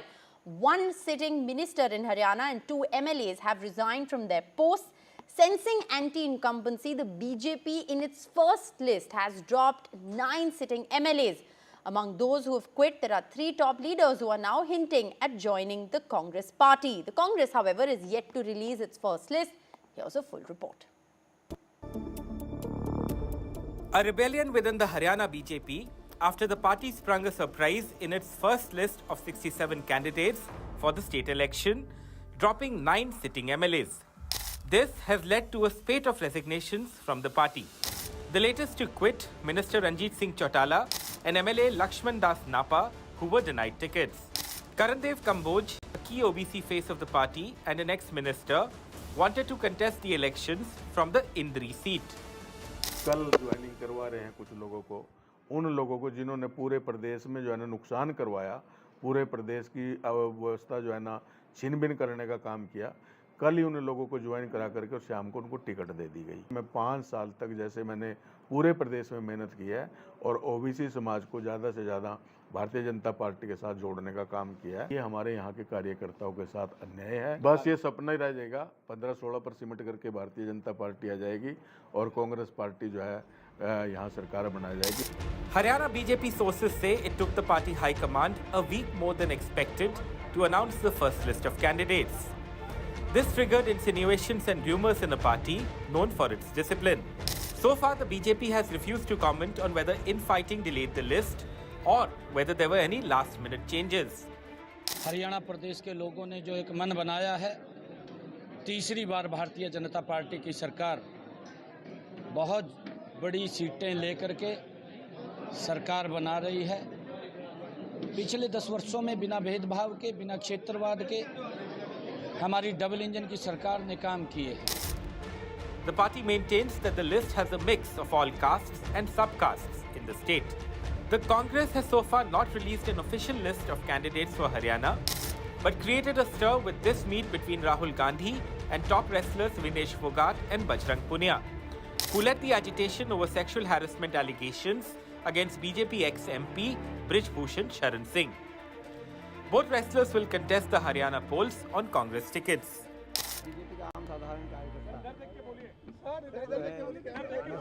वो भी इस बात को पहचान गया है कि इसकी भाजपा की पार्टी के अंदर ना तो सम्मान मिल रहा, ना भाजपा का हरियाणा के अंदर कोई भविष्य दिख रहा। इंटरनल असेसमेंट भी, ग्राउंड रिपोर्ट भी और आपकी रिपोर्ट भी, आप भी रिपोर्टर हैं, आप भी रिपोर्ट देते भी हैं, लेते भी हैं, तो आप भी जानते हैं सारी रिपोर्ट एक ही है। हरियाणा से बीजेपी जा रही है और कांग्रेस पार्टी आ रही है। With Gurpreet Singh in Chandigarh, Bureau Report, NDTV. And well ahead of the Haryana polls, a bitter face-off has now erupted between the Congress and the BJP once again over the Agnipath scheme. Now, this, of course, is a crucial development taking place ahead of the polls. The Congress is now claiming that the opposition is pressurizing the government to make changes. The BJP has said that Rahul Gandhi is only raising the Agnipath issue for political gains. The Congress, remember, had pledged that if it does come to power in the state, it will scrap the new scheme and bring back the old recruitment program. Vasudha has the details. What we understand is that the Congress party has once again attacked the centre, the BJP government, on the Agnipath scheme, saying that it's discriminatory to the Agniveers. It has said that it's a betrayal of not just the people of the country but also the armed forces, and it has said that the party will not rest till that scheme is revoked. It has also made it a point to mention that in the last few days several schemes have been rolled back by the centre, and it has claimed that it is because of the opposition's pressure. Now, that of course is a reference to the lateral entry scheme that the government had brought in, and a couple of other things which the government basically has sort of like, not just rolled back, but has basically said that it will be looking into all of these actions with a lot of, and will be looking at feedback, gathering, and also will be looking at consultation. Now, with respect to Agnipath, this has been a point of contention. Remember, it's also been part of the Congress party's manifesto, and it has said that this will only increase unemployment in the country. But the criticism of the Congress's attack on Agnipath is that the Congress party has not been able to come up with with a strong alternative when it comes to modernization of the armed forces, or for that matter even adhering or catering to the increasing requirements of India's armed forces, considering that we live in a very fragile geopolitical situation. That is something that the BJP has maintained. It has said that it has put in a lot of thought into the Agnipath scheme, and when we speak to sources in the government, they've also said that they're also always open to changes. Revoking the scheme is not in question, but they're looking at increasing benefits for the Agniveers, and will also be probably looking at increasing the retention period, increasing the retention numbers, so that more Agniveers will find a place beyond the 4.5 or 4 years that is mandated in the scheme. So clearly the government here has maintained that it is open to a lot of changes, to a lot of review, but at the same time it has also said and the Congress party is only politicizing the issue and stifling reforms in the country in the name of politics. All right, well, that's an interesting development that's taking place. But in neighboring Punjab also, now the Punjab government, which is clearly facing a huge fund crunch, has approved an increase in VAT on petrol and diesel prices by 61 paise and 92 paise a litre respectively. It's also announced a withdrawal of power subsidy that was given to consumers with a load of up to 7 kilowatts. And another major decision, bus fare has also been raised marginally. The finance minister has announced the decisions after a cabinet meeting that took place. And remember this, of course, in the light of the current financial challenges that the state government is facing, as a result of which it is unable to pay employee salaries till the 4th of September. Now, this is a huge development that's taken place. Gurpreet is joining us live with the very latest. Gurpreet, I want to understand from you at the moment, these are some measures that the Punjab government has taken, of course, in the light of the fund crunch. How are these decisions likely to play out on the ground, and how do these impact the common man? Well, first, let's make it very clear to our viewers that subsidy for electricity, we have seen the finance minister has already made it very clear. They are giving free 300 unit per month, that is still existing. And we have seen even the VAT which has been imposed on petrol and diesel, very clearly word from the finance minister. He has already said they are providing a lot of facility to the Punjab citizen, and that was one of the reasons why they are putting this VAT on petrol and diesel, so that these facilities should be continued. So as of now, it seems that the government is trying to give a proper plea for whatever action, whatever decision they have taken. But if we can talk about the from the prism of common man, it definitely affects everybody's life in the state of Punjab. We have seen specifically on petrol and diesel, it is the livelihood, it is affecting the livelihood of each and every citizen here. So let's see that how the government is going to deal with this situation. But if we can talk about from the perspective of a common man and citizen of Punjab, yes, of course, they have been affected, because petrol and diesel is an essential commodity for everybody's life. Back to studio. All right. Well, Gurpreet, thanks very much for joining us with all those latest updates. We're, of course, going to continue to track how this impacts people on the ground. Needless to say, the Aam Aadmi Party, they're cutting down on several measures as a result of the fund crunch in Punjab. Shifting focus now to the big story, we're tracking from the national capital, where the Delhi High Court has issued a contempt of court notice to Wikipedia. This is regarding withholding information about edits to an entry on news agency ANI's page. The court has warned Wikipedia against non-compliance with Indian laws, declaring that if you don't like India, please don't work in India. We will ask the government to block your site. Tanushka joins us with the very latest on this story. Tanushka, I want to begin by asking you, at the moment, the big question, of course, is, what is the context in which the High Court has said what it has said? And also, I want to understand from you, what's really going to happen going forward, because so many people rely on Wikipedia. Yes, exactly, Rishika. With respect to this, what we're understanding is that the Delhi High Court has issued a contempt of court to the page, this online page that people refer to usually to get basic information about anything out there. Wikipedia, it's like practically an online encyclopedia, and the contempt of court notice has been issued because the news agency ANI's page on Wikipedia has had edits which, the case in point stems that these edits have termed ANI as a propaganda tool for the Indian government, which is when ANI filed a defamation case against Wikipedia, and the court ordered the online website to issue, the names of these 3 accounts that made these edits onto this website. However, Wikipedia failed to provide with this information, which is why now a contempt of court notice has been issued to the online site. And the court also seeks for an ultimatum on Wikipedia, threatening to block the website altogether from India. And as you mentioned as well, that if the Justice Naveen Chawla also gave a warning saying that if they do not like India, then they should not be working and functioning in India. Thanks very much, Tanushka, for joining us with all that latest information. Now, raising big questions about the Kolkata police's response after the horrifying rape and murder of a doctor at the RG Medical College and Hospital in Kolkata, the victims' parents have now alleged that they were offered money as a bribe by the Kolkata police in an alleged attempt to buy silence. The parents also claimed that they wanted the body preserved, but they were forced by the Kolkata police to proceed with a quick cremation. The parents and relatives of the 31-year-old doctor attended the protest outside the state-run hospital last night. Justice! Justice! Justice! We want justice! We want justice! যখন আমার মেয়ের দেহ আমার ঘরে সাহিত্য ছিল, তখন DC north আমাদের ঘরের একটা গলিতে ঢুকে ঘরের ভেতরে তিনি আমাকে টাকা দেওয়ার চেষ্টা করেন এবং তার যা জবাব দেওয়ার আমরা সঙ্গে সঙ্গে কি জবাবটা দিই।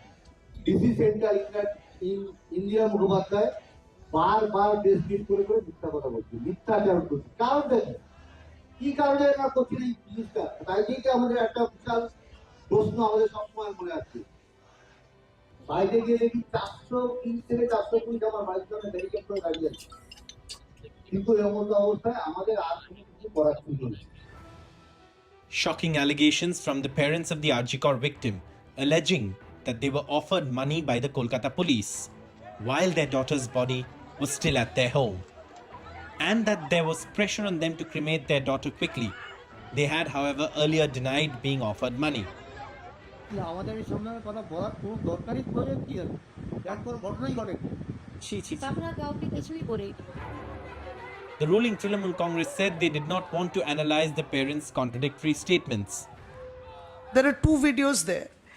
In one, there is a video in which the parents have in the past said that nobody has offered us money, this is lies, and we want justice for our daughter at the earliest. There is now a video which you are saying in which they have said. So I'm still saying, whatever they are saying, we appreciate whatever they have said, and I think this will taken up, this concern will be taken up. There is no role for politics out here. The incident at Arjikor Medical College and Hospital has seen an outpouring of grief and anger from citizens who've come out on the streets, and the grief of the parents who've lost their only daughter has been empathized with by citizens who've been protesting against the incident. However, the lack of credible information on the progress of the probe in the public domain has led to confusion and misinformation surrounding the incident on the 9th and 10th of August. With camera person G.D. Shankar in Kolkata, Saurabh Gupta, NDTV. Moving on to the big international focus, Prime Minister Narendra Modi is on a 2-day visit to Singapore, and he met his counterpart there, Prime Minister Lawrence, today. Prime Minister Modi received a red carpet welcome at the Singapore Parliament House as he visited the country after 6 years. India has signed MOUs on digital cooperation, semiconductors and closer cooperation in healthcare and pharma sector as well. हम skill development पर बहुत बल दे रहे हैं। ये मेरा 3रा कार्यकाल है, और आप में से जो लोग भारत से परिचित हैं उनको पता है कि 1962 के बाद 60 साल के बाद भारत में किसी सरकार को तीसरी बार देश की जनता ने सेवा करने का अवसर दिया है और उसका मूल कारण है कि 10 साल का इस सरकार के नीतियों पर विश्वास।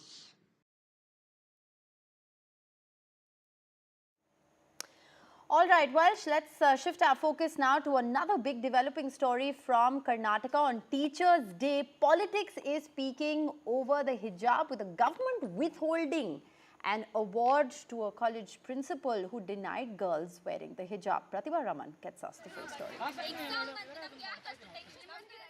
Why has the award been withheld right now?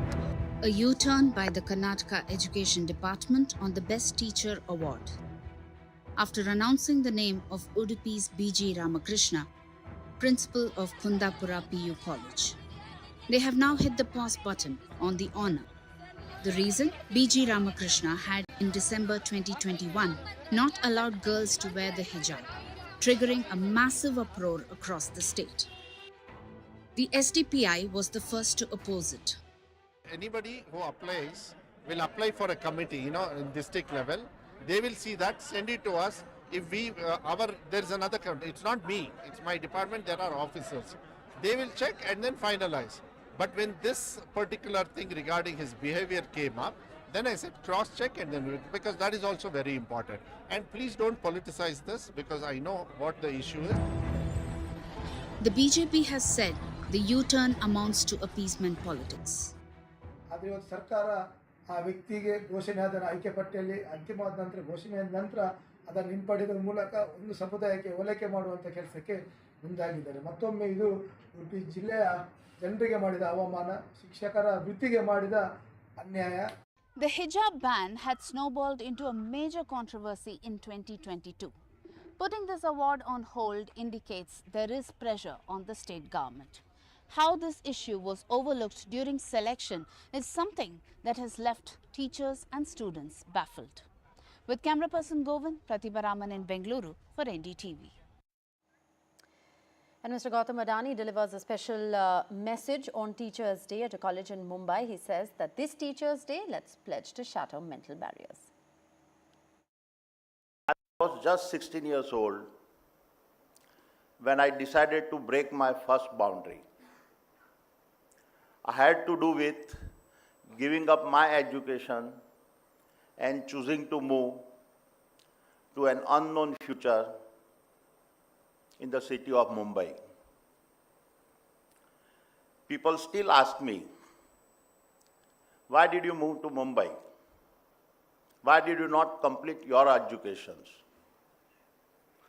The answer lies in the heart of every young dreamer who sees boundaries not as a barriers, but as challenges that test his courage. And today is Teachers' Day, a day to show our appreciation for the vital role that teachers play in our lives. This role is perhaps even more vital when we consider education as the accessible and absolute right of every child. Teachers are at the forefront of making education accessible and inclusive, and as a part of the Samart by Hyundai initiative, in partnership with NDTV, that means creating an inclusive learning environment where children with different abilities can participate fully in the educational process to reach their full potential.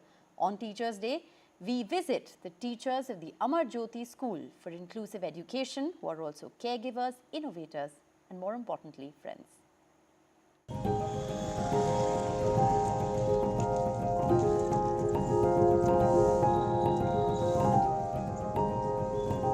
There can be no greater tribute to the educational institution that shaped you as a child than returning to the same place to continue doing that for other children.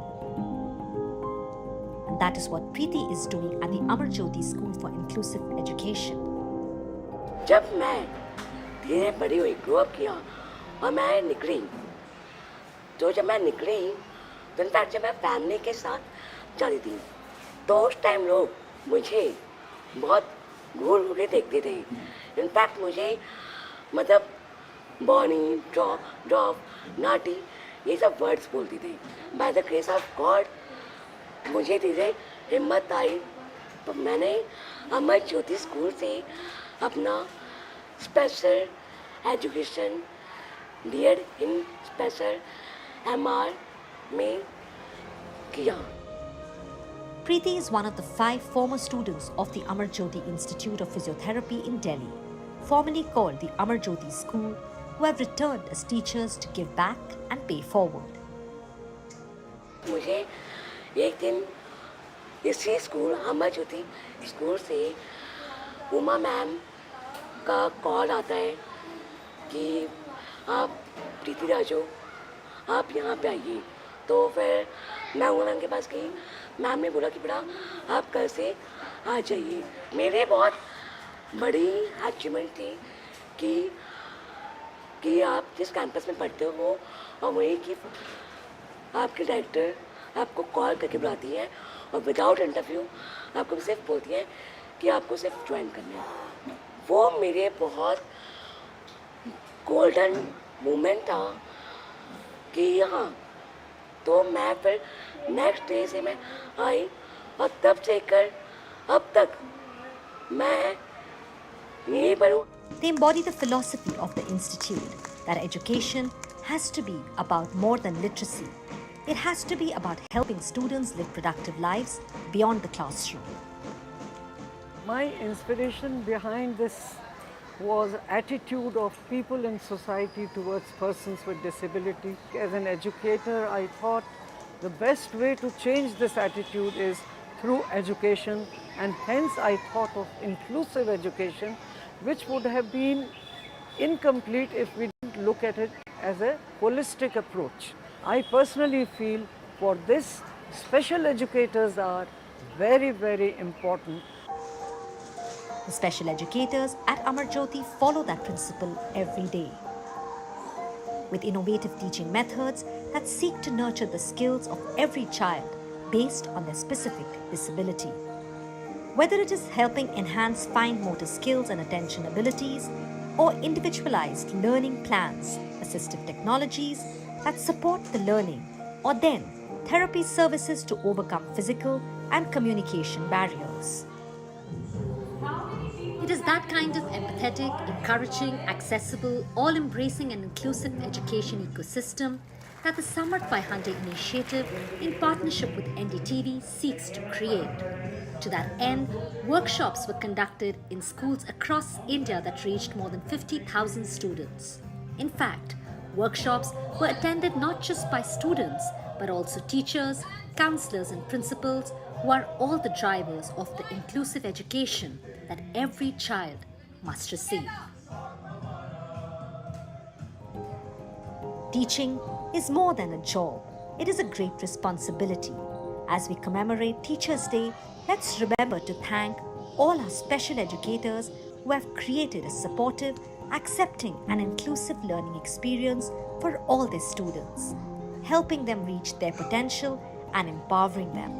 Because the disabilities that some of us carry should not define what we can or cannot do. मैं सभी teachers का दिल से धन्यवाद कहना चाहूँगा. What a heartening story to end the news tonight. That's all the time we have. If you've tuned in, thanks for watching.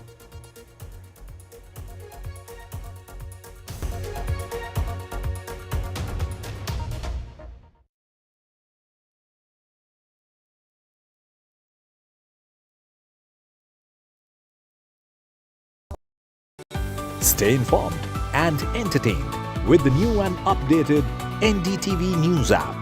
You can watch all our channels live, listen to podcasts, read breaking and exclusive news from around the world and more. Download the NDTV app today and get access to the best journalism and storytelling on your smartphone or tablet. The NDTV app. News that matters to you. Landslide devastation in Kerala's Wayanad. Join NDTV's initiative. Donate for Kerala.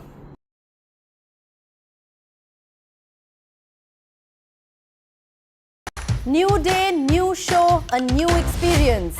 Start your day with the news, not views. We bring you stories that matter and impact your life. News that informs and keeps you ahead. From Maximum City, Mumbai, to the seat of power, Delhi, NDTV brings you the best breakfast show. Breakfast news on NDTV, 8 a.m. every day. Hi, I'm Shreya Saran. Kerala's Wayanad area is hit by devastating landslides, resulting in loss of lives and livelihood. Kerala needs your help right now. Let's join NDTV initiative. Come, donate. Let's rebuild Wayanad.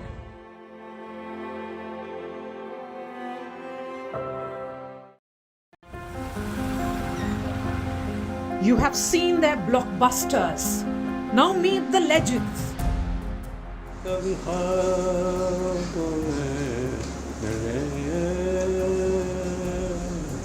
साहब वो गाने जो पहले होते थे 50, 60 में, अब वो नहीं होते. गानों क्या हो गया? For the first time in decades on a news TV network.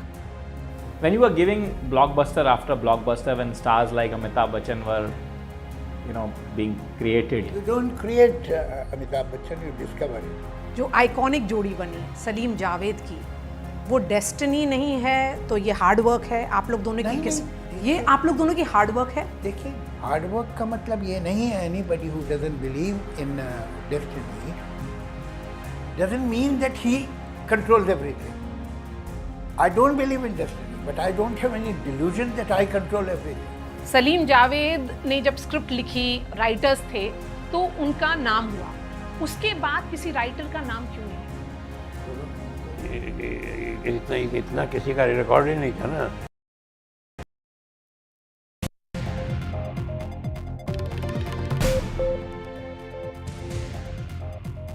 Hello everyone, this is The Last Word and I'm Maria Shakil. Happy Teachers Day to all. And this Teachers Day, an award given to a teacher has been withheld.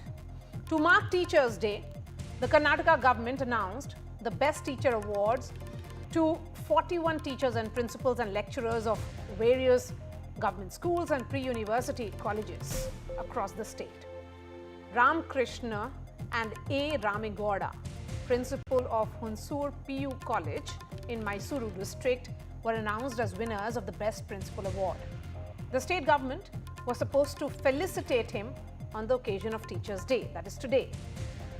Karnataka's Education Minister, Madhu Bangarappa, said that the award has been temporarily put on hold, also adding that he has instructed the committee overseeing this to re-evaluate and then report back to him, adding that there are concerns in the way the principal treated the children. Let me take you back in time. In December 2021, when the entire hijab controversy arose in Karnataka, the epicenter was this government PU college in Udupi town, which later spread, of course, across the state. In February 2022, at least 28 students were not allowed to attend classes in this college because they were wearing hijab. And Ramakrishna, the principal of government pre-university college in Udupi, was accused of asking Muslim students wearing headscarves to stand outside in the sun during this entire hijab row. So the question that we ask on the show tonight, should teachers who indulge in religious discrimination be awarded? Or is the state government purely acting under pressure from vested interest groups? I'll be taking that question to the panelists who will be joining me shortly. But first up, a look at this report. Why has the award been withheld right now? A U-turn by the Karnataka Education Department on the Best Teacher Award. After announcing the name of Udupi's B.G. Ramakrishna, principal of Kundapura PU College, they have now hit the pause button on the honor.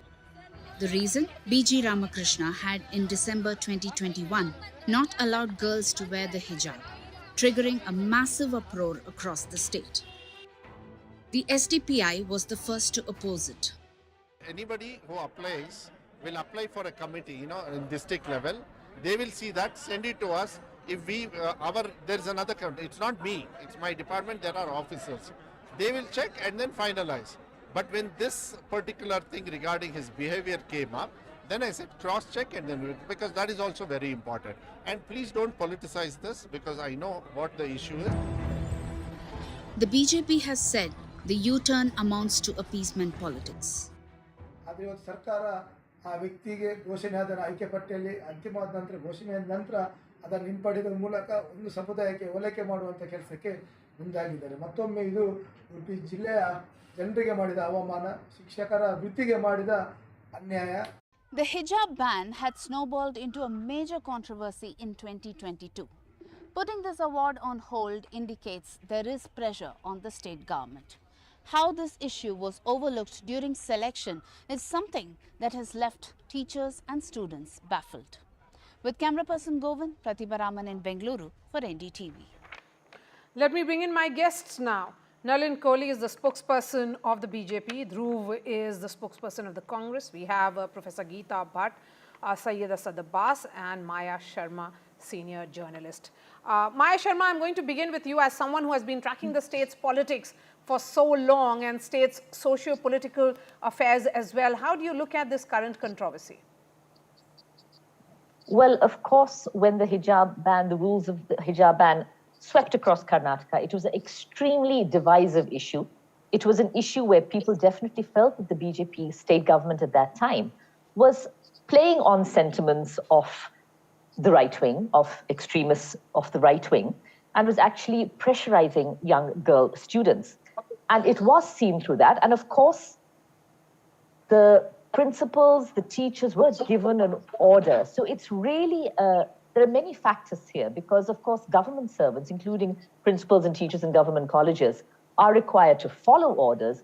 But there is also a way of following orders, a way of using your own discretion when it comes to actually following up on these things. And the way it was done with the young girls being actually asked to stand outside, being kept outside the gates. And another unfortunate thing for this particular principal is that it was all caught on camera, which of course increased the focus on what had been done. So it definitely was an issue which divided the state. It was an issue that should be questioned. And it also, calls into question the way awards are being given, the way award selection has been done. The education minister has kind of passed the responsibility to the district committee who is recommending the award. But really unfortunate that somebody who did something like this was actually considered for award. Yes. In his defense, he will just say he was following orders. Okay. So why was he considered for the award in the first place, Dhruv Jati?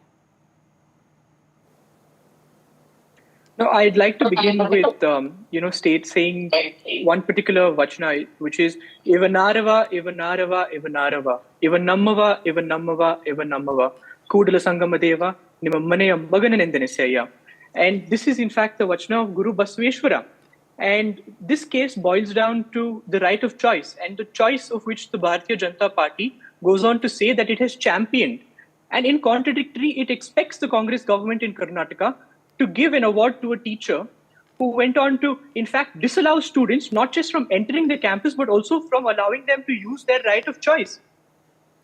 The district committee has, and coming to your question, the district committee has the authority in order to recommend names in order to the state education ministry, and his name was recommended even in the last previous term as well.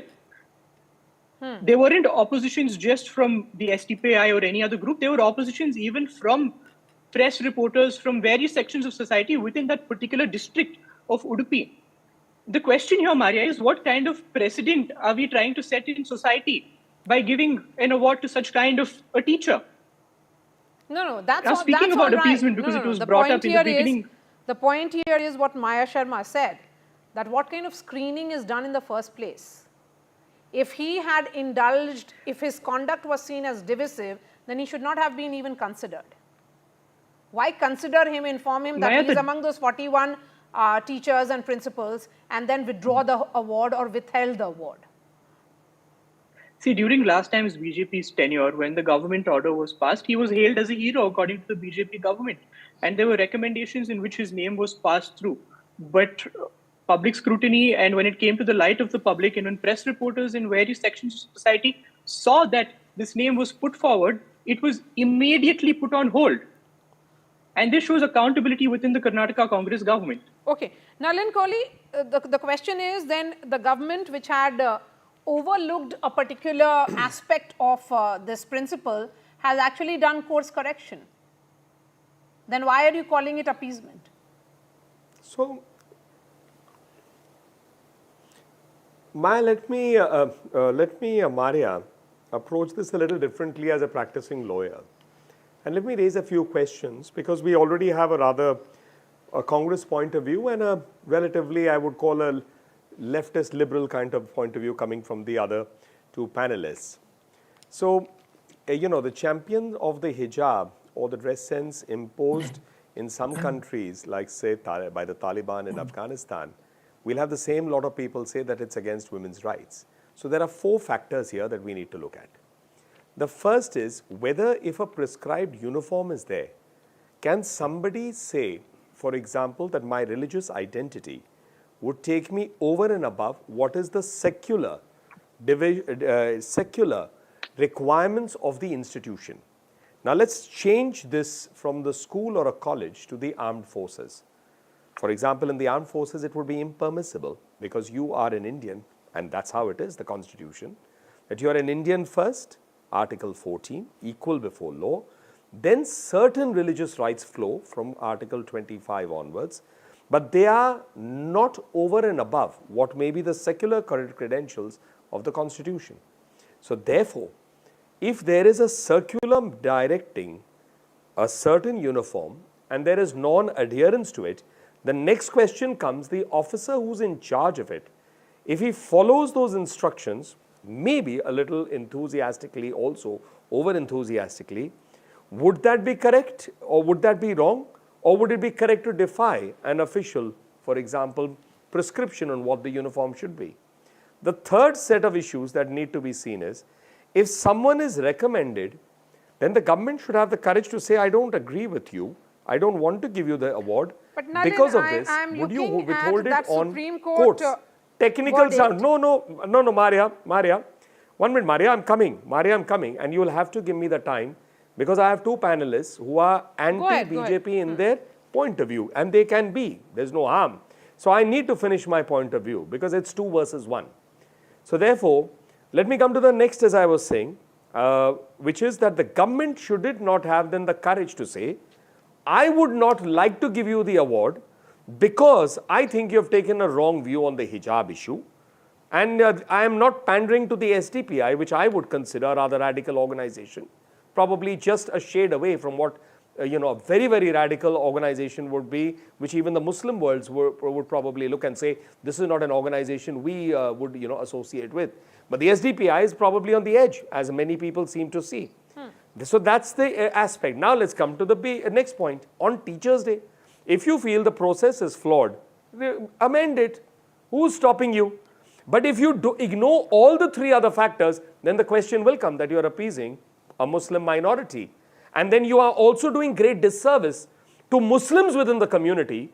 For example, the SDPI will not be speaking for, say, a Muslim lady who went to the Supreme Court to get triple talaq removed, banned, which was not the BJP. So I think these organizations don't speak for the Muslim community completely. So the minute a political party panders to that one particular segment within a community, they have to face the argument that they are appeasing. Yes, but we also have the entire... I'm done. You can ask your counter question. The entire timeline of how this entire debate had panned out when there was a split verdict which came in October of 2022, Nalin, in which... Yes, it's a fact. Yes. It is a split verdict. Where Justice Dhulia had said respected judge has agreed, that the ban was one respected judge has disagreed, and that's reality. Yes. So there are 2 points of view. That's actually factually correct. That's why I'm saying that there is the other view, which is essentially so that the ban was unconstitutional. So someone like this principal was trying to adhere to a ban which was unconstitutional in nature and which visibly was discriminating. But how would he know before the judgment was pronounced? But before... No, with due respect, how would he know before the judgment is pronounced?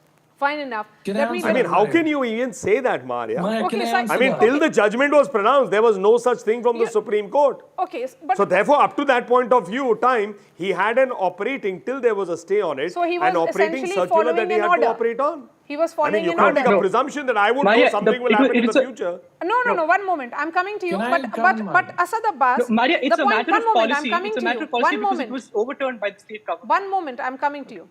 Asad Abbas, my point of view here is also, and taking forward what Nalin had said here, that the government is reacting in Karnataka only after a radical group has pointed it out. So your reaction is only based on what SDPI is saying. Absolutely not, Maria. As a matter of fact, Siddaramaiah ji, the Honorable Chief Minister of Karnataka, has many a times himself called for a ban of SDPI.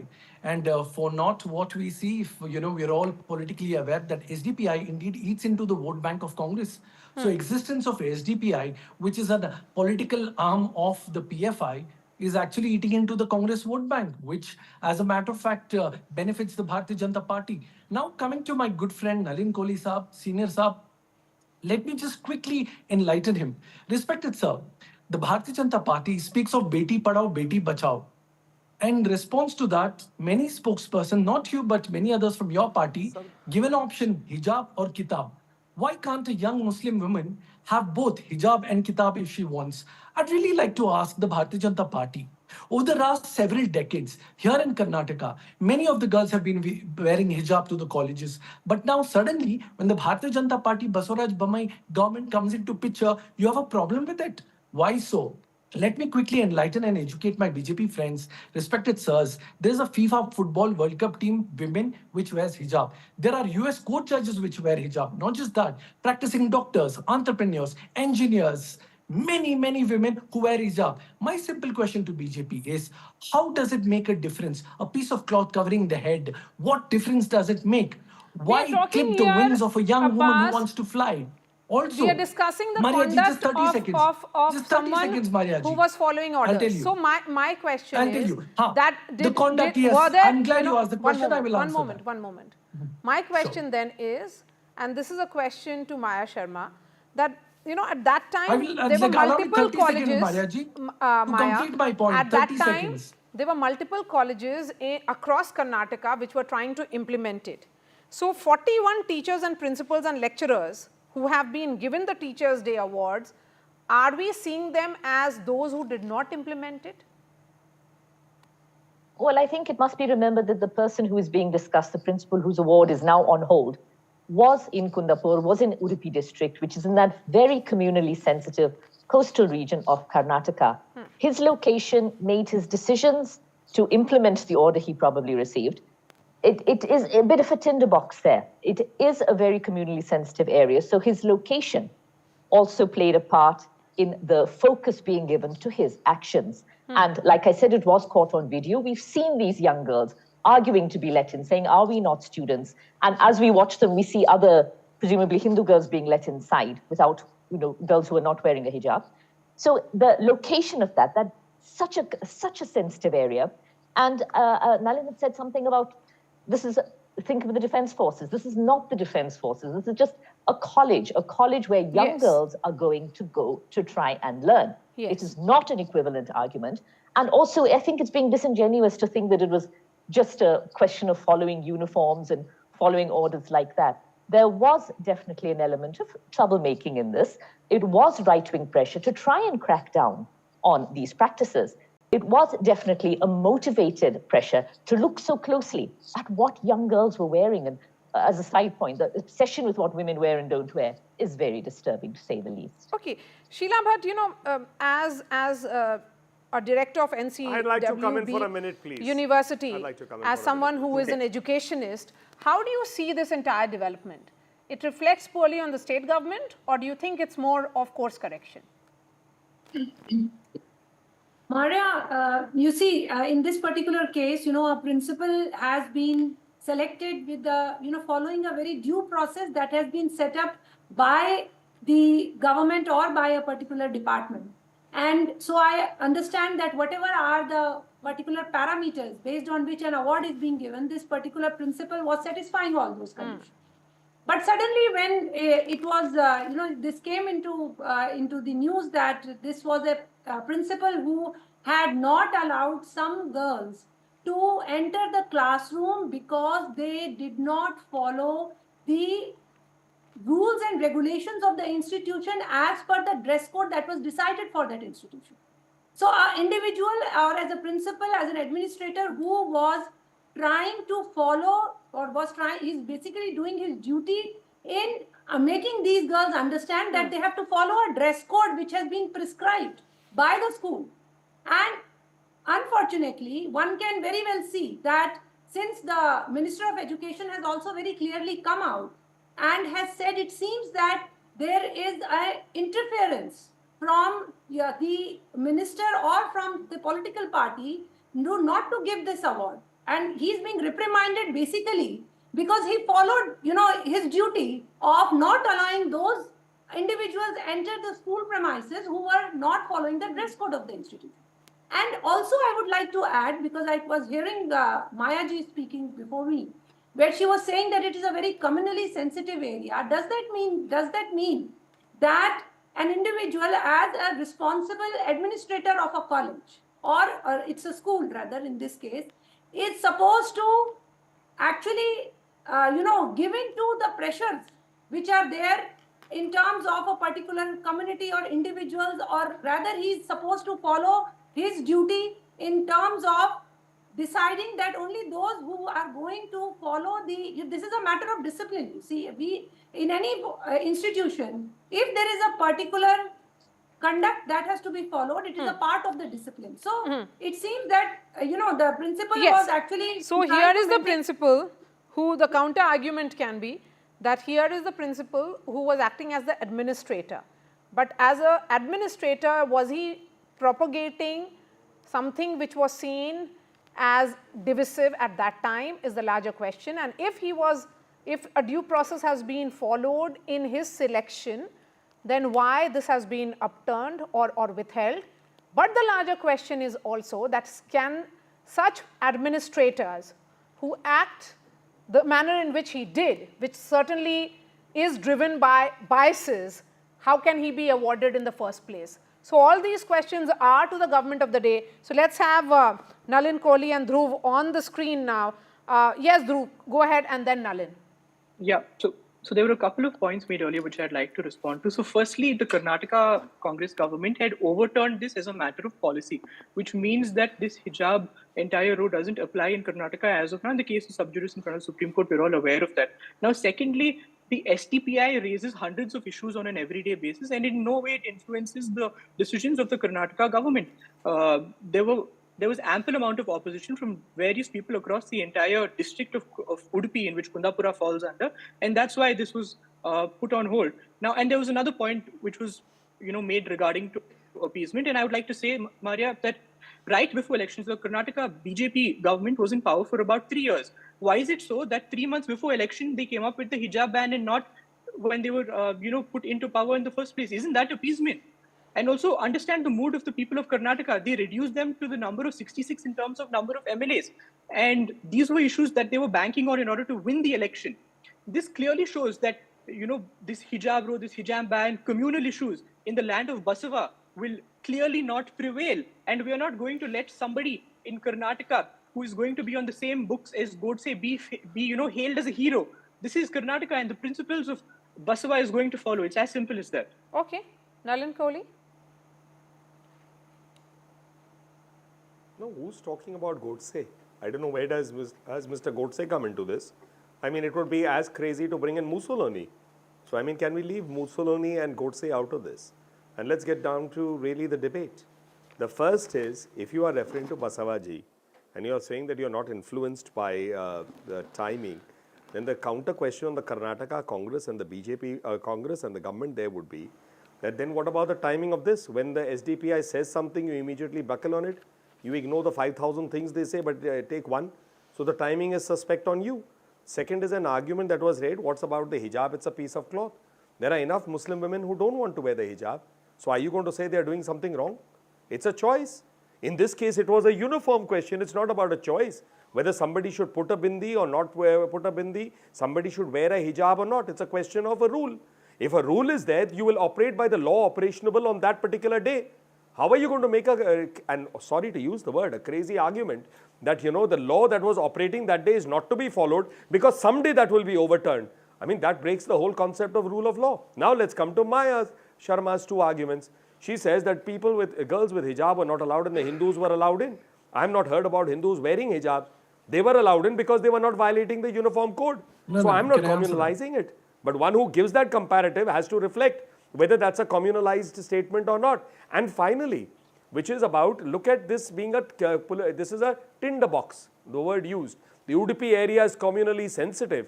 If it is sensitive, then the counter question is, at this time, by taking action against the man there, are you politically calming things or creating political communal fire?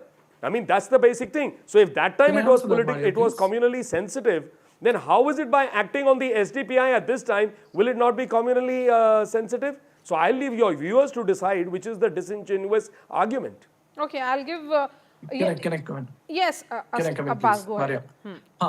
Maria, very importantly, I'm very glad that Nalin Kohli Sahab made a statement about choice. Respect is absolutely. Women have the right of choice whether they want to wear or not in a hijab. Absolutely. If they choose not to, they should not. But if they choose to, and they also choose to have an education, why is the BJP, which speaks of Beti Padhao, Beti Bachao, have so much problem? Respected sir, do you know that 2 months before this controversy, the same government PU college, the same principal BG Ramakrishna allowed these same girls with the same hijab? Why is it that? The timing real question is the BJP party. What did you do in Karnataka, sir? Communal issues. It became a communal laboratory. Hijab, halal, meat, Dauraksha. What is happening here? Karnataka is the land of Baswana, sir, where we believe in uniformity. Okay, I've in just the right enough time for the last word to the two women on the panel. Professor Geeta Bhatt, 30 seconds to you, and then I'll speak to Maya Sharma. Maria, it is very important also to put forth that there are many people who are Muslims and who do not want that these kind of practices, they should be encouraged, especially in educational institutions. One example is of Muslim Education Society, which has more than 150 educational institutions, not only in India, but also abroad. And in sometime in 2017-18, they decided that they are going to ban the covering of the face in their campuses. And their president very clearly stated that we want to let us pursue the Islam of Kerala and not the Islam of Middle East. There are many radical groups who are trying to pressurize women to cover themselves, which is not our culture.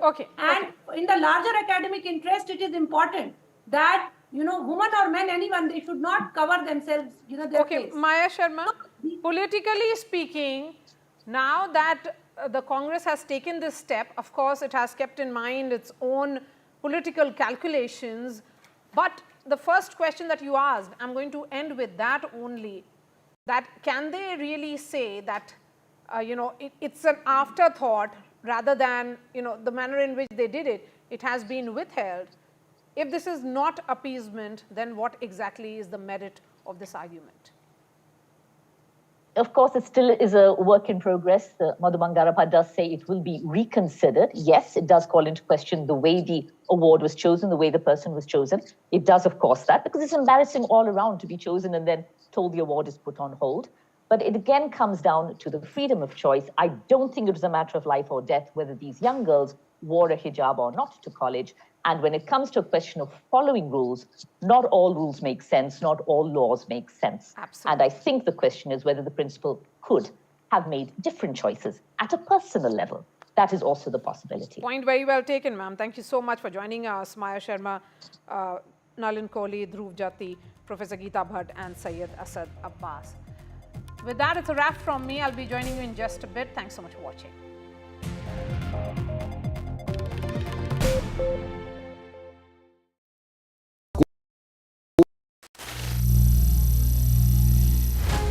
Some people say the metaverse will only be virtual. One day this lecture hall will be made of code, and driverless cars would be trapped in intersections. But even in this maze of the future, you can't wish away health. It's time to become more resilient.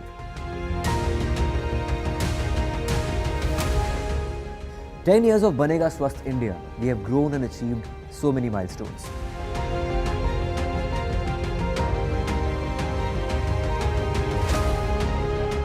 And now I have a plan to beat the urgency, to stop breathing with difficulty, to relieve getting choked with inactivity.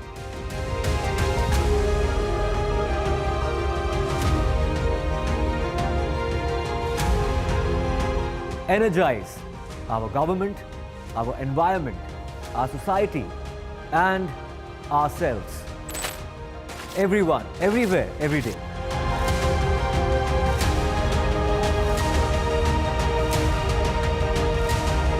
बनेगा स्वस्थ India.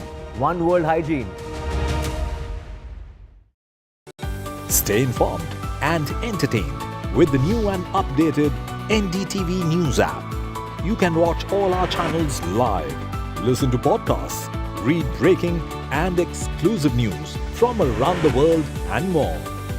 Download the NDTV app today and get access to the best journalism and storytelling on your smartphone or tablet. The NDTV app. News that matters to you. Landslide devastation in Kerala's Wayanad. Join NDTV's initiative. Donate for Kerala.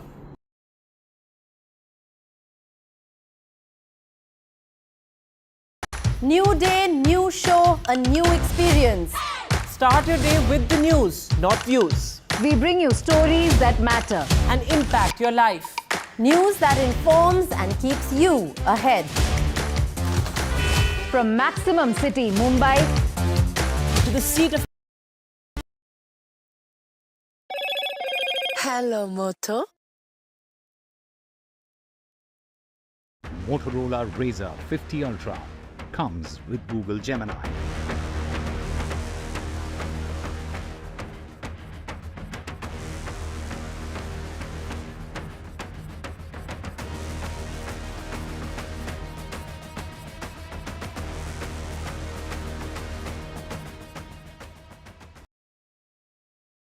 Hi, I'm Shreya Saran. Kerala's Wayanad area is hit by devastating landslides, resulting in loss of lives and livelihood. Kerala needs your help right now. Let's join NDTV initiative. Come, donate. Let's rebuild Wayanad.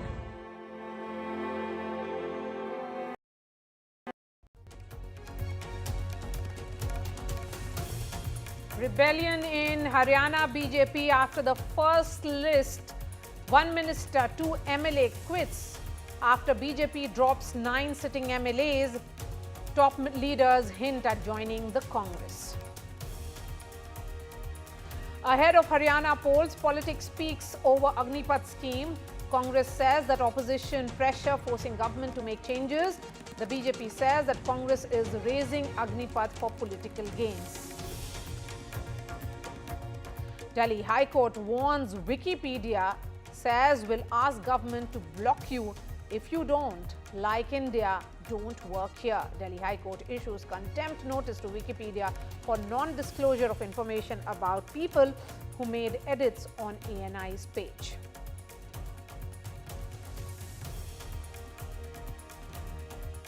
It's RG car victims' parents versus government of West Bengal. The family raises serious questions on police conduct. Parents allege police forced, in fact, offered them money, forced quick cremation. Prime Minister Modi fronts India's semiconductor push in Singapore. India-Singapore sign MOUs for semiconductors, digital tech.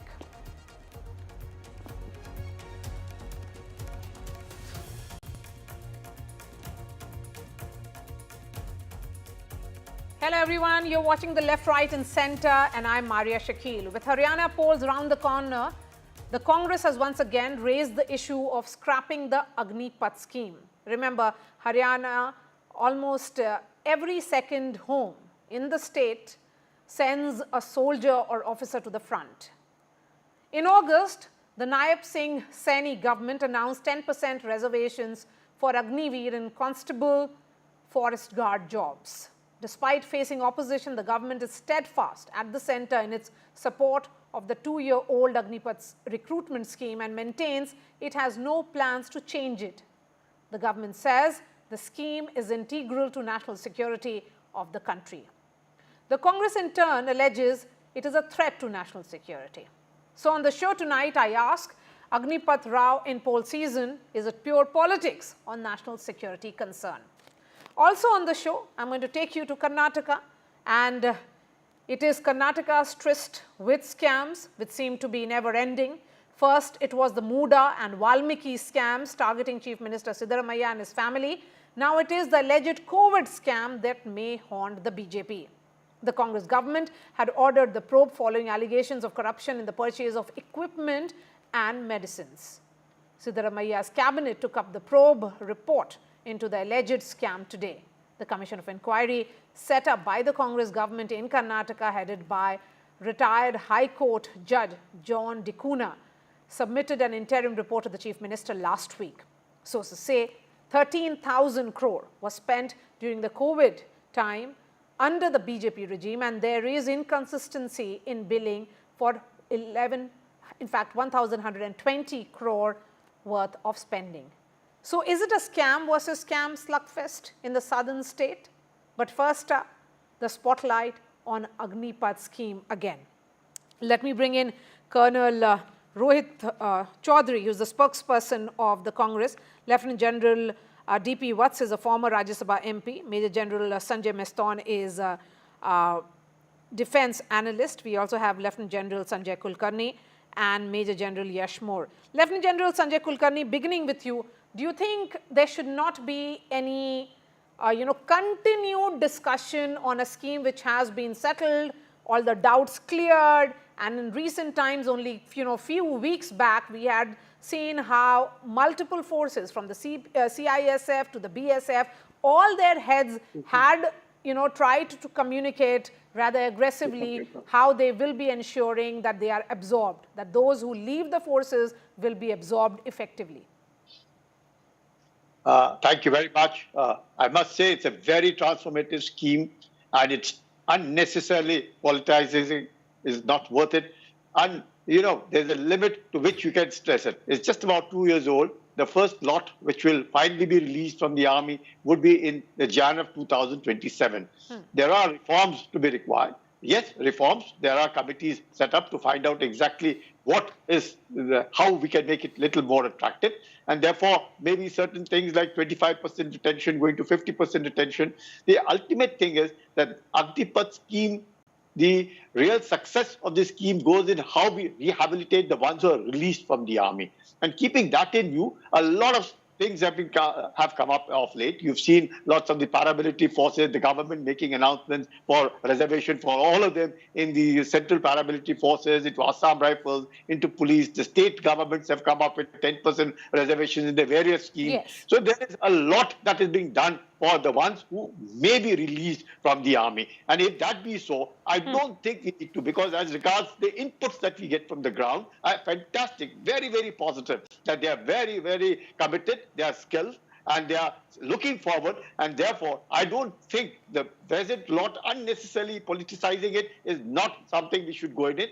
We must trust the government. We must trust the system and the organization is sending all the trained people, and therefore there should be no apprehensions in anybody's mind that this is a scheme which will lead to compromising national security. Definitely not. It will enhance national security because the average age from 29 will come to 26. Yeah.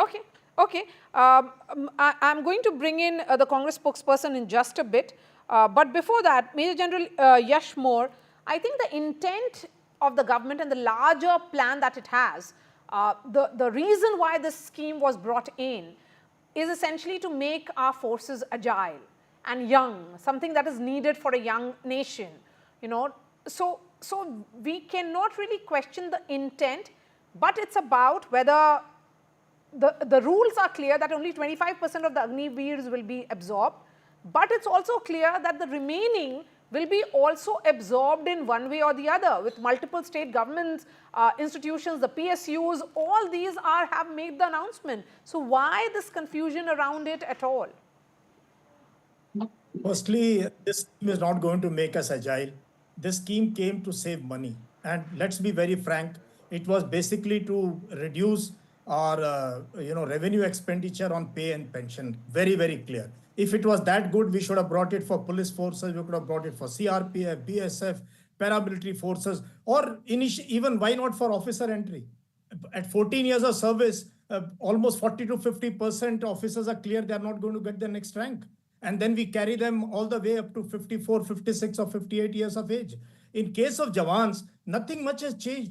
Training period has been reduced from 9 to 10 months to 6 months. Out of that, last 1.5 months is going to their last final parade because now it's a major PR exercise. I don't know how agility is going to improve by this. And there are two categories of soldiers in the unit. The ones who are Agniveer, they get only 30 days leave. The other guy goes for 90 days leave. Their pay is less than half of the other guy. Plus, there is no pension for the family if they are killed in action. Plus, families don't get canteen facility or military facilities, hospital facility with regular. So there's absolutely too much of difference between these two entries. And in the unit, these people have come in very low numbers and they are not even suitable. You can't send them on a training course. You can't use them for specialization. A soldier takes 8 to 9 years to become a soldier who can handle a tank or an air defense gun or an equipment. Here in 4 years service, what other than simple firing and guard duties, what are you going to teach them? You can't, because you don't know which will be the 25% you'll retain. And now coming to the point of the SOPs that are being given by Haryana government, others, when I speak to these jawans, say, "Sab, agar police mein jana hai ya BSF mein jana hai, to hum pehle hi na chale jayenge. Why should we join here? 4 years waste here. This 4 years is wasted. Nobody is giving you seniority. Even army mein, you will be re-enlisted. Your service will start after you have finished these 4 years. In this 4 years, they cannot even apply for ACC commission. So there's despondency. It's not a well thought out scheme. Very frank. I think, as General Naravne has said in his book, which we are still waiting to see, it is a bolt from the blue. The services were actually not that much in picture, at least the way the scheme was rolled out. So my position on the scheme has been consistent. Yes. No politics around, but time to take a deep look into it. And the best way to take a look is to get a feedback from the rank and file, which is the units and the companies where this problem is being faced. Sure. Lieutenant General DP Watts, will you respond? Yes. You see, basically, Defense Minister has been saying time and again that scheme will be reviewed from time to time depending upon the defense needs or security needs of the country, feedback from the armed forces. As on today, first thing is, do we need them? One. Second thing, are we capable of rehabilitating them once they come out of service? As far as rehabilitation is concerned, basic contention of everybody is rehabilitation, which is primarily rehabilitation. One is, as was mentioned, and now it is in press also. Moreover, I am a votary to what others are saying. As far as the retention is concerned, it is being reviewed. It is armed forces recommendations is 50%. I am personally in favor of even higher, 60% or 75%. What is the security environment today? We cannot afford to take them out. One thing. Second thing, I don't agree with General Moore that they will be useless for the service and all that. No. First, let me make it very clear that technical specialties like Army Medical Corps, nursing assistants and all those are exempted. So is the case in technical cadres of Air Force and Navy. Second thing, one more thing I wanted to bring it here, that it is being reviewed. They are not bad soldiers, what has been brought out. No.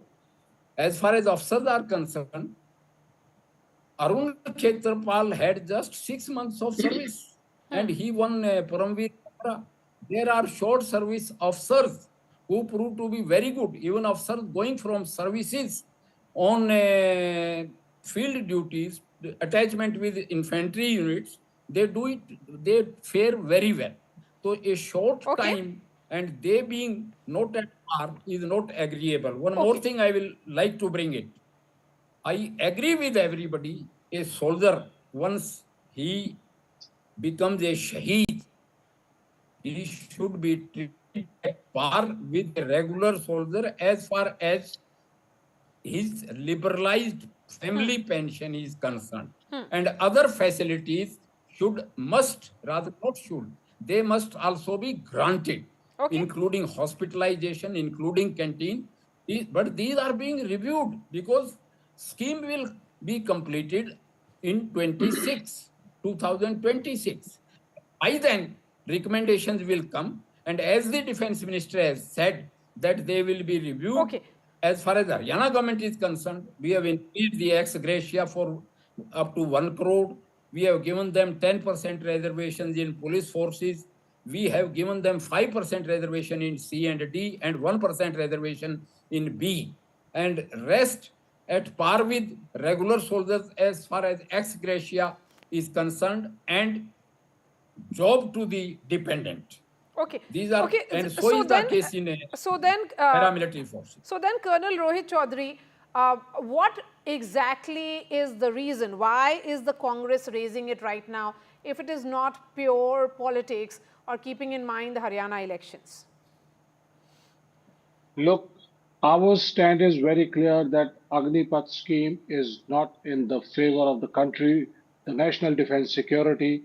So that is the reason, basic reason.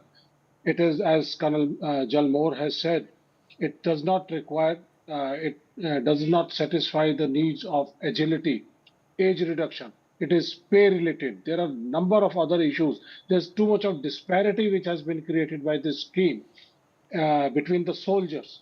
So our take is very clear that India is facing 2.5 front battle left from the Western Front, from the Eastern Front, as well as then internal security situations. So it is not in the interest of national security. That is the first thing.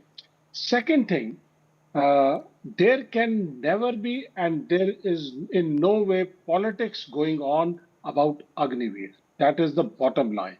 It is national security, safety of the country that is paramount for us. Now coming on to the disparity which has been created between the soldiers, as a number of panelists, they have brought out that there are two different types of soldiers and two different types of martyrs. Their remunerations are different, their entitlements are different.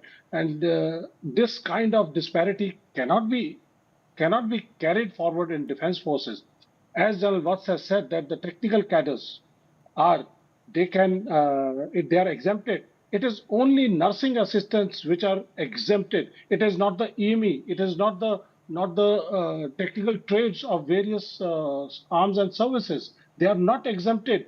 And for 4 years, as rightly brought out, that they will only be doing sentry duties. There are employability restrictions put by the defense forces, by the army itself, that they cannot be deployed independently. They cannot be deployed on sensitive locations. So you mean you need to have one soldier, regular soldier on duty on Agniveer. So there are a lot of issues. If the scheme was so good, why there is a review? Whenever there is an election on 22nd of March, before the Lok Sabha elections, Defense Minister came on record and he said that we will be, if required, that we will be doing the review. Almost 5.5 months have passed. There is no review. If the scheme was so good, so you are then, essentially the Congress says don't scrap it, but tweak it based on the feedback that you're getting. Major General Sanjay Miston, I'm coming to you, sir. One more point I want to make. That is, these people, they are saying that 10% reservations have been kept in different paramilitary organizations, and even the Haryana state government has done it. But mind it, that is only for the ex-servicemen. There is no notification on record as on date by any paramilitary services or Haryana government that Agniveers are included in the notifications.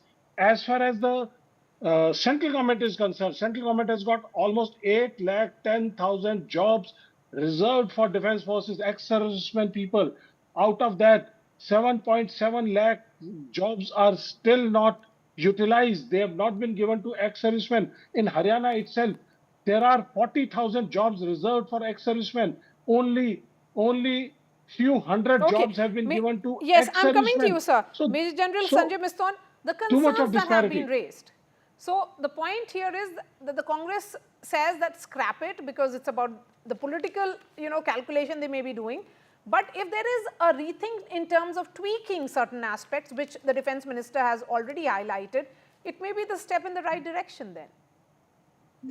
Yeah, very true, Maria. What you have stated, that the Defence Minister has stated very clearly that they will be looking for a review. See, those are steps in the right direction, because a lot of points have been coming, and today you have 100 people from the Indian Army itself and sitting on a forum. Everyone will have different opinion on this, based on their experience, based on their exposure of so many factors. So you will have varied and diverse opinions, but the fact of the matter is, I've heard all the speakers and everyone has some relevant points. The fact of the matter is, why this scheme was launched is basically to have a youthful profile. And today we are witnessing in the world 2 wars are there, the Russia-Ukraine and Israel-Hamas. So youthful profile is essential to the army. Now, youthful profile does not only imply that you only have youthful people, you have to also have experienced people. It's a mix of experience and youthful profile, and as brought out, there have been many officers, young officers, and many Jawans who in the first year of service have been, raw courage. They have just gone blindly and just assaulted onto the enemy. So that kind of raw courage is also required, and experience is also required, because today's war is innovative. You have to have a lot of technical ideas, etc. So to that effect, Agniveer, firstly, the big change is that earlier all the tests used to start firstly with the physical test. This time now for Agniveer, it is first and foremost, it is written test. And therefore, after that is the, the physical test. So what it implies is that this is a decade of transformation. We have to fight in a multi-domain environment. We have to be technical savvy. And therefore, people have to have a technical fair or educated bent of mind. And therefore, the feedback coming from the environment is that, yes, the Agniveers, firstly, let me be very clear, they are the same recruits who were there earlier, and the system has changed only of the recruitment pattern. But the Jawans are same.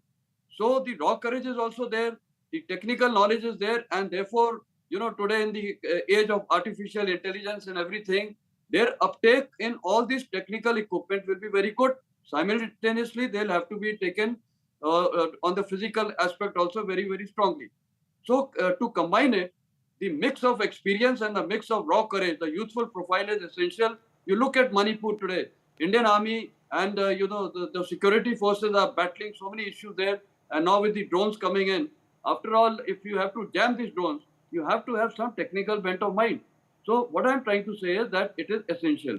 Now coming on to various other factors which the Defence Minister has highlighted, I foresee that maybe 50% may be retained, or maybe in the longer run 75% may be retained. It will be depending on the feedback which the Indian Army gives. Because the first batches are now basically they are already in the units. So based on the feedback, I'm quite sure a review will be done, and majority of them may be perhaps retained. Or see, in one way it is another good. I'll tell you my own experience. When I was commanding my battalion, infantry battalion is the cutting edge of the fighting force. Now, as a CO, obviously the desire is to have a youthful profile. And I remember when I was commanding my battalion, many of the Havaldars, etc., they said, we want to leave the army. And I, as a commanding officer, had to take a very firm stand to relieve about 50, 60 of them. What was the end state? It was a very youthful profile. People became Havaldars in 8 years of service, and therefore the efficiency increased. So what I'm trying to say, this is an experiment. It will pay off in the long run. Okay. Yes, there will be issues. Feedback will keep coming, and Indian Army, I'm quite sure, is amenable to the review, and Government of India will also consider the review, because it's not that लकीर की वो line खींच दी है कि इसके बाद अब कुछ नहीं होगा. मेरे ख्याल, I think the flexibility will be there. Feedback will be taken. It is in the interest of the country. Yeah, the national security is at stake, so feedback will be taken. Okay. And I think if the Defence Minister has highlighted, I think those things, after maybe 1 or 2 years feedback, things will be changed. Okay. So I feel it's a step in the correct direction, but with a lot of changes or additions may be required. Maria. Okay. Colonel Chaudhary, you wanted to come in. See, I just wanted to say one more thing. That is that the lot of tweaking in is required, because it is not a well thought of scheme. It was not it was not tested. So the army or air force or navy cannot, defense forces cannot be a test bed for experimentation. When they are doing a good job, they're one of the best armies in the world. There is no requirement of put spokes into that. Only to bring the agility, or to in the case of reducing the age profile of the soldiers. But at the same time, we need technical savvy people. We need technically trained people. Now today, our equipment is, our defense forces are technology savvy. Equipment is very, very sophisticated.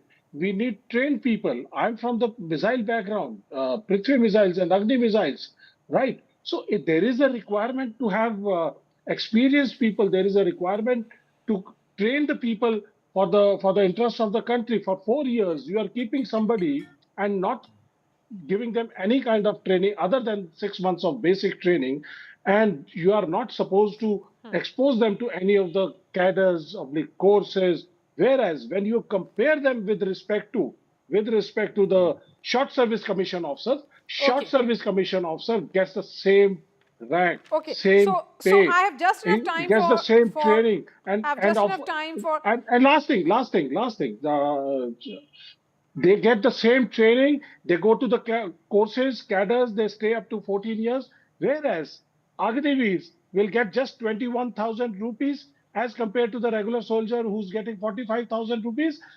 That is the starting salary. There are a lot of disparities. So my take is very simple. Our take is very simple. It is neither in the interest of the organizations nor in the interest of the youth. The youth it is not attractive, and they have started a lot of people. I have just enough time for Lieutenant General Sanjay Kulkarni. 30 seconds to you, and then 30 seconds to Major General Yash More. Please go ahead, Lieutenant General Sanjay Kulkarni. Maria, at the very outset, the army had only 7 years of color service till 1976. They fought wars, 47, 48, 62, 65, 71. Did we compromise with national security? Number one. Number two, as regards the training is concerned, it's 10 weeks of basic military training with 14 weeks of advanced military training with 7 weeks of the on-the-job training. There's no compromise on training. Number three, if you take even the feedback today from the battalion, there are excellent feedbacks coming from there, be it in firing, be it in tactics, be it in physical fitness, mental robustness. So there's nothing wrong with this. This is a fantastic scheme to have young people with physical fitness, mental robustness, national security is not at all compromised. It's just politicizing an issue which has no meaning. Do you mean to say the government of the day then had compromised national security when the color service was only 7 years?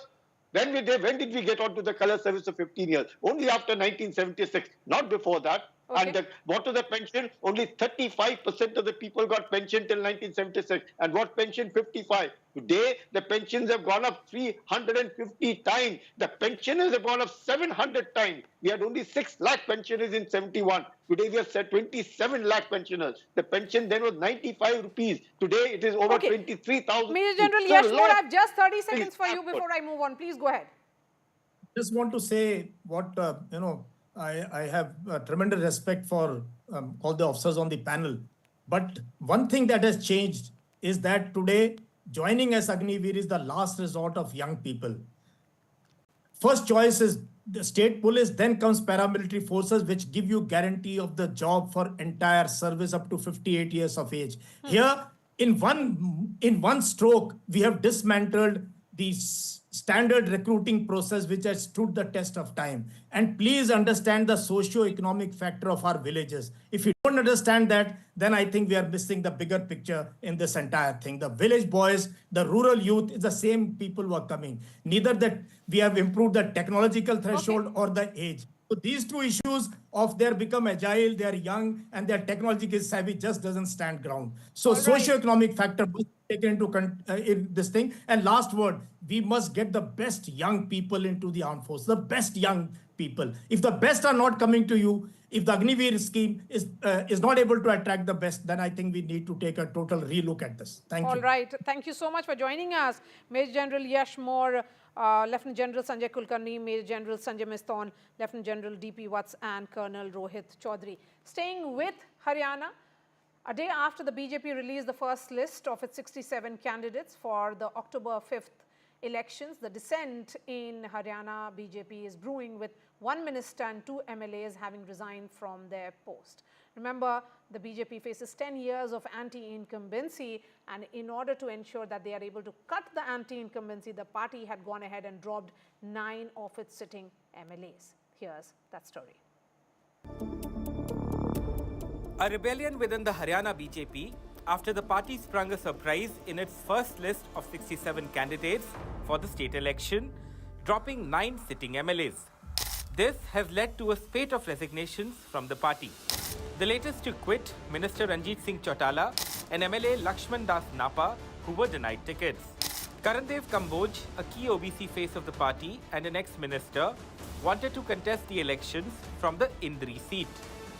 कल joining करवा रहे हैं कुछ लोगों को, उन लोगों को जिन्होंने पूरे प्रदेश में जो है ना नुकसान करवाया, पूरे प्रदेश की व्यवस्था जो है ना छिन-भिन करने का काम किया, कल ही उन लोगों को ज्वाइन करा करके और शाम को उनको टिकट दे दी गई। मैं 5 साल तक जैसे मैंने पूरे प्रदेश में मेहनत की है और ओबीसी समाज को ज़्यादा से ज़्यादा भारतीय जनता पार्टी के साथ जोड़ने का काम किया है। ये हमारे यहाँ के कार्यकर्ताओं के साथ अन्याय है। बस ये सपना ही रह जाएगा, 15-16 पर सिमट करके भारतीय जनता पार्टी आ जाएगी और कांग्रेस पार्टी जो है यहाँ सरकार बनाई जाएगी। Haryana BJP sources say it took the party high command a week more than expected to announce the first list of candidates. This triggered insinuations and rumors in a party known for its discipline. So far, the BJP has refused to comment on whether infighting delayed the list or whether there were any last-minute changes. The party maintains that the list has a mix of all castes and sub-castes in the state. Haryana प्रदेश के लोगों ने जो एक मन बनाया है, तीसरी बार Bharatiya Janata party की सरकार बहुत बड़ी सीटें लेकर के सरकार बना रही है। पिछले 10 वर्षों में बिना भेदभाव के, बिना क्षेत्रवाद के हमारी डबल इंजन की सरकार ने काम किए हैं। The Congress has so far not released an official list of candidates for Haryana, but created a stir with this meet between Rahul Gandhi and top wrestlers Vinesh Phogat and Bajrang Punia, who led the agitation over sexual harassment allegations against BJP ex-MP Brij Bhushan Sharan Singh. Both wrestlers will contest the Haryana polls on Congress tickets.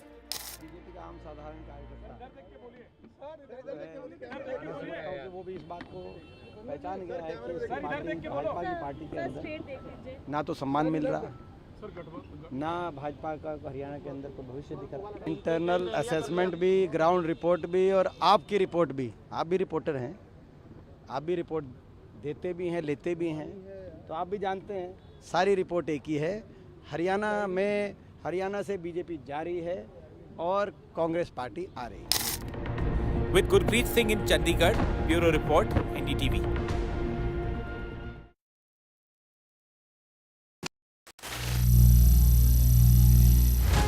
Some people say the metaverse will only be virtual. One day this lecture hall will be made of code, and driverless cars would be trapped in intersections. But even in this maze of the future, you can't wish away health. Hello, Moto.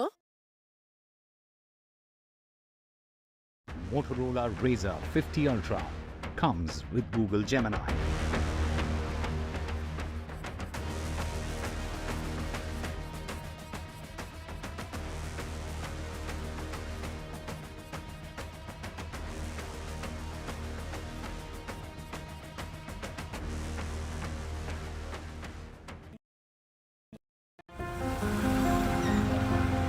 You have seen their blockbusters. Now meet the legends.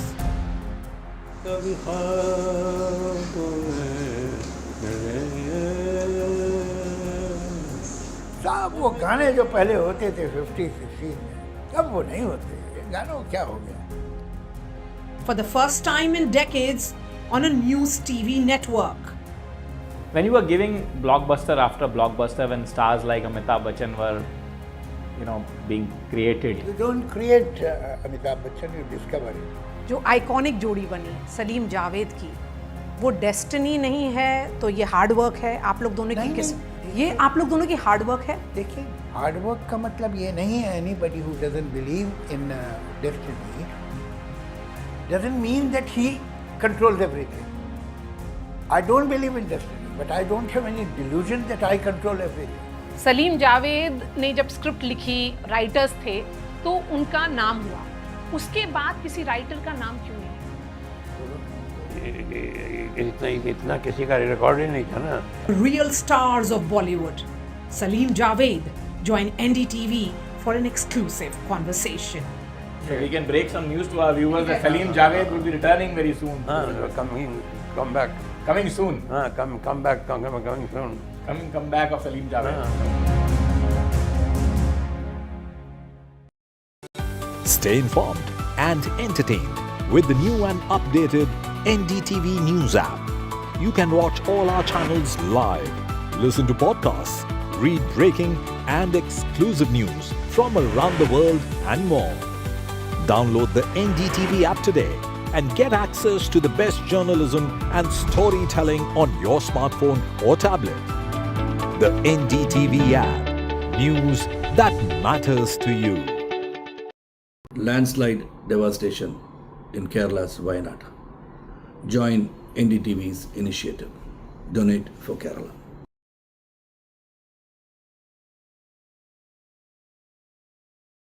New day, new show, a new experience. Start your day with the news, not views. We bring you stories that Karnataka's tryst with scams seems to be never ending. First, it was the Muda and Valmiki scams targeting Chief Minister Siddaramaiah and his family. Now it is the alleged COVID scam that may haunt the BJP. The Congress government had ordered the probe following allegations of corruption in the purchase of equipment and medicines. Siddaramaiah's cabinet today took up the probe report in the alleged scam. The Commission of Inquiry set up by the Congress in Karnataka, headed by retired High Court Judge John Dikuna, submitted an interim report to the Chief Minister last week. First up, a report by Radhika, and she has also spoken to the Minister there, H.K. Patil. One of the most crucial things that was expected in the cabinet today was the COVID report. Is it seen as an eye for an eye because the Muda scam has already been something that the Congress government is clouded with, and now you see this report that is being taken over, most of them seeming to suggest that this is a revenge politics of sorts? It is unfortunate that whenever some important report comes, it is been termed like this, eye to eye. Where eye to eye?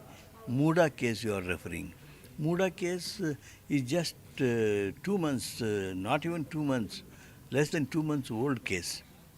Whereas this Justice Kuna committee was appointed when? Almost a year back.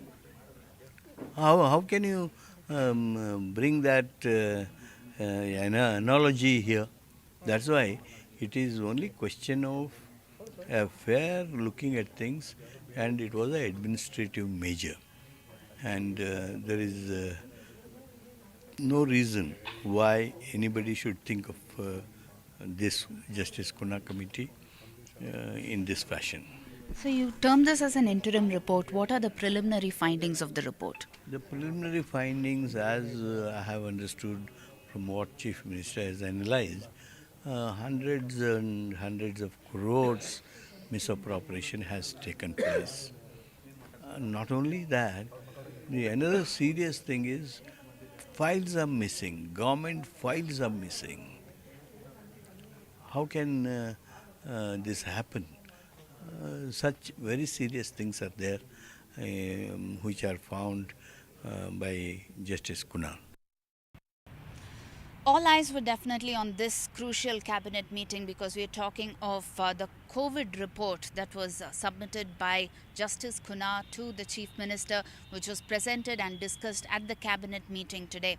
What we know is that the report consists of over 1,000 pages. We also know that several files were missing, and this has been a definite cause of concern. Sources suggest that there is misappropriation to the tune of over 1,000 crore rupees, and these are the preliminary findings, is what we are told by Law and Parliamentary Affairs Minister Mr. H.K. Patil there. He has said that this report would actually be analysed by both the Chief Secretary as well as the Additional Chief Secretary, and once they finalise as well as analyse this report is when we would know further action that would be taken by the Congress government. They have denied all reports of this being an eye for an eye, because we are talking of the Congress government that is already marred with the Muda scam as well as the Valmiki scam.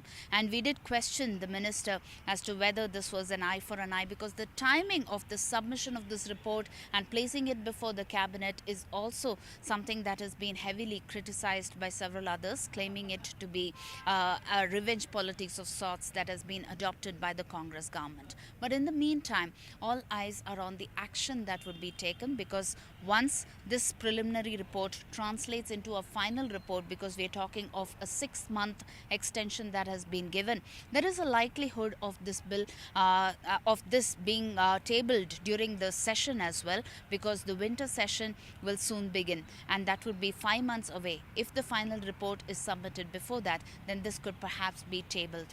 As of now, no names that have been mentioned, at least on record. Nobody has suggested that there are any names in the report, but we'll have to yet figure out what would be the details that would emerge once the report is analysed by the task force that has already been set up. Let me bring in my guest now. Professor Sandeep Shastri is National Coordinator of Lokniti. We have Sanjay Sahai, former ADGP of Karnataka, Mohan Vishwa representing the BJP, and Bhavya Narasimha Murthy is representing the Congress. Sandeep Shastri, coming to you, sir. It's almost like scam versus scam playing out in Karnataka. But here is a scam which is very, very disturbing, in the sense that that was a low point in everyone's life.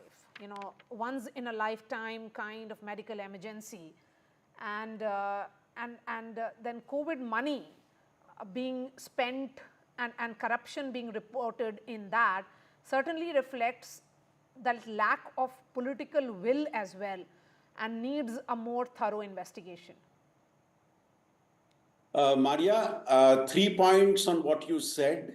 I think what Karnataka is witnessing is what we would call competitive negativism. You see, I expose what was wrong with what you did, and you expose what was wrong with I did. Maria, your second point, yes, one of the tragedies of governance across the country has been that when people were looking at welfare, people were looking at support, when people required the administration for their well-being, those were times where arbitrariness was at its peak, and those were times when discretion was used in a very, very arbitrary manner. And this has been seen in several such COVID reports across the country.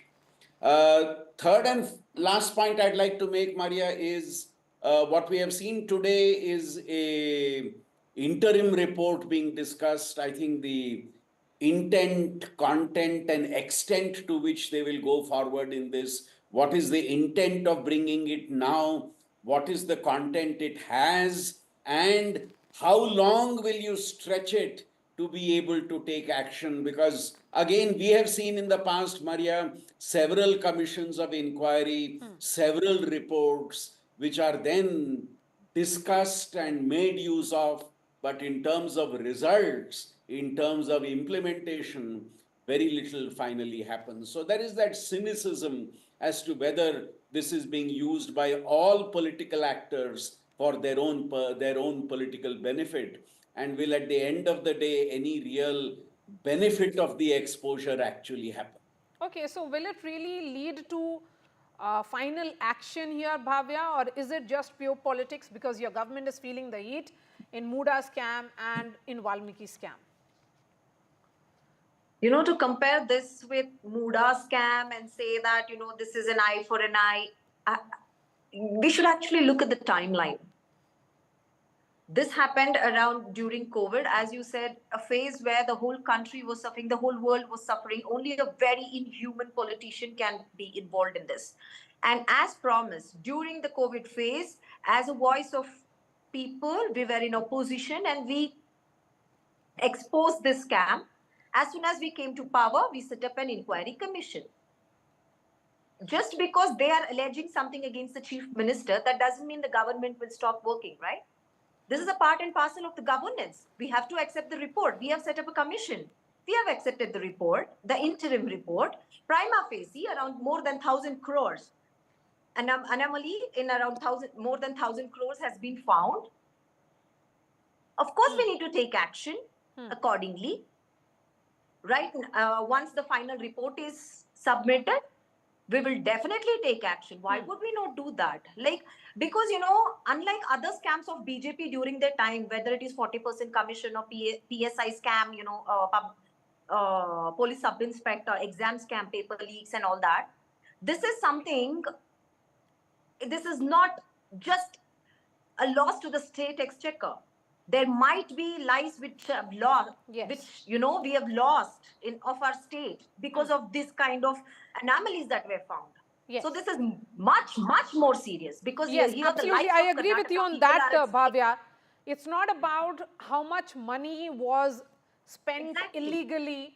It's about, you know, the fact that that drugs were, that amount was shown as drugs being bought, discrepancies at multiple levels. That is where the bigger problem here certainly is. Mon Vishwa, how will you really justify this move? Because when the Commission of Inquiry was set up, if it and it has come up with these findings, then heads must roll. Mr. Vishwa, if you can hear me. Hello, can you hear me? Yes, go ahead, Mohan. Hello? Yes, go ahead. Can you hear me? Yes. Yeah, sorry. Yeah, there was a network issue. Yeah. See, first of all, any scam for that matter, irrespective of done by anybody, we welcome investigation. In this COVID also, if the government is doing, let them do it. No issues. But the question is, I was hearing what Mr. H.K. Patil was saying. He said the Muda scam happened just 2 months back, whereas COVID happened way back. Let me remind my Congress spokesperson and also H.K. Patil that there was a scam called Redo Scam under the governance of Mr. Siddaramaiah, where more than 12,000 crores worth of land got siphoned off by the Congress government during their 2013-2018. That report is called Kempanna Ayoga report. That report is already ready. Why they are not submitting that? Why they are not taking in the cabinet? Because people who are involved in that scam are Congressists. Here, the COVID scheme is still an interim report. Final report is yet to come. They're taking the interim report and they're going for investigation. No issues. Let them do it. At the same time, let them open the Kempanna report also, which has 12,000 score scam. Second one, as far as Muda is concerned, there was a scam of around 3,000 crores. The report is already been submitted. The questions being raised are far more serious because this is about inconsistencies in billing, in vaccination.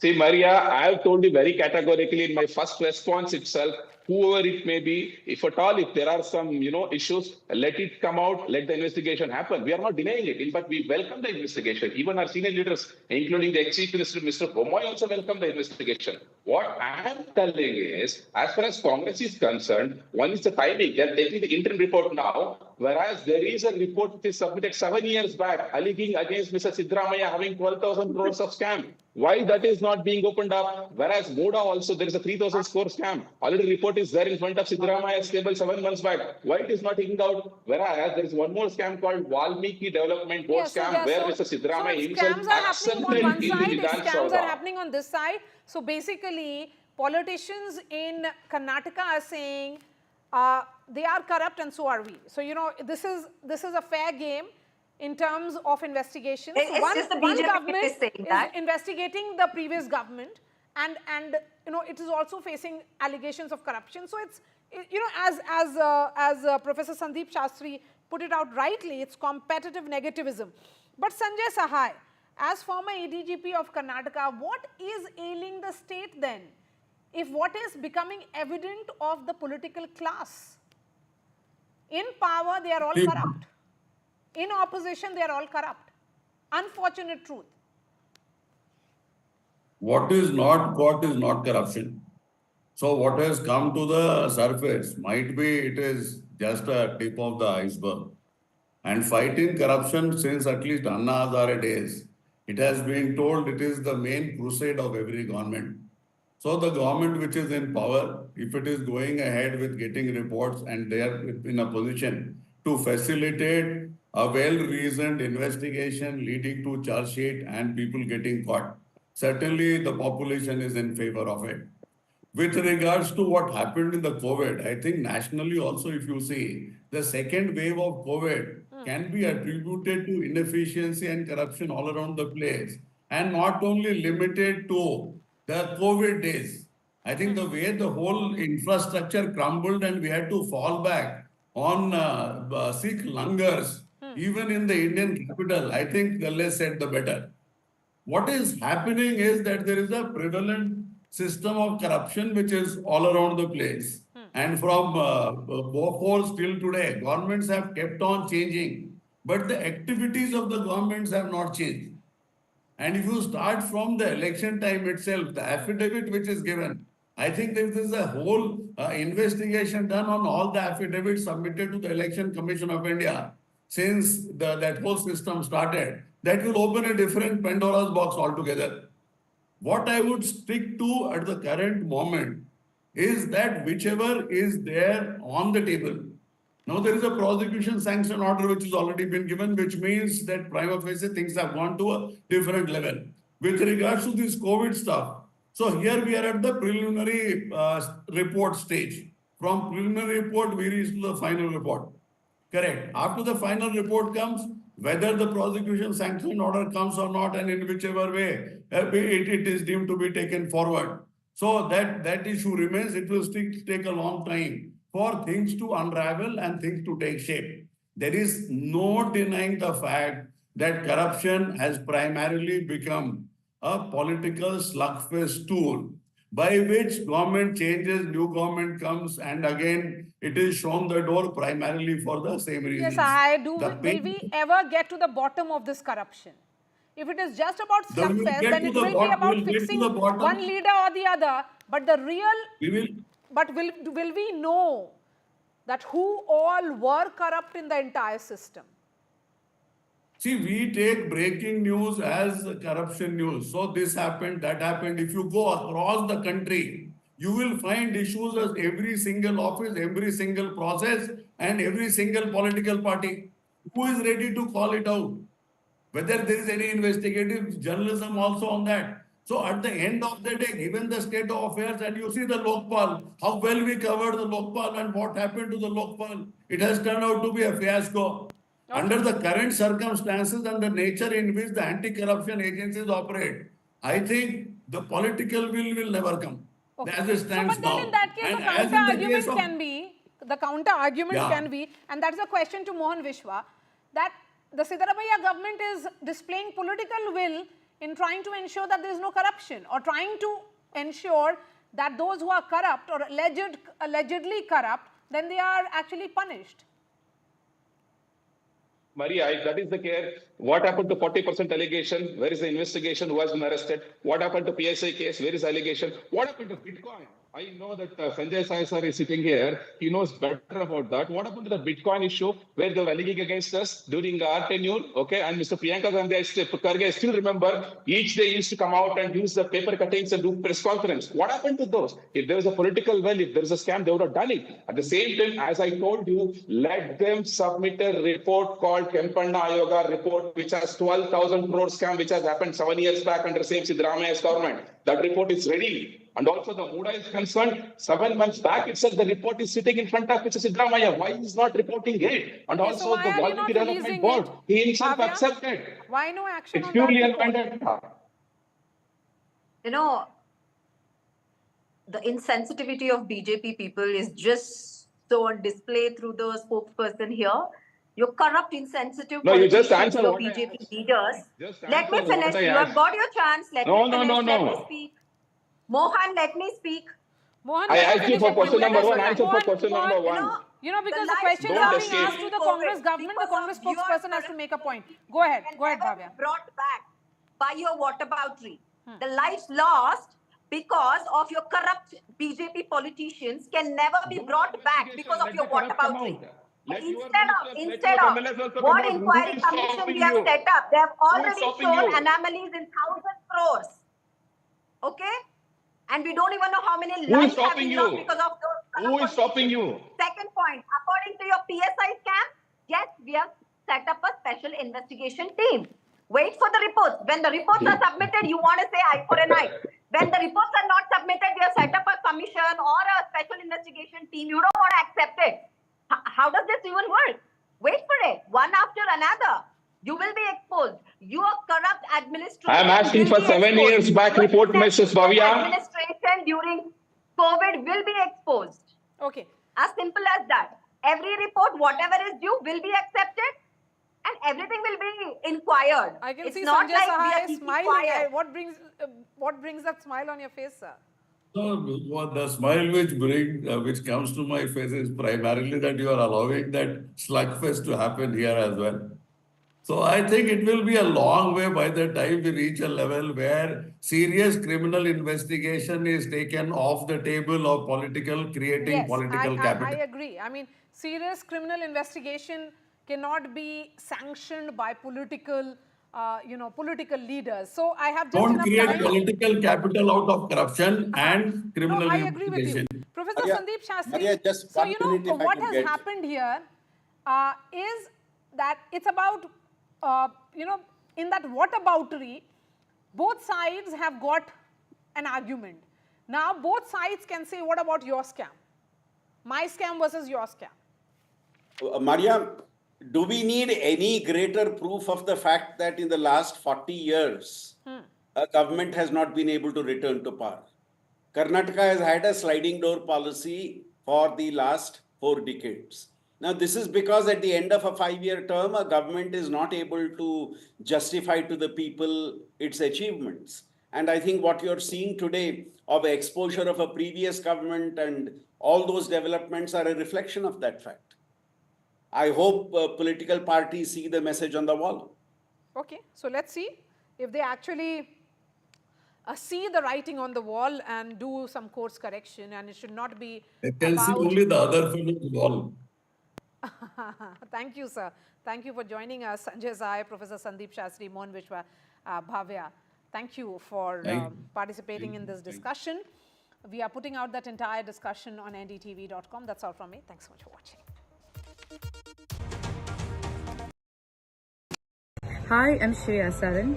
Kerala's Wayanad area is hit by devastating landslides, resulting in loss of lives and livelihood. Kerala needs your help right now. Let's join NDTV initiative. Come, donate. Let's rebuild Wayanad. Hello, Moto. Motorola Razr 50 Ultra comes with Google Gemini.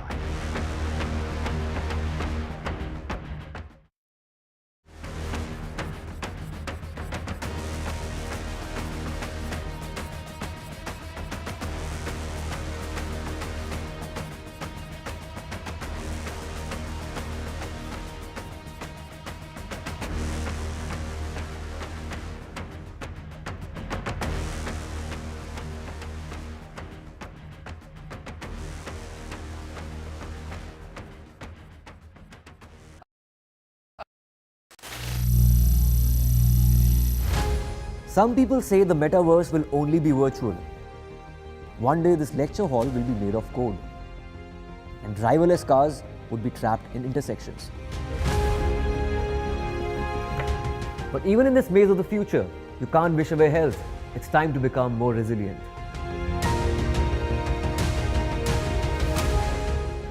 "10 years of Banega Swasth India, we have grown and achieved so many milestones.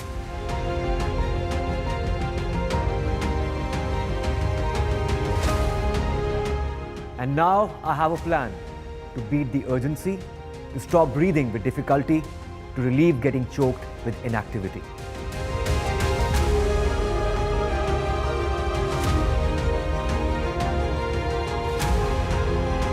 Energize our government, our environment, our society, and ourselves. Everyone, everywhere, every day.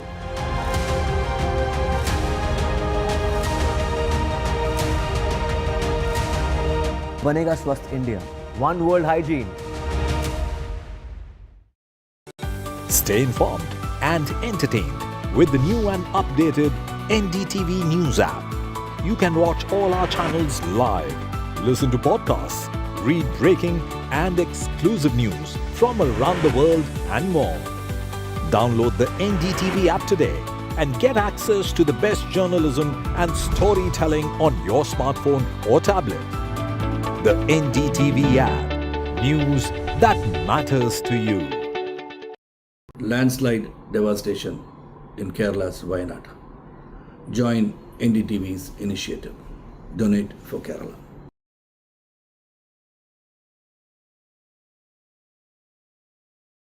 New day, new show, a new experience. Start your day with the news, not views. We bring you stories that matter and impact your life. News that informs and keeps you ahead. From Maximum City, Mumbai, to the seat of power, Delhi, NDTV brings you the best breakfast show. breakfast news on NDTV, 8 a.m. every day. Hi, I'm Shobha Karandlaje. Kerala's Wayanad area is hit by devastating landslides, resulting in loss of lives and livelihood. Kerala needs your help right now. Let's join NDTV initiative. Come, donate. Let's rebuild Wayanad.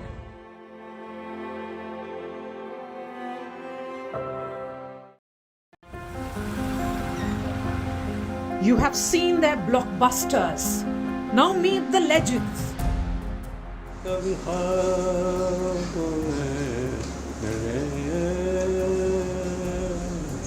साहब वो गाने जो पहले होते थे 50, 60 में, अब वो नहीं होते। गानों को क्या हो गया? For the first time in decades on a news TV network.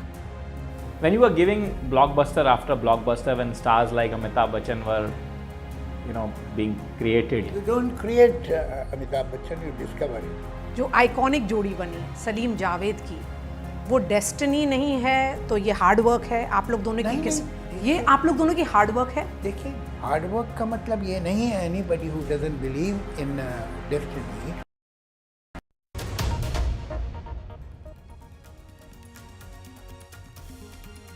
Hello and welcome. You're watching NDTV 24/7. I'm Osama Shab. Is there rebellion brewing in the BJP camp in Haryana just ahead of the crucial assembly elections? We'll get you all the details. But first, let's take a look at the headlines. Rumble in the Haryana BJP camp as one minister and two MLAs quit after BJP drops 9 sitting MLAs. 3 top leaders also hint at joining the Congress. Ahead of the crucial Haryana polls, politics speaks over the Agnipath scheme. Congress says that opposition's pressure is forcing the government to make changes, while the BJP retorts saying that Congress is raising the Agnipath scheme issue for political gains. The Delhi High Court wants Wikipedia and says that they will ask the government to block Wikipedia. The High Court says that if you don't like India, don't work here.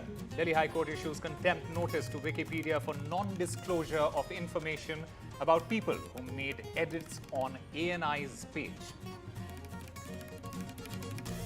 It is RG Kar victims' parents versus the West Bengal government as it raises serious questions on police conduct.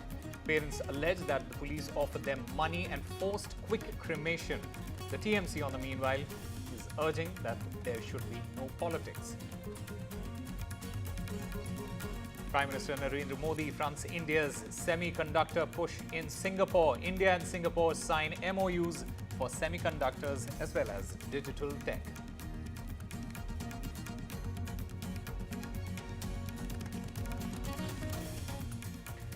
Well, a day after the BJP released the first list of 67 candidates for the October 5th Haryana Assembly elections, dissent is brewing, with one minister and two MLAs resigning from their posts.